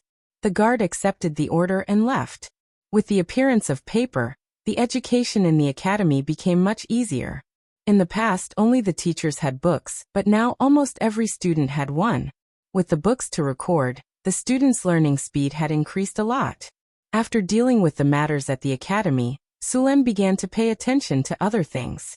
The number of slaves in his territory had been increasing recently, especially after the Harpies arrived. Sulen had asked Alex to lead the Harpies to train their soldiers. They had attacked the goblins, kobolds, gnolls, and orcs in the wilderness. Northern Town City had obtained a large number of slaves. The orcs had suffered heavy casualties in the battle. Even their chief had died in the battle. The remaining orcs had also fallen apart. The centaur tribe that had been half crippled by the orcs' ambush had joined Northern Town City. The two dominators of the wilderness had suddenly disappeared. Northern Town City no longer had the ability to take over the orcs and centaurs' territories. It had created a temporary vacuum in the wilderness. The smaller tribes in the northern wilderness had begun to migrate here to fill up the empty space. It was a once-in-a-lifetime opportunity for these smaller tribes. In order to fight for the grasslands, plains, and other living spaces, there had been a few tribal wars in the wilderness. Sulen had sent out the army of Northern Town City and the new Harpies to train their soldiers and capture more slaves. Following the military activities of Northern Town City, the number of slaves in the territory soon exceeded 10,000. Most of them were goblins and kobolds, followed by gnolls and orcs. The army of Northern Town City had also suffered losses when they were clearing out the other tribes. The medium-sized tribes had a high chance of producing some spellcasters. The ones that had the highest chance of producing spellcasters were kobold sorcerers. After suffering a few losses, the army of Northern Town City would eliminate any sorcerers or shamans as soon as they found them. Due to the increase in slaves and refugees, Northern Town City's food consumption had increased as well. Luckily, Northern Town City had enough food. With the harvest altar, they did not have to worry about food shortages. After a year of development, Northern Town City had become quite famous in the northern provinces. Many bankrupt farmers and merchants had started to come to the city. The population of Northern Town City had grown rapidly. Excluding the slaves, Mirror Lake City, and Centaur City, Northern Town City now had a population of over 22,000. With sufficient labor resources, Suluan sped up the construction of the Arc de Triomphe. Because of the construction of the Mirror Lake City and the Centaur City, about half of the slaves had been transferred to the Northern Town City. Now, after a large number of arrests, the number of slaves had skyrocketed, and the construction of the entire Northern Town City had accelerated. The Arc de Triomphe was the second most spectacular building in Northern Town City. It was built to celebrate Sulen's greatness, so it was of utmost importance. White marble was mined from the Sierra de Lotus. They were transported to Northern Town City by camel beasts and polished by stonemasons before they could be used. The pieces of marble were polished until they were smooth and flat. They were then dragged over by slaves. Each piece of marble weighed over a ton. Some of the bigger ones even weighed over 3 tons. The middle gate of the Arc de Triomphe was 10 meters wide. The smaller gates on both sides were 6 meters wide. The Arc de Triomphe was built on Sunrise Street, the main street of Northern Town City. After passing through the Arc de Triomphe, one would reach the central square. The gate was 19 meters tall. After the Arc de Triomphe was completed, it would be the tallest building in Northern Town City, second only to the harvest altar. The inner walls of the gate were carved with lifelike reliefs. These reliefs depicted Sulen's victories against his enemies. From the gnolls to the Cryopterists, the trolls, the orcs, and so on, the many battles. After some artistic embellishment by the master sculptors, even Sulen felt like he was watching an epic. With enough manpower, the construction of the Arc de Triomphe was very fast. Karina and Grace had to cast all kinds of spells to help with the construction. The arched gate of the Arc de Triomphe was very heavy. It was very difficult to move it with the current manpower, but it was just a little troublesome for the wizards. With the help of 2 grade 4 extraordinary warlocks, the marble that weighed at least a few dozen tons was successfully moved up. After the top was covered, the construction of the Arc de Triomphe was more than half done. The rest would require the sculptors to carve the marble. After the marble was placed, Karina and Grace still needed to cast mud to stone to fuse the original pieces of marble into a whole. After the Arc de Triomphe was completed, it would be a whole.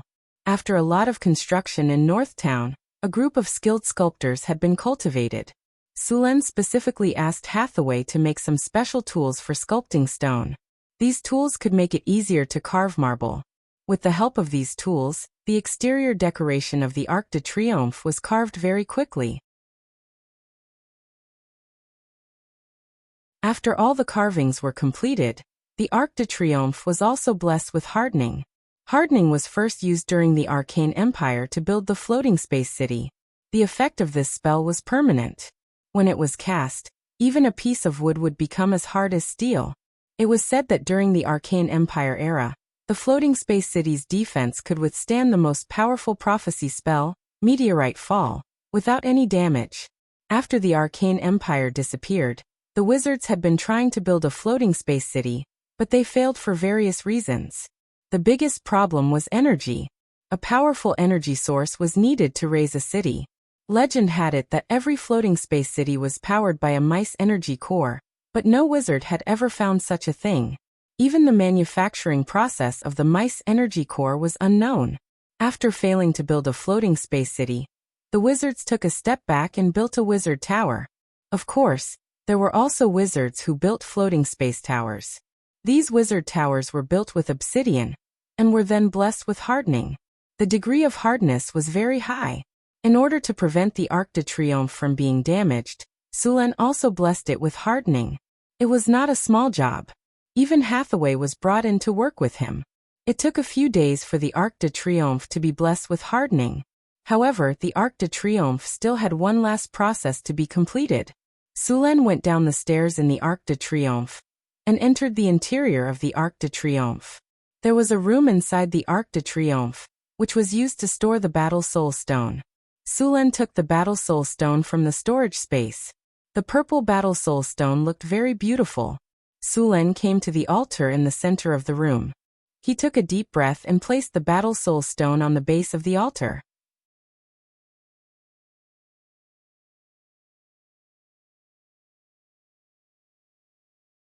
Chapter 230. The purple Battle Soul Stone was gently placed on the altar. Pa. With a soft sound, the Battle Soul Stone was perfectly embedded. Suluin took a few steps back, and a magnificent and majestic energy suddenly erupted. There was a faintly discernible sound of fighting. Soon, the sound of fighting gradually disappeared, and was replaced by an impassioned battle song. Suluin seemed to see a majestic army shouting and marching to the battlefield on the beat of drums. A magnificent door appeared above the altar. 2 hero spirits stood quietly at the door. The soldiers who died with Sulen appeared one by one and disappeared into the door. After a while, all the light disappeared and everything returned to normal. The familiar system notification sounded in his ears. Congratulations, you have successfully built a wonder building, the Arc de Triomphe. Arc de Triomphe. This is a building used to praise the victors. Owning this building will make the territory more active. The army values honor and the territory is full of martial spirit.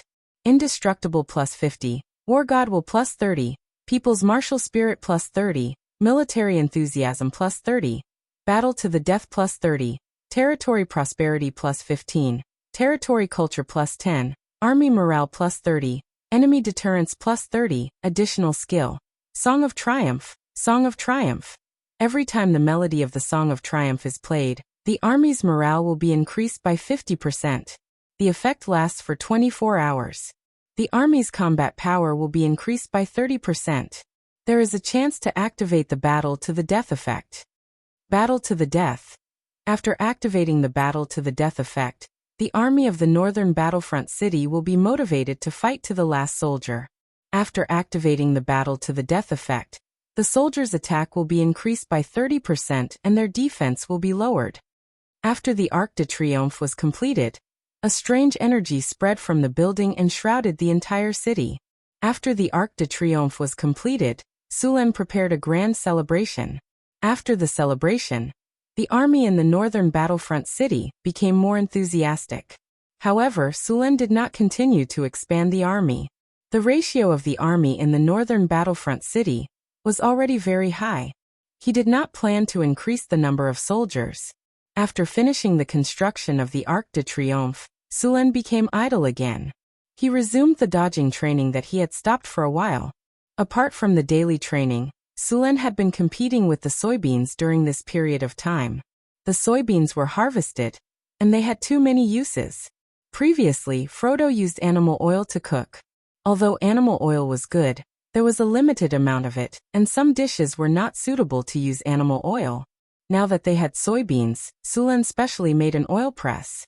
The style of the oil press was somewhat primitive. It used an ancient screw-type oil press. Like a screw, it slowly squeezed the soybeans into a cake and squeezed out the oil inside. This type of oil press had long been phased out in his previous life. The reason was simple: low oil output, low efficiency, and time-consuming. However, in this world, this type of screw-type oil press was an advanced product. Sulen had seen it a few times when he was young and followed his grandparents to extract oil in the countryside. Although his memory of the past was blurry, he remembered the working principle. With Sulen's mechanical skills, it was not too difficult to make an oil press. After finding a few craftsmen to assist him, Sulen successfully made an oil press in a few days. Oil press, an ordinary oil press. Of course, other than extracting oil, you can also use it to extract juice. You can also call it the juicer. Oil output +8, effort saving +10, durability +10, work efficiency +12. After the juicer, the oil press was made, Suluan asked someone to bring some soybeans. The soybeans needed to be heated to about 60 degrees Celsius before being poured into the oil press. Sulen did not have a thermometer, so he had to make do with it.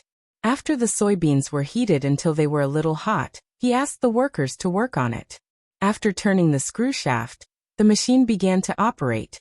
Soon, some clear oil flowed out from the oil outlet. As the screw shaft turned, more and more oil was produced. After a while, it began to reduce gradually. Finally, it stopped completely. When the machine was turned on, the soybeans had been turned into soybean cakes. These soybean cakes could be crushed and used as animal feed. There was no waste at all.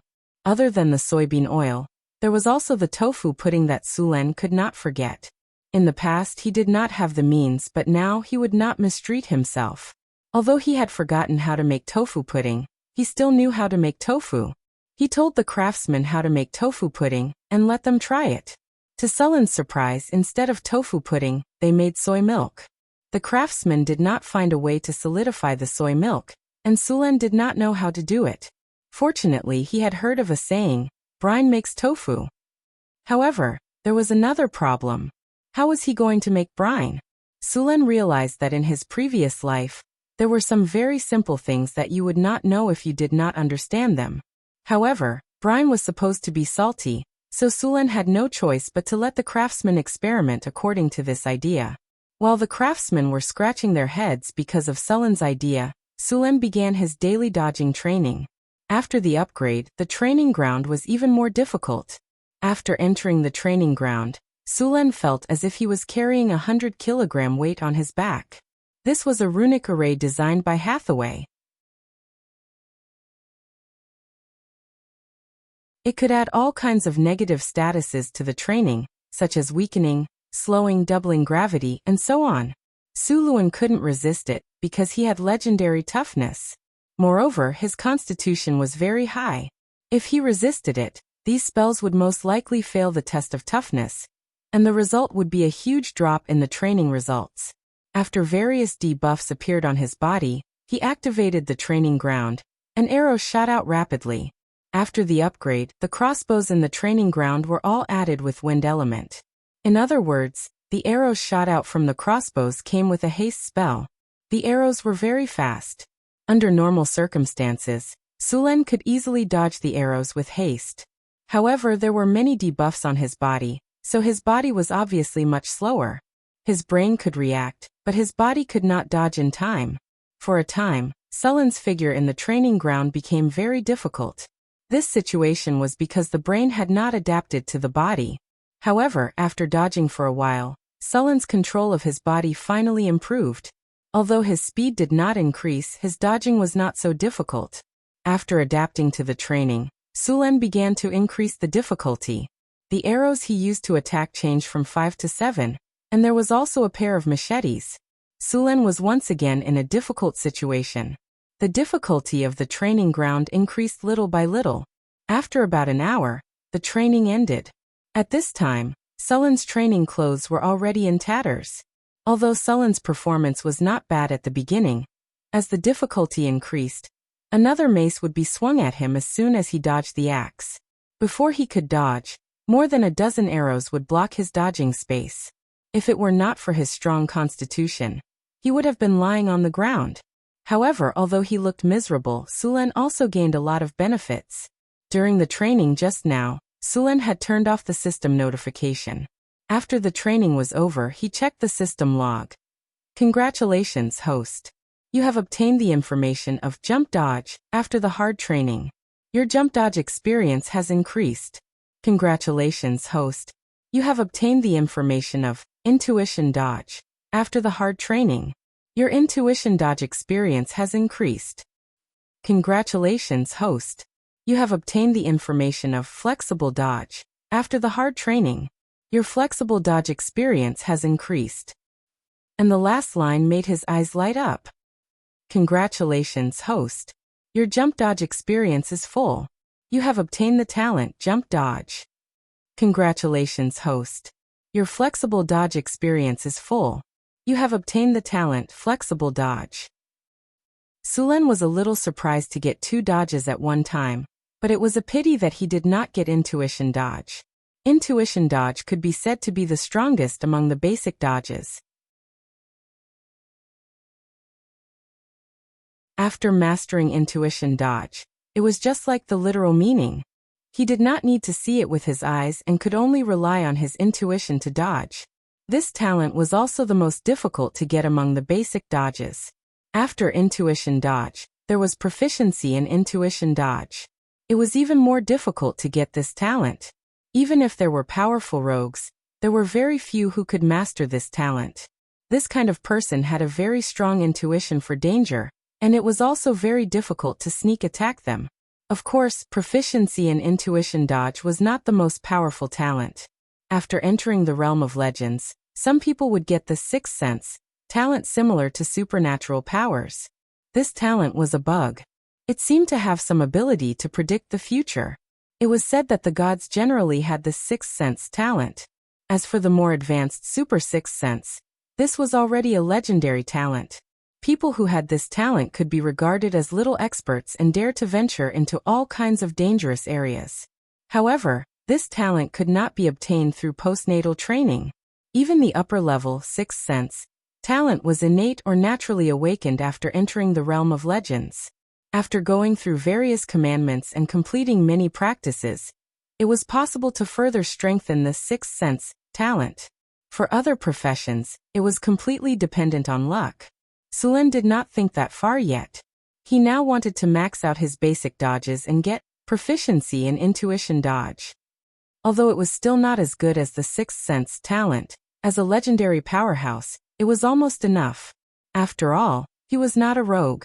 He basically relied on dodging to survive. Although he did not have the sixth sense talent, he had the legendary battle reflex. Coupled with parry, the effect was not bad.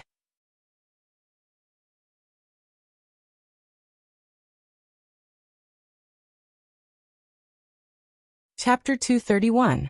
After the Arc de Triomphe in Northern Town City was completed, many workers and slaves were free. As a black-hearted capitalist and an evil slave owner, there was no way he would let his workers rest. The next day he announced the construction plan for the city. The first thing he needed to do was to upgrade the granary. The granary in northern town was very simple and crude. After all, they did not have a lot of food. However, due to the harvest altar, the food production had skyrocketed. Northern town's granary was now full. In order to preserve the food, some of the granaries were taken out for storage. However, they could only be stored temporarily. After all, potatoes were not easy to preserve. Without a professional granary, the potatoes would sprout easily. Potatoes were different from other crops. The sprouted potatoes were poisonous. Once they sprouted, they would be inedible.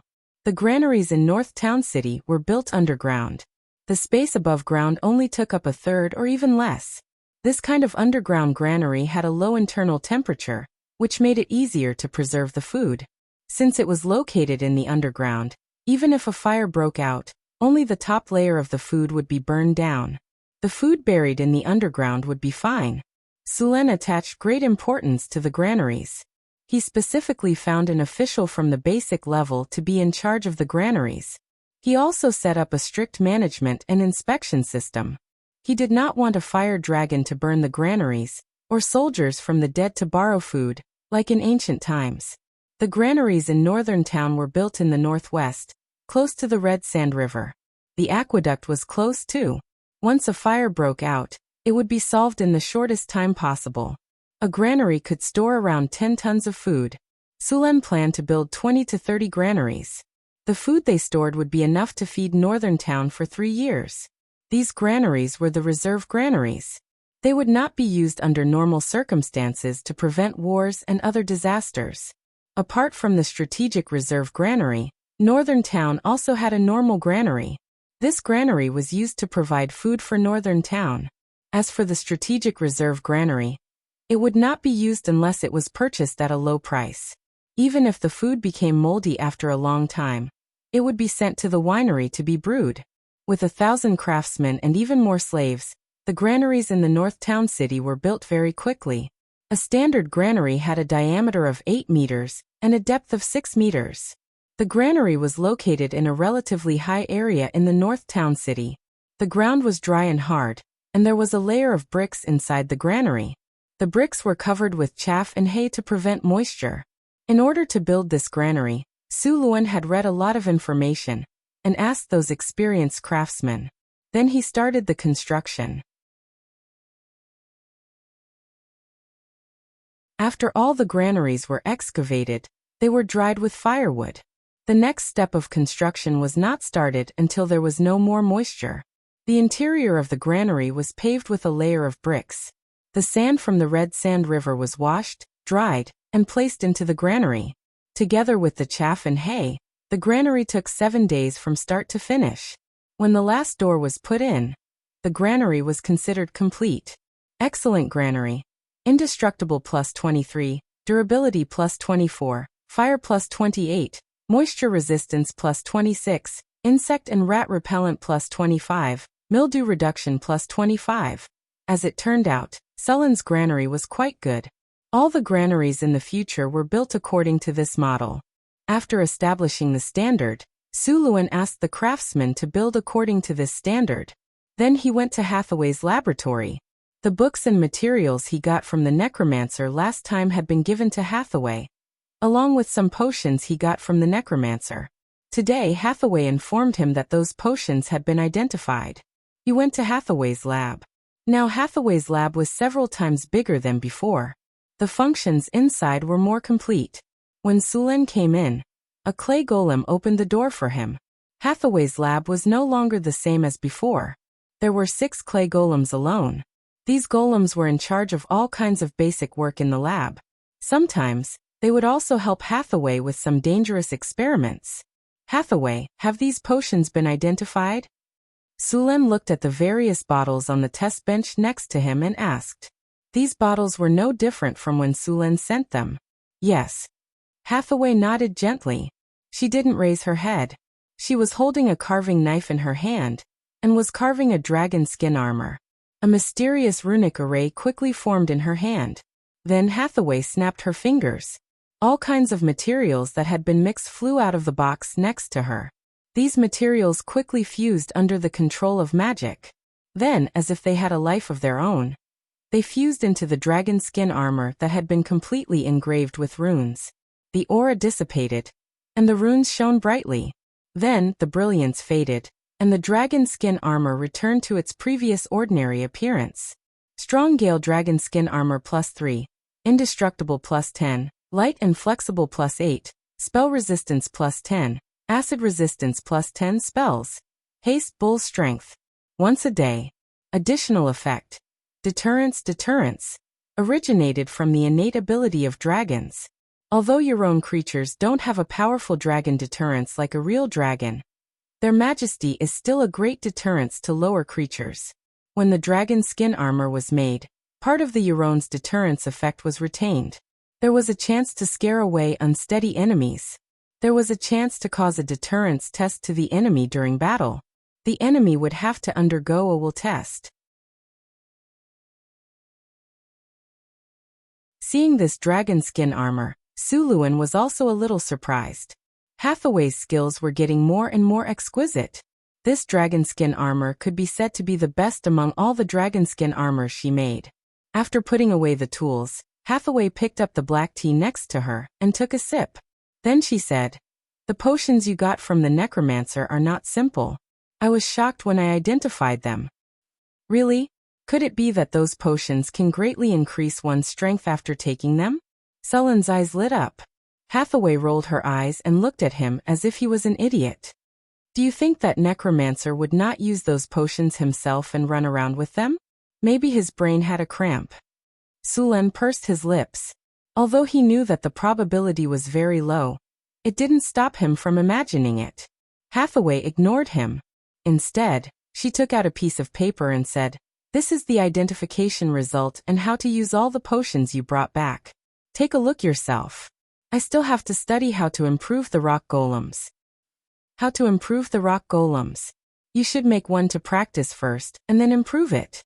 Sulen took the identification result and flipped through it. Manticore venom. Venom collected from the venom sac in the manticore's body. Highly toxic. At the same time, it has the effects of paralysis, severe pain and confusion. Corpse oil. Fat extracted from corpses. Can be used to summon undead creatures to increase the success rate of summoning. Poisonous. Corpse poison potion. Corpse poison potion made from a variety of poisons. It can be used to add poison attacks to the undead. It can also be smeared on weapons. Those infected by corpse poison will slowly die if they don't have a cure potion or a priest's divine spell to dispel the poison. Explosive potion. After use, it can cause an explosion with a diameter of 15 meters. The strength of the explosion is 30 degrees.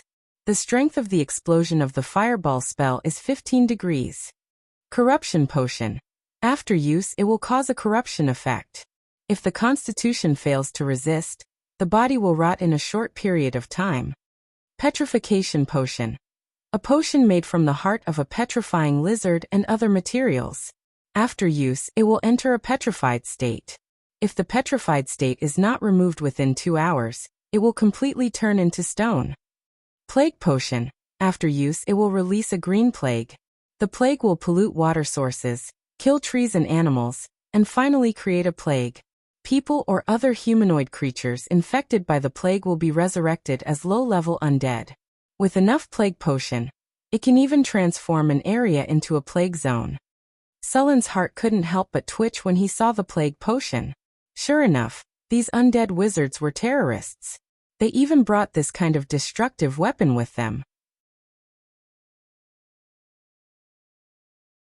If this thing was used in a densely populated city, it wouldn't take long for the whole city to become a ghost town if it wasn't discovered or dealt with in time.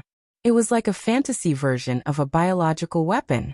After seeing the potion, Sulen also remembered who this undead wizard called Keaton was. This guy was the plague bane of the Aubrey's kingdom.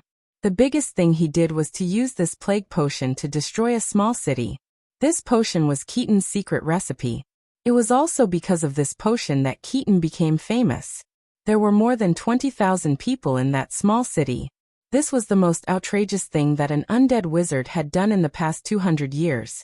Later on, This guy even wanted to create an undead calamity. However, he didn't think about it. With the suppression of the gods, those who dared to do so were basically dead. Later on, Keaton was defeated by the combined forces of the Aubrey's kingdom and the temple. This guy was lucky enough to escape. The Aubrey's kingdom put a bounty of 500,000 kinner on his head. Who would have thought that he was hiding in the underworld? This price was already very high. After all, the Red Dragon Queen's head was secretly offering only 5 million. But no one was willing to do it. The risk and reward were completely disproportionate.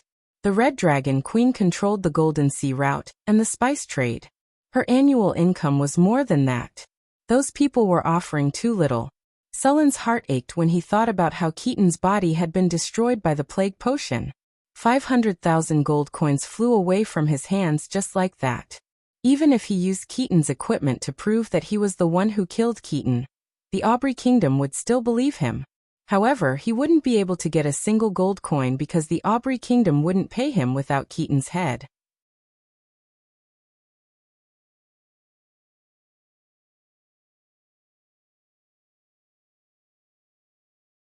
Chapter 232.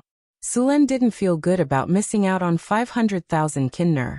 If he knew Keaton's head was so expensive, he would have left him with a whole body. Too bad it was too late. The potions in front of him weren't very useful. He was going to destroy the disgusting stuff like corpse oil. The other poisons were pretty good. As for the plague potion, Sullen hesitated for a bit and decided to keep it. It could be used on the enemy. As a matter of fact, if the plague potion was discovered in time, it wouldn't be easy to destroy a city. As long as there were priests and wizards who could purify, dispel, or detoxify the poison, it could be dealt with.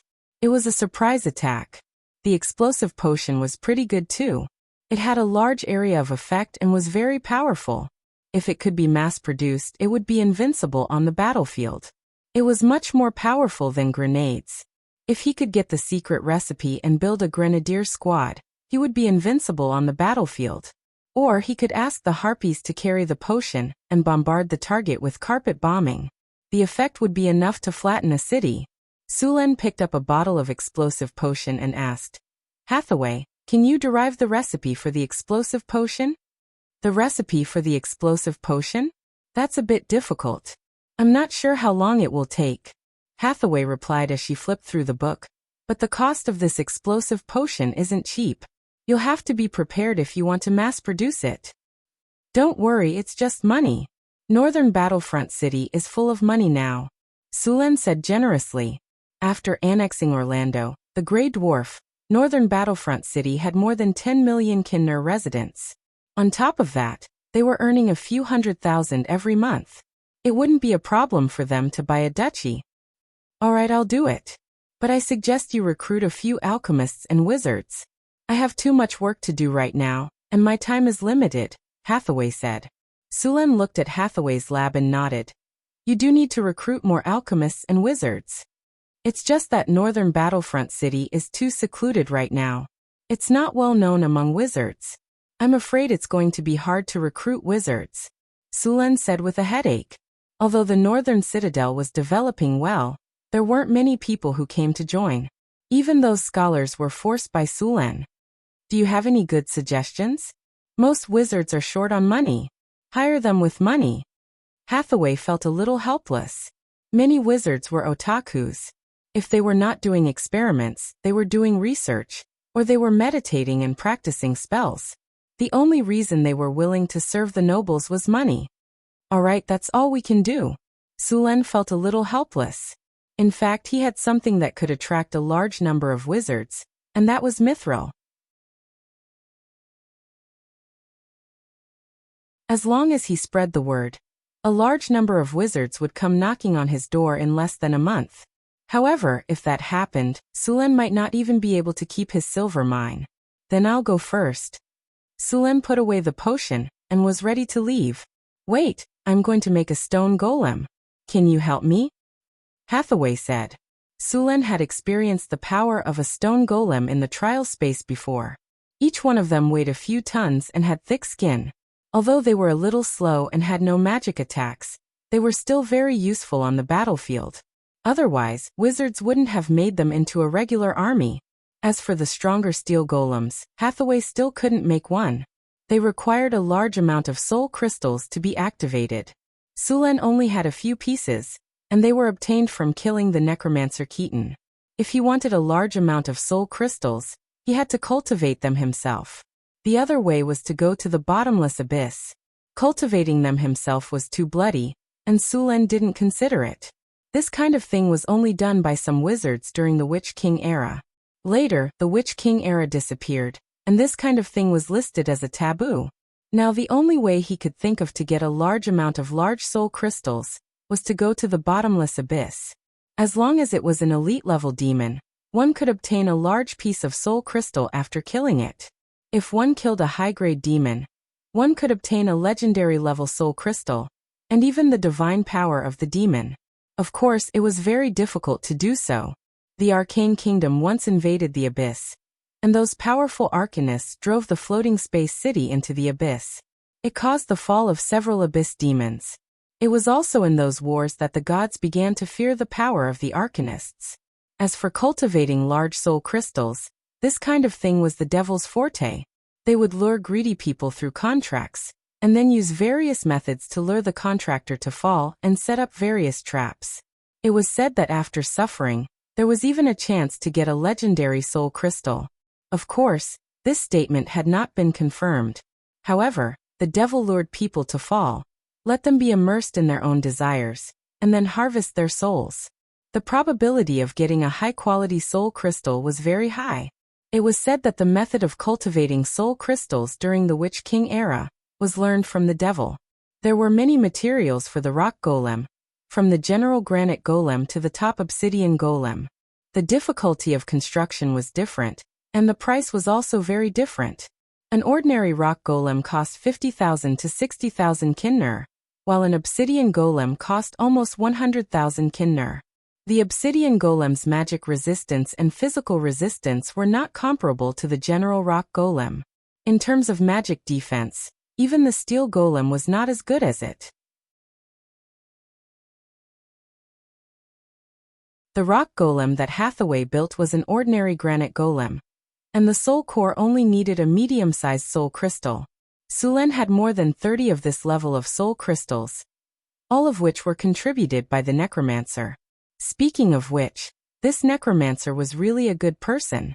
Not only did he give them EXP and equipment, but he also gave them books, knowledge, and materials. He was simply the captain of the transport team. The materials for the rock golem were now available in the northern battlefront city. The high-quality granite was directly sent to the quarry, and then the carvers would carve it. The process of making a rock golem was not too complicated, and it was not too difficult for the two who already had experience in making clay golems. The creation of the rock golem could be divided into 3 parts. The first part was the construction of the body parts. This step could be done by taking them apart. Fortunately, the northern battlefront city had a large number of carvers, and Sulen was relieved to let them carve it. The second part was the assembly of the body parts. This step was like piecing together a toy model, completely piecing the rock golem together. Of course, when piecing together, they had to pay attention to the runic array inside the rock golem. The third part was the casting and activation. This part required Hathaway to cast the spell. She had to activate the soul center of the rock golem, and at the same time, she had to activate the life construct. In fact, Sulen had considered whether he could set up a production line for rock golems in the future. As long as the production line was started, he could mass-produce rock golems like an assembly line. He was not the first to have this idea. In the era of the floating city, in addition to a large number of wizards living in each floating city, there were also a large number of rock golem legions. These rock golem legions were produced using the assembly line method. This was also why the arcanists in the era of the Arcane Empire could rely on the rock golem legions to beat the demons who had always relied on the human wave tactic to the ground. After all, the birth rate of demons really could not keep up with the production rate of rock golems. A rock golem was about 3 meters tall and needed about 3,000 pounds of rock. After carving, the weight would be slightly reduced. Of course, there were also some large rock golems that weighed up to several tons. The main craft of making a rock golem was carving, and it required the use of magic essential oils and runic matrices. The carving craftsman would solve the problem of carving. As for the runic matrices, they needed Hathaway to carve them. After carving the runes, they also needed to use gemstone powder, magic alloy, and other materials to completely integrate them into the body of the rock golem. This step was also very important. Gemstone powder and magic alloy could be said to be the most expensive things in the rock golem. Apart from the soul crystals, Sulen optimized and modified some parts of the rock golem according to the principles of mechanical control. Finally, the rock golem was assembled. After the assembly was completed, it needed to be activated with the soul crystals and cast the spell to activate the life of the construct. Although all this was very simple, Sulen and Hathaway were busy for 5 days to make a rock golem. The two of them went back and forth between the Lord's castle and the laboratory almost every day. It took 3 days just to carve the runes and improve and optimize the energy transmission system, and 2 days to carve and assemble. The carving of each part of the rock golem was done strictly according to the dimensions given by Sulen.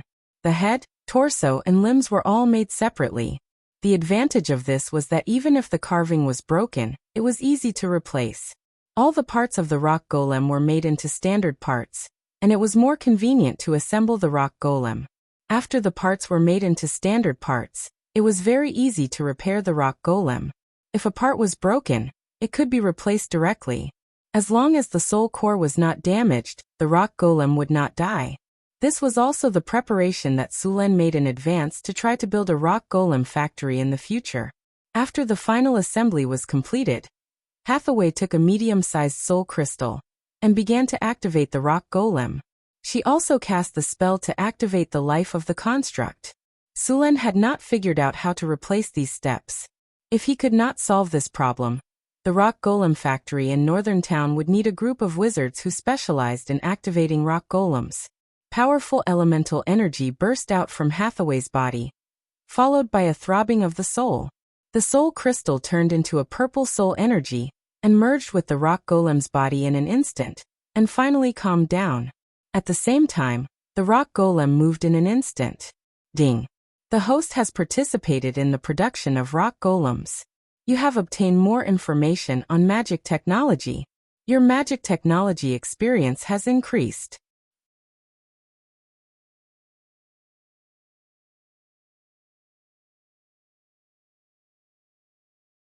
Chapter 233. Northern Wasteland. It was already midsummer. Even though Northern Wasteland City was located in the north of the continent, the weather was still very hot.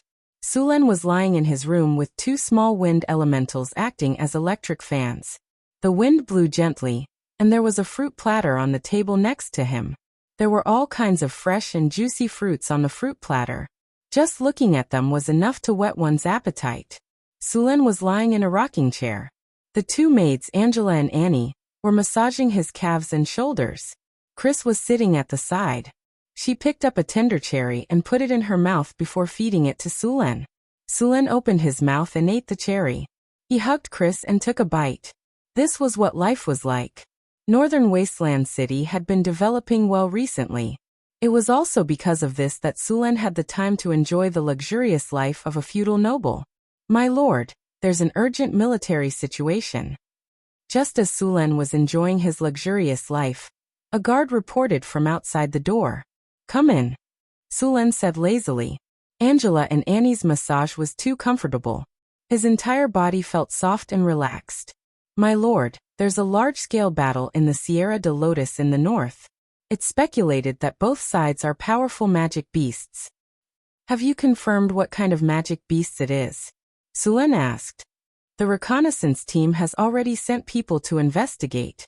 There's no news so far." "I see." Sulen waved his hand. There had been a few news reports about high-level magic beasts recently. Sulen was also curious.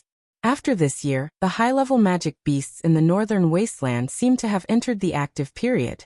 Under normal circumstances, high-ranked magic beasts had their own territories.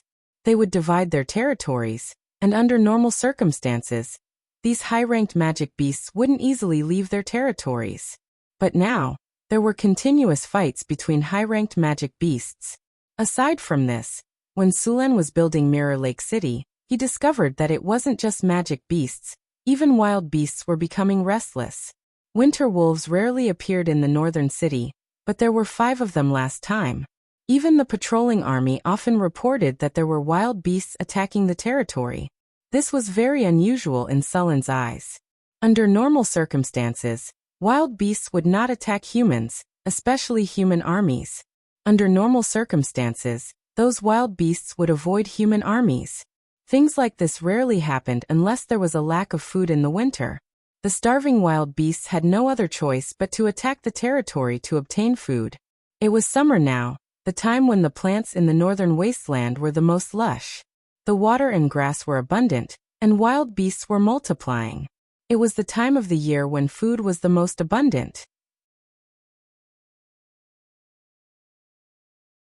During this time, wild beasts would not provoke humans. But now there were wild beasts attacking human territory. Sulen thought for a while, but couldn't figure it out. He was a bit annoyed. After saying goodbye to Hathaway, Sulen went to the lab to find Hathaway. If there was anyone in the territory who had the most knowledge, it would probably be Hathaway.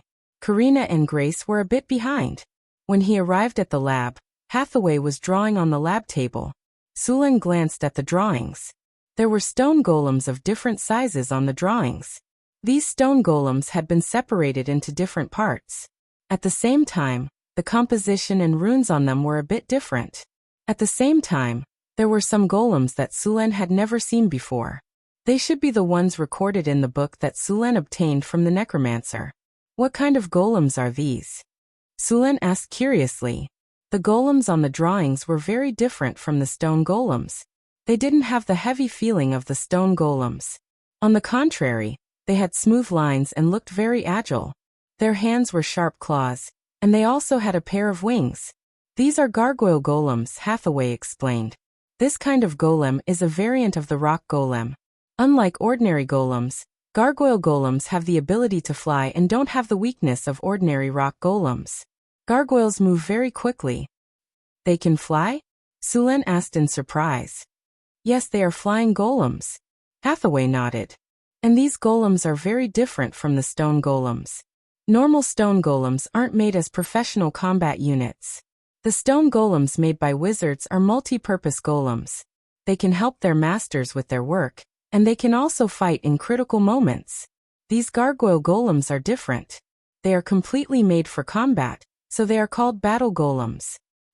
Battle golems? How are they fighting? Sulen asked with great interest. Not bad. Their attack power is close to that of the stone golems, but their defense is a little lower. If they fight with the stone golems, they can't do anything to each other. If they fight with the obsidian golems, the gargoyle golems are no match for them. However, these golems were designed to fight against air units. After hearing Hathaway's explanation, Sulen also understood the characteristics of these gargoyle golems. First, they were more expensive than stone golems, but less expensive than obsidian golems. Second, the gargoyle golems had decent attack power and low energy consumption, which was only consumed when they were activated. The dormant gargoyle was like a normal stone golem, so it didn't consume any energy. Third, they could fight against air units, which was the original intention of the gargoyle golems. Ordinary golems, from clay golems to stone golems to steel golems, basically didn't have the ability to fight against air units. They could only do so after special modifications.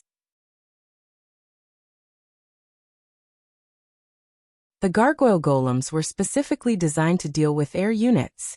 Most wizard schools had the technology to create ordinary golems, but after the modification of the basic golems, there was a big difference. Each school had their own technology to create golems. For example, the armor golem looked like a knight's plate armor. It was flexible and fast, and its cost was lower than that of the stone golems. There was also the skeleton golem, which cost even less. The gargoyle golem was a special type of golem in the necromancer school.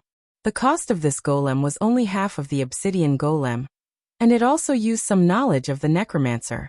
Because it used obsidian as its main body, The gargoyle golem had high magic and physical resistance. We have the harpies now, so we don't need the gargoyle golems for the time being, but they can be used as a technical reserve, Sulen said after thinking for a moment. I know. I only plan to make a few and put them on the roof of the castle. Once someone invades from above, they will wake up and attack immediately, Hathaway said with a nod. By the way, why did you come to see me this time? Hathaway asked. Sulen said with dissatisfaction. Can't I just come to see you? Huh? Hathaway rolled her eyes at Sulen. Okay.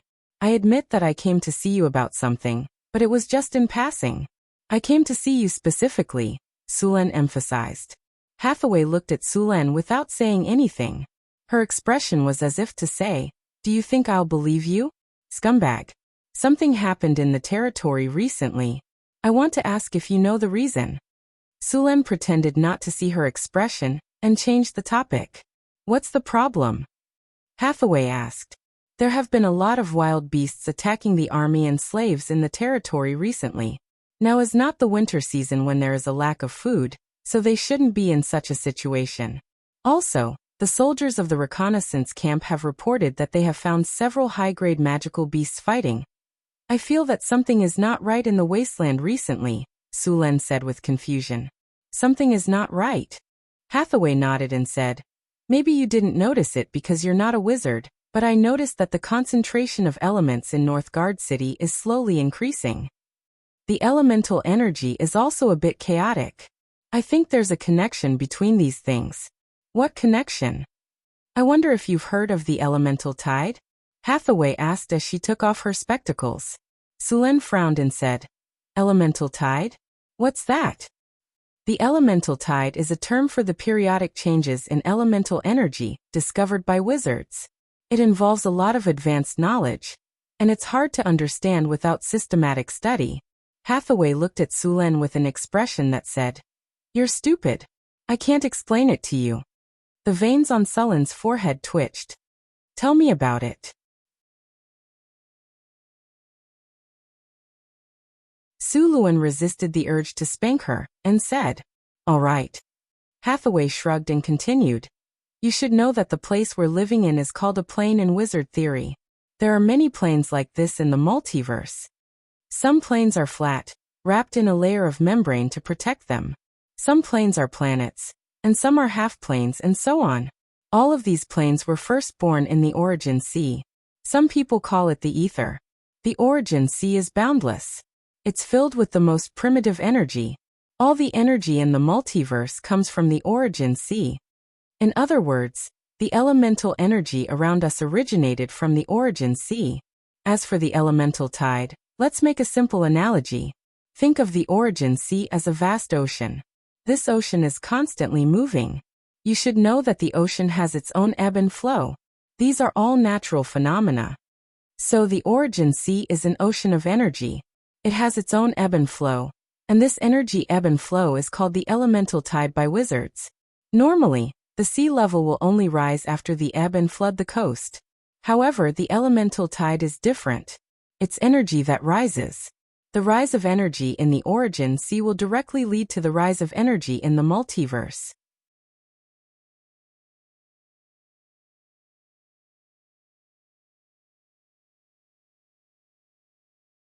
Chapter 234. So in the multiverse, there will be an increase or decrease in the concentration of elements. At the same time, the distribution of the energy is not uniform. Some planes have high elemental energy, and some planes have low elemental energy.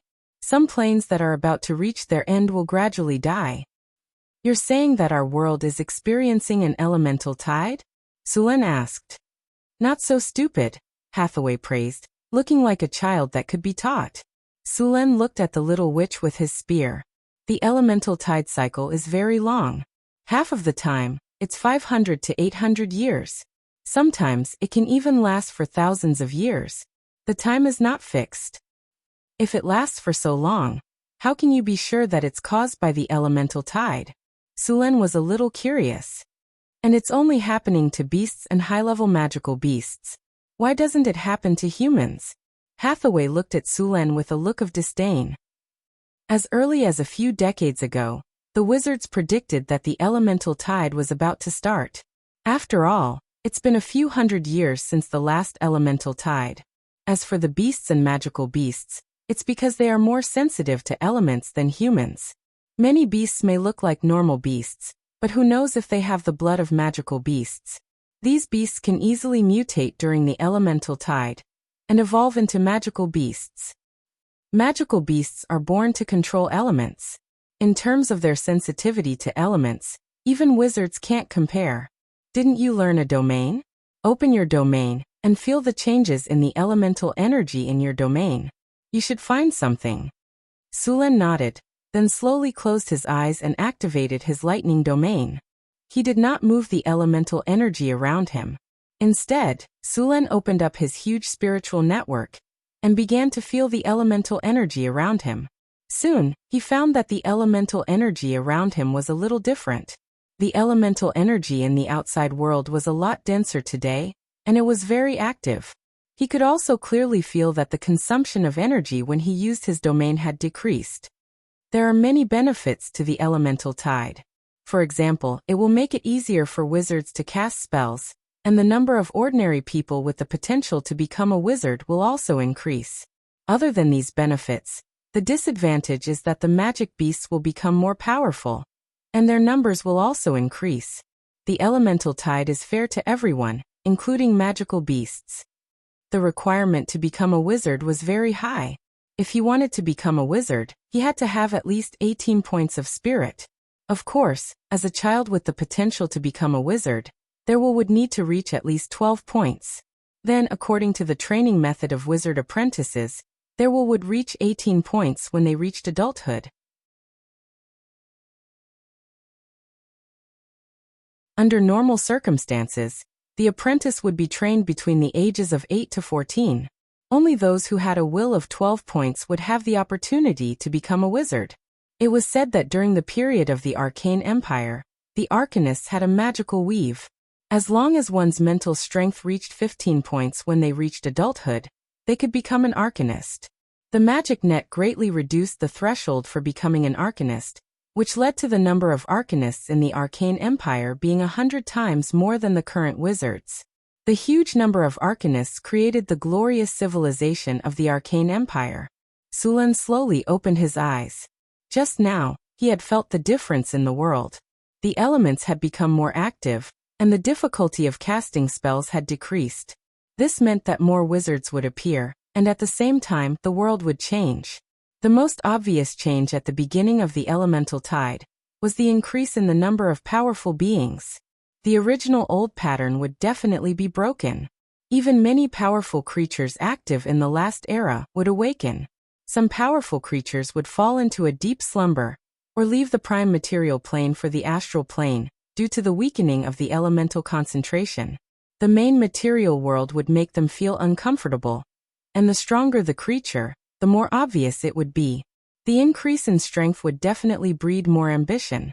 They would be dissatisfied with the old order, and want to gain more benefits. Then the only way was to fight. Sulen could already foresee that there would be endless wars on the continent in the future. Sulen was not worried about the upcoming challenges. The elemental tide gave everyone an experience buff, not just some people. With the system, he was confident that he would become stronger and stronger. In the quiet night, everything returned to normal. In the summer night, there was still a dry heat in the air. There were sounds of insects outside. In the room in the Lord's castle, Sulen did not sleep after the battle. After knowing that the elemental tide was coming, he felt a sense of urgency. In the Sage era, his mind was the clearest. In the end, Sulen gave up. The elemental tide was not something that could be changed by human power. The only thing he could do was to make himself stronger. He could not change the changes in the world, so he had to occupy an advantageous position in this change. After thinking it through, Sulen no longer hesitated. He hugged the soft body beside him, and found a comfortable position to fall asleep. When he woke up the next day, Sulen felt refreshed. Hathaway and Alex had not woken up yet. The little succubus Chris had already left. Sulen got dressed under the care of Angela and Annie. After getting used to the feudal aristocratic life of being served by others, it felt great. After a simple breakfast, Sulen did some simple exercises. Then he started his work for the day. During this time, the summer grain had started to mature. The wheat planted in the northern city could be harvested. A portion of the wheat would be sent to the city lord's castle. The other portion would be sold. In addition to purchasing the summer grain, Sulen went to the military camp. During this time, the army in the northern city did not engage in any large-scale battles. However, there were continuous small-scale battles. Some of the spearmen had finally been promoted to the spear guard. Now there were only 2 formation breaker soldiers in the northern city. If he wanted to obtain more soldiers, he would need a large number of spear guard soldiers to undergo training. The training method of the formation breaker soldiers was crueler than that of the spear guard soldiers. After a period of training, they would be arranged to try to advance. If Sulen could recruit 700 formation breaker soldiers, he could completely rely on the formation breaker to defeat the orc army like the last time he encountered the orc invasion. Now, the strength of the soldiers in the northern city had begun to develop into a high-end combat force. With the beginning of the elemental tide, the enemies they would encounter in the future would become stronger and stronger. In the face of such enemies, the effect of ordinary soldiers was infinitely close to zero. Moreover, the population of the northern city limited Sulen's ability to use the human wave tactic. Since he could not gain an advantage in numbers, he could only crush them in terms of quality. As long as he had enough time, Sulen was confident that he could obtain more spear guard soldiers and formation breaker soldiers. However, while Sulen was training, more and more attacks began to occur in the territory. In order to ensure the safety of the territory, Sulen began to send more people to the territory. At the same time, he took the initiative to eliminate the potential dangers around the territory. In order to let more spear guards become spear guards, Sulen personally led the spear guards to clear out all kinds of monsters. The thorn forest was the name Sulen gave to the area because there were a lot of low shrubs growing in the forest. According to the scouts, there seemed to be magic beasts appearing here. In fact, the stronger a beast was, the faster it would evolve into a magic beast. On the contrary, the weaker a beast was, the faster it would evolve into a magic beast. Of course, the potential between the two was different. The soldiers were wearing armor and wielding swords, cutting a path in the thorn forest. The danger level of this area had increased. In fact, even the weakest magic beast was very dangerous. The lowest challenge level of a magic beast was level 9, which was equivalent to the peak of a Grand Knight. It was only one step away from becoming a Knight Commander. The sun was rising, and the weather was getting hotter. The soldiers were wearing heavy armor, and they were all sweating under the sun. The armor was airtight. Sulen looked at the sun and said, "Stop advancing. Set up camp here and rest. Be careful of the danger. Also make a fire and cook. Continue searching in the afternoon." "Yes, sir." The soldiers breathed a sigh of relief and began to find a cool place to rest. Although they were resting, none of the soldiers took off their armor. Even their weapons were placed where they could easily reach. They were ready to fight at any time. On the other side, some of the soldiers began to set up camp. According to the requirements, even if it was a temporary camp, it had to be protected. This was a special requirement in the training of the Northern Town Army. Fortunately, they had brought a lot of tools, so they set up camp quickly. Some of them set up camp, while others began to collect firewood, cut trees, and dig up some wild vegetables and mushrooms. Many of the soldiers in the Northern Town Army had undergone wilderness survival training. After all, the barbarians lived in the wilderness all year round. They had a lot of wilderness survival skills. Although they couldn't read and couldn't even write their own names, they were like fish in water in the wilderness. They didn't have to worry about starving to death. Even in the wilderness, they could identify the size and species of animals based on their footprints. With such ability, Sulen naturally wouldn't let it go. Therefore, the Northern Town Army included wilderness survival training. If someone from the previous world saw this, they would instantly understand that Sulen was planning to train all the soldiers according to the requirements of the special forces. The construction of the camp was very fast. At the same time, smoke rose from the kitchen. The soldiers took out the dry food they had prepared and poured it into the pot. Then they added some wild vegetables and mushrooms. Soon the aroma of the food filled the air. Ah! Just as everyone was about to eat, a scream suddenly came. Sulen didn't even think. His body turned into a shadow and rushed over.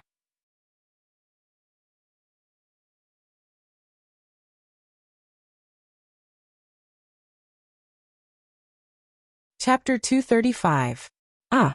A blood-curdling scream was heard, but it stopped abruptly. Sulen turned into a blur and rushed out. The other soldiers followed closely behind him. Everyone held their weapons. No one dared to be careless. Sulen soon arrived at the scene. However, what he found made Sulen frown. My lord! A new spearman recruit had a frightened expression, and his body was trembling. Beside him was the corpse of another spearman. However, only half of this spearman's corpse was left with blood. What happened? Where is the murderer? Sulen looked around and did not find any monsters. Carl was eaten by that flower. The spearman's soldier stammered. Sulen looked at the corpse in front of him. There were some irregular teeth marks on the corpse. The corpse was badly mutilated. It looked like the upper half of the body had been swallowed. Even the iron-plated armor on the body was torn apart. Flower? What flower? The soldier, who had just joined the army not long ago, was so frightened that he stuttered. It took him a while to calm down. Carl and I came here to pick mushrooms and wild vegetables. We were going back to cook. Carl saw a patch of mushrooms under the tree, and was about to pick them. But as soon as we walked over, a strange flower beside us suddenly opened its big mouth. We didn't even have time to react. Carl was swallowed. I reached out and tried to pull him over, but only his lower half was pulled back. The soldier was nervous. He pointed at a strange plant not far away. His face was pale. It was obvious that he was greatly frightened.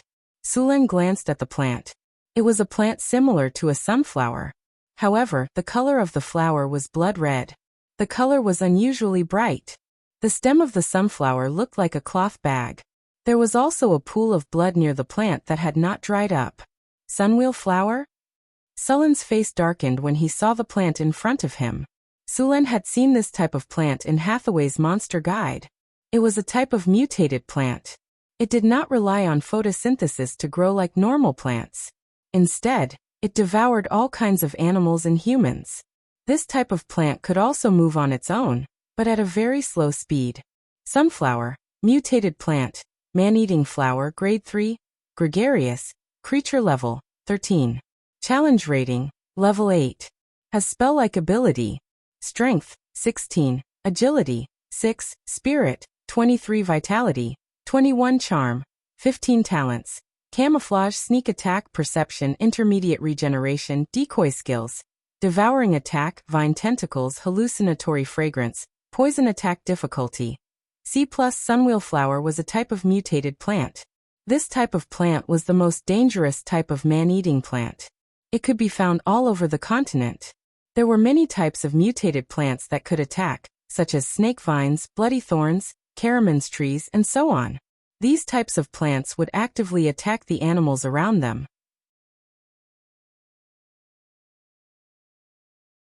These types of plants had evolved from normal plants, and had all kinds of terrifying spell-like abilities. For example, snake vines could bite and entangle their prey like poisonous snakes and release poison. Sir. At this time, the soldiers of the northern battlefront city arrived. Sulen ordered them. There are man-eating plants here. Don't get close to them. Everyone be alert. Don't be ambushed. Man-eating plants? Hearing Sulen's words, the soldiers immediately became nervous. They looked around the plants and scanned the area. Kate looked at the body on the ground with a grim expression. Sir, what kind of plant is this? It swallowed a person in one bite. As a hero that Sulen had discovered from the army, Kate's strength was not outstanding. However, he had sharp instincts on the battlefield, and was very suitable to be a commander. Sunwheel flower. Sulen uttered a name. Sir, how do we deal with these plants? Why don't we just set this place on fire and burn it all down? Kate whispered. We brought some kerosene this time. It shouldn't be a problem to set this forest on fire. The surrounding forest was so quiet that it made people's hearts palpitate. The forest in front of him gave him a very dangerous feeling. Sulen shook his head. It's useless. These plants are very resistant to fire. Their roots are underground. If you want to burn them, you'll need a lot of kerosene. Sunwheel flower's ability was not only to ambush and swallow people, but also its fragrance. This kind of plant's fragrance had a very strong hallucinogenic ability. It could make people fall into hallucinations unknowingly, and then be controlled by the plant. Sometimes, the number of people was not an advantage for this kind of plant. Sulen flipped his palm, and a sharp sword appeared in his hand. He then moved his body and rushed toward the sunwheel flower. This kind of man-eating plant had a special characteristic, which was that it would become very lazy when digesting its prey after swallowing. At this time, as long as they didn't attack, they wouldn't attack again under normal circumstances. Moreover, when they were digesting food, the reaction of these man-eating plants would also be reduced. Experienced adventurers would prepare some cattle, sheep, and other animals for them to devour. When they were full, they would suddenly attack. As a grade 3 plant, they were very strong. Although they were only rated C+ in the monster guide, if you were careless, the consequences would be unforgettable. No, there might not be a future. This kind of plant's rating was because they had very obvious weaknesses.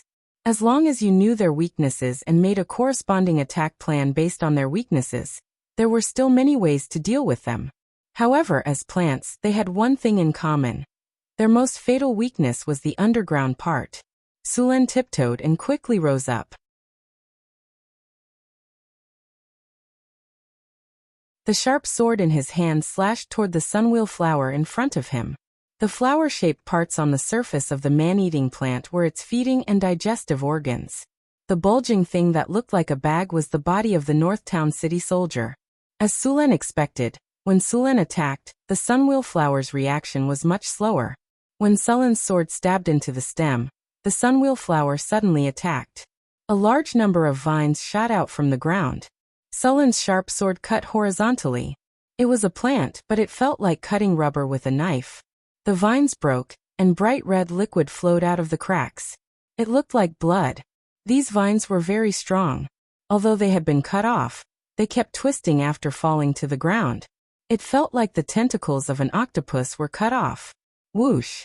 At this moment, the huge mouth that looked like a sunflower suddenly opened. The huge mouth opened ferociously. Inside the huge petals of the sunwheel flower, there were densely packed dagger-like teeth. If you were bitten by these teeth, you would immediately be torn into pieces.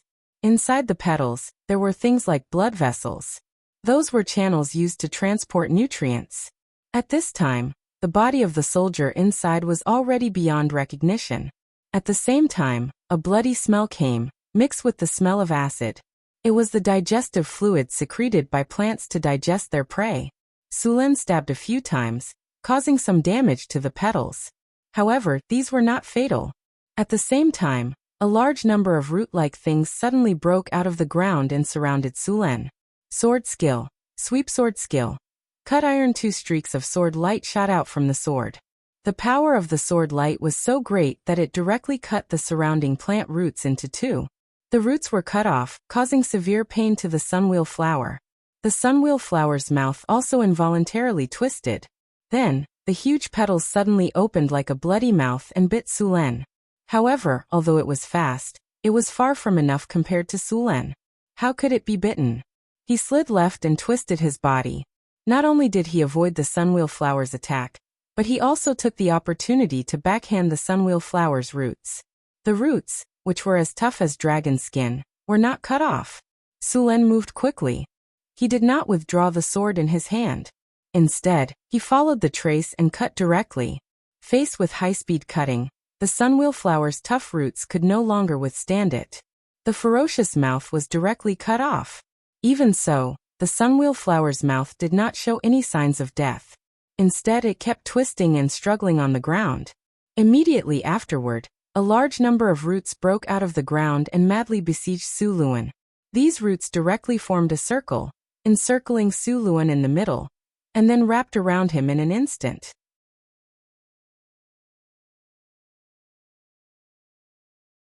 There were also many barbs on these roots. If one was wrapped around by them, they would definitely be torn into countless pieces. Thunderstorm spell. Strong lightning burst out from Sullen's body. As the power of lightning was the most likely to trigger negative effects, under such dense lightning, all the sunwheel flowers' roots trembled in an instant. Many of the roots were directly electrocuted into charcoal. The strong electric current flowed along the roots into the sunwheel flower's underground part. Even the sunwheel flower's underground part was constantly trembling from the electric current. Not far away, there was a bulge on the ground that was neither big nor small. Seeing this, Suluan's eyes flashed with lightning. Lightning spear. Powerful lightning gathered in Sullen's hand in an instant, forming a spear completely made of lightning. Then he waved his arm. The lightning spear instantly pierced the air, then pierced the soil, and instantly sank into the bulge. A muffled sound of thunder came from the ground under his feet, like winter thunder. Then the trembling roots on the ground instantly lost their support, and fell down one after another. A large amount of lightning jumped back and forth on the ground, and it took a few seconds for it to slowly dissipate.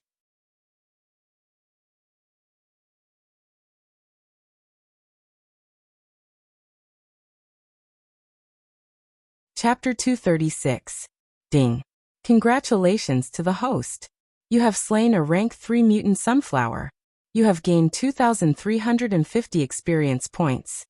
Sulen heaved a sigh of relief when he heard the system notification. The sunflower was not much of a threat to Sulen. What was more troublesome was that its weak point was underground. It would not be easy to kill it. My lord, are you alright? Kite asked when he saw that the battle was over. Sulen shook his head. I'm fine. Take your men and dig out the roots of the sunflower. Yes, my lord. Kite immediately obeyed, and led dozens of soldiers to dig along the roots of the sunflower. Apart from some spearmen who were about to be promoted to the Spear Imperial Guard, the rest of the soldiers were elite spearmen. The expansion of the army required them to participate in several battles to be promoted as soon as possible. While the soldiers were digging, Suluan took a knife and began to deal with the sunflower's mouthpart. At this time, the ferocious mouthpart had lost its vitality and was lying softly on the ground. Although it looked ferocious and horrible, its pollen was a good magic material. Hallucinogenic pollen could be used to make hallucinogenic potions. It was also added to many potions, such as the Azure Potion.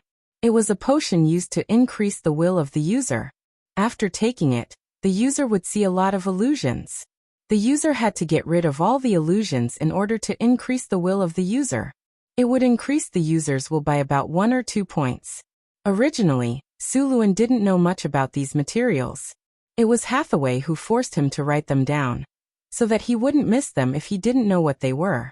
Sulen took a small knife and was about to cut the sunflower's mouthpart. However, as soon as the knife came close, the sunflower, which had no signs of life, bit at Sulen. However, Suluan was already prepared for this situation. He flipped his palm and a thunderball instantly appeared in his hand. Then the thunderball collided with the sunwheel flower's mouth, and a powerful thunder power instantly erupted. The sunflower's mouthpart kept trembling and twitching. In the end, it stopped moving. The sunflower's mouthpart was similar to that of a poisonous snake. Even if it was dead, its head would still attack people who came close. After the lightning attack, the sunflower's mouthpart was completely dead. Sulen then started to collect the pollen. Although the sunflower looked like a flower, it was not. Its pollen was in a pouch above its mouthpart. Sulen searched for a while, and cut open the sunflower's mouthpart. He found a pouch the size of a fist on the wall. It contained the sunflower's hallucinogenic pollen. After finding the pollen, the rest of the mouthpart was cut open. The corpse of the Northtown City soldier that had turned into chunks of flesh was taken out too. Even though it was beyond recognition, the Northtown City would cremate the body into ashes and bury it in the cemetery of martyrs, as he had died in the battle. Although it was time-consuming, it was very important for the soldiers. It also gave the Northtown City soldiers a belief that other armies did not have. In this era, the dead soldiers would be buried on the spot. If they were lucky, they would leave a tombstone. If they were unlucky, there would be nothing left. Moreover, the death pensions of the soldiers were often embezzled. Of course, most of the time, there was no pension at all. Only after winning a battle would the nobles be merciful and take out an extremely small portion of the spoils of war as pension. It was different in the North Town City. All the soldiers who died in the battle would receive a pension. If they made contributions, the pension would be more. Normally, the North Town City's pension would be 5 times the annual salary of the soldier, and it would be paid in one lump sum. The payment of the pension was very strict, and Su Luan kept a close eye on it. He didn't want the pension not to fall into the hands of the soldiers' relatives, but to be pocketed by others. Once such a scandal occurred, it would be a great blow to the reputation of Northern Town. Apart from the pension, the North Town City also treated the families of the martyrs well. For example, the families of the martyrs would not have to pay taxes on their land for 10 years. At the same time, the orphans of the martyrs would be accepted into the school under construction in the North Town City. At the same time, the City Hall would send officials to the families of the martyrs every year. The North Town City Army was the most loyal army in the world. The soldiers moved quickly. The root of the sunwheel flower was slowly exposed under the digging. Although Sulen already knew that the sunwheel flower had a large part underground, he was still shocked. The mouth of the sunwheel flower above the ground was only 1/5 of the mouth of the sunwheel flower underground. As the soil was constantly cleaned, the roots of the sunwheel flower were soon exposed. In the center of the roots of the sunwheel flower was a huge sarcoma, which was the vital part of the sunwheel flower. There was a huge hole in the sarcoma-like thing, and the blood inside had already dried up. However, Sulen did not care about that. Instead, he began to look for something on the sarcoma-like thing. Soon, Sulen found an egg-sized red gemstone. It was the most valuable part of the sunwheel flower. Wizards called it the blood essence stone. The stone itself was poisonous. It could cause paralysis and hallucinations. As long as the poison was neutralized, it could be used to make a potion that could permanently increase one's lifespan. A single sunwheel flower could increase a person's lifespan by 10 to 15 years. This was why it was so valuable in the black market.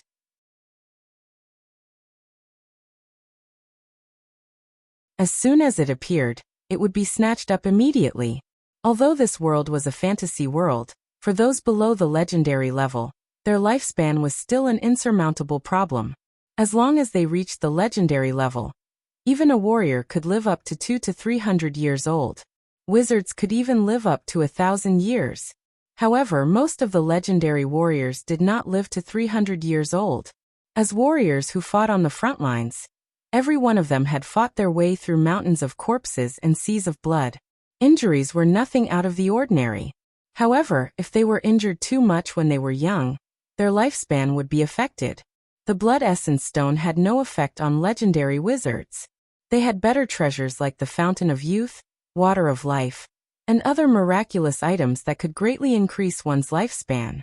However, for nobles, this kind of life-extending potion was very tempting. After all, not many nobles would think that their lifespan was too long. This kind of potion was not very useful to Sulen. Although he was also a warrior, he was also a wizard. When he reached the legendary level, he had awakened his domain power.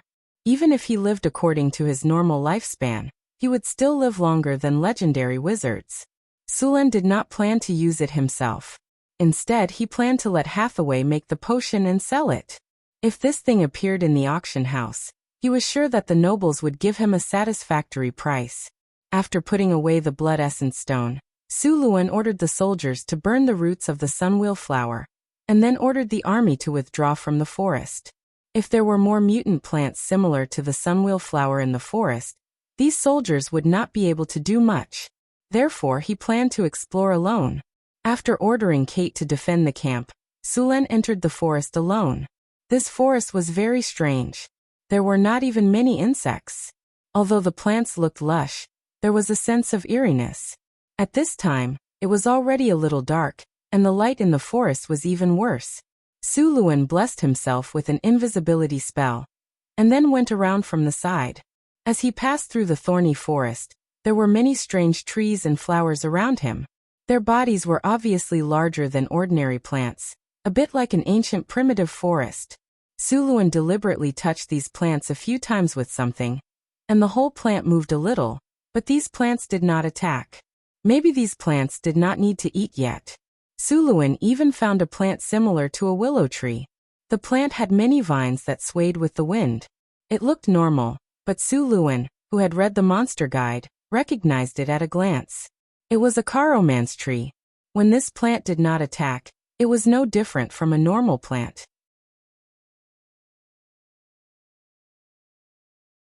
However, when it attacked, its numerous vines would immediately wrap around the target like snakes. It would also secrete a large amount of hallucinogenic and paralyzing liquid to paralyze the target. At the same time, it would also inject digestive fluid into the target. The organs and even the bones of the target would melt into liquid and be absorbed by the Karomance tree. Although this plant was ferocious, it was a very good material for wizards. Wizards would often deliberately plant this kind of thing. The Karomance tree trunk was very magical, and it was a good material for making magic staffs. The hallucinogenic fluid it secreted was also a supplementary material for some magic potions. Suluan looked at the Karomance tree in front of him and frowned.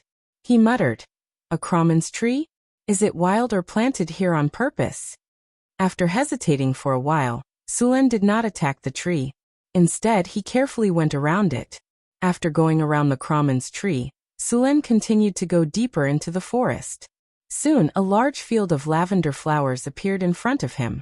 After quietly approaching, Suluan realized that this field of flowers did not seem to grow naturally.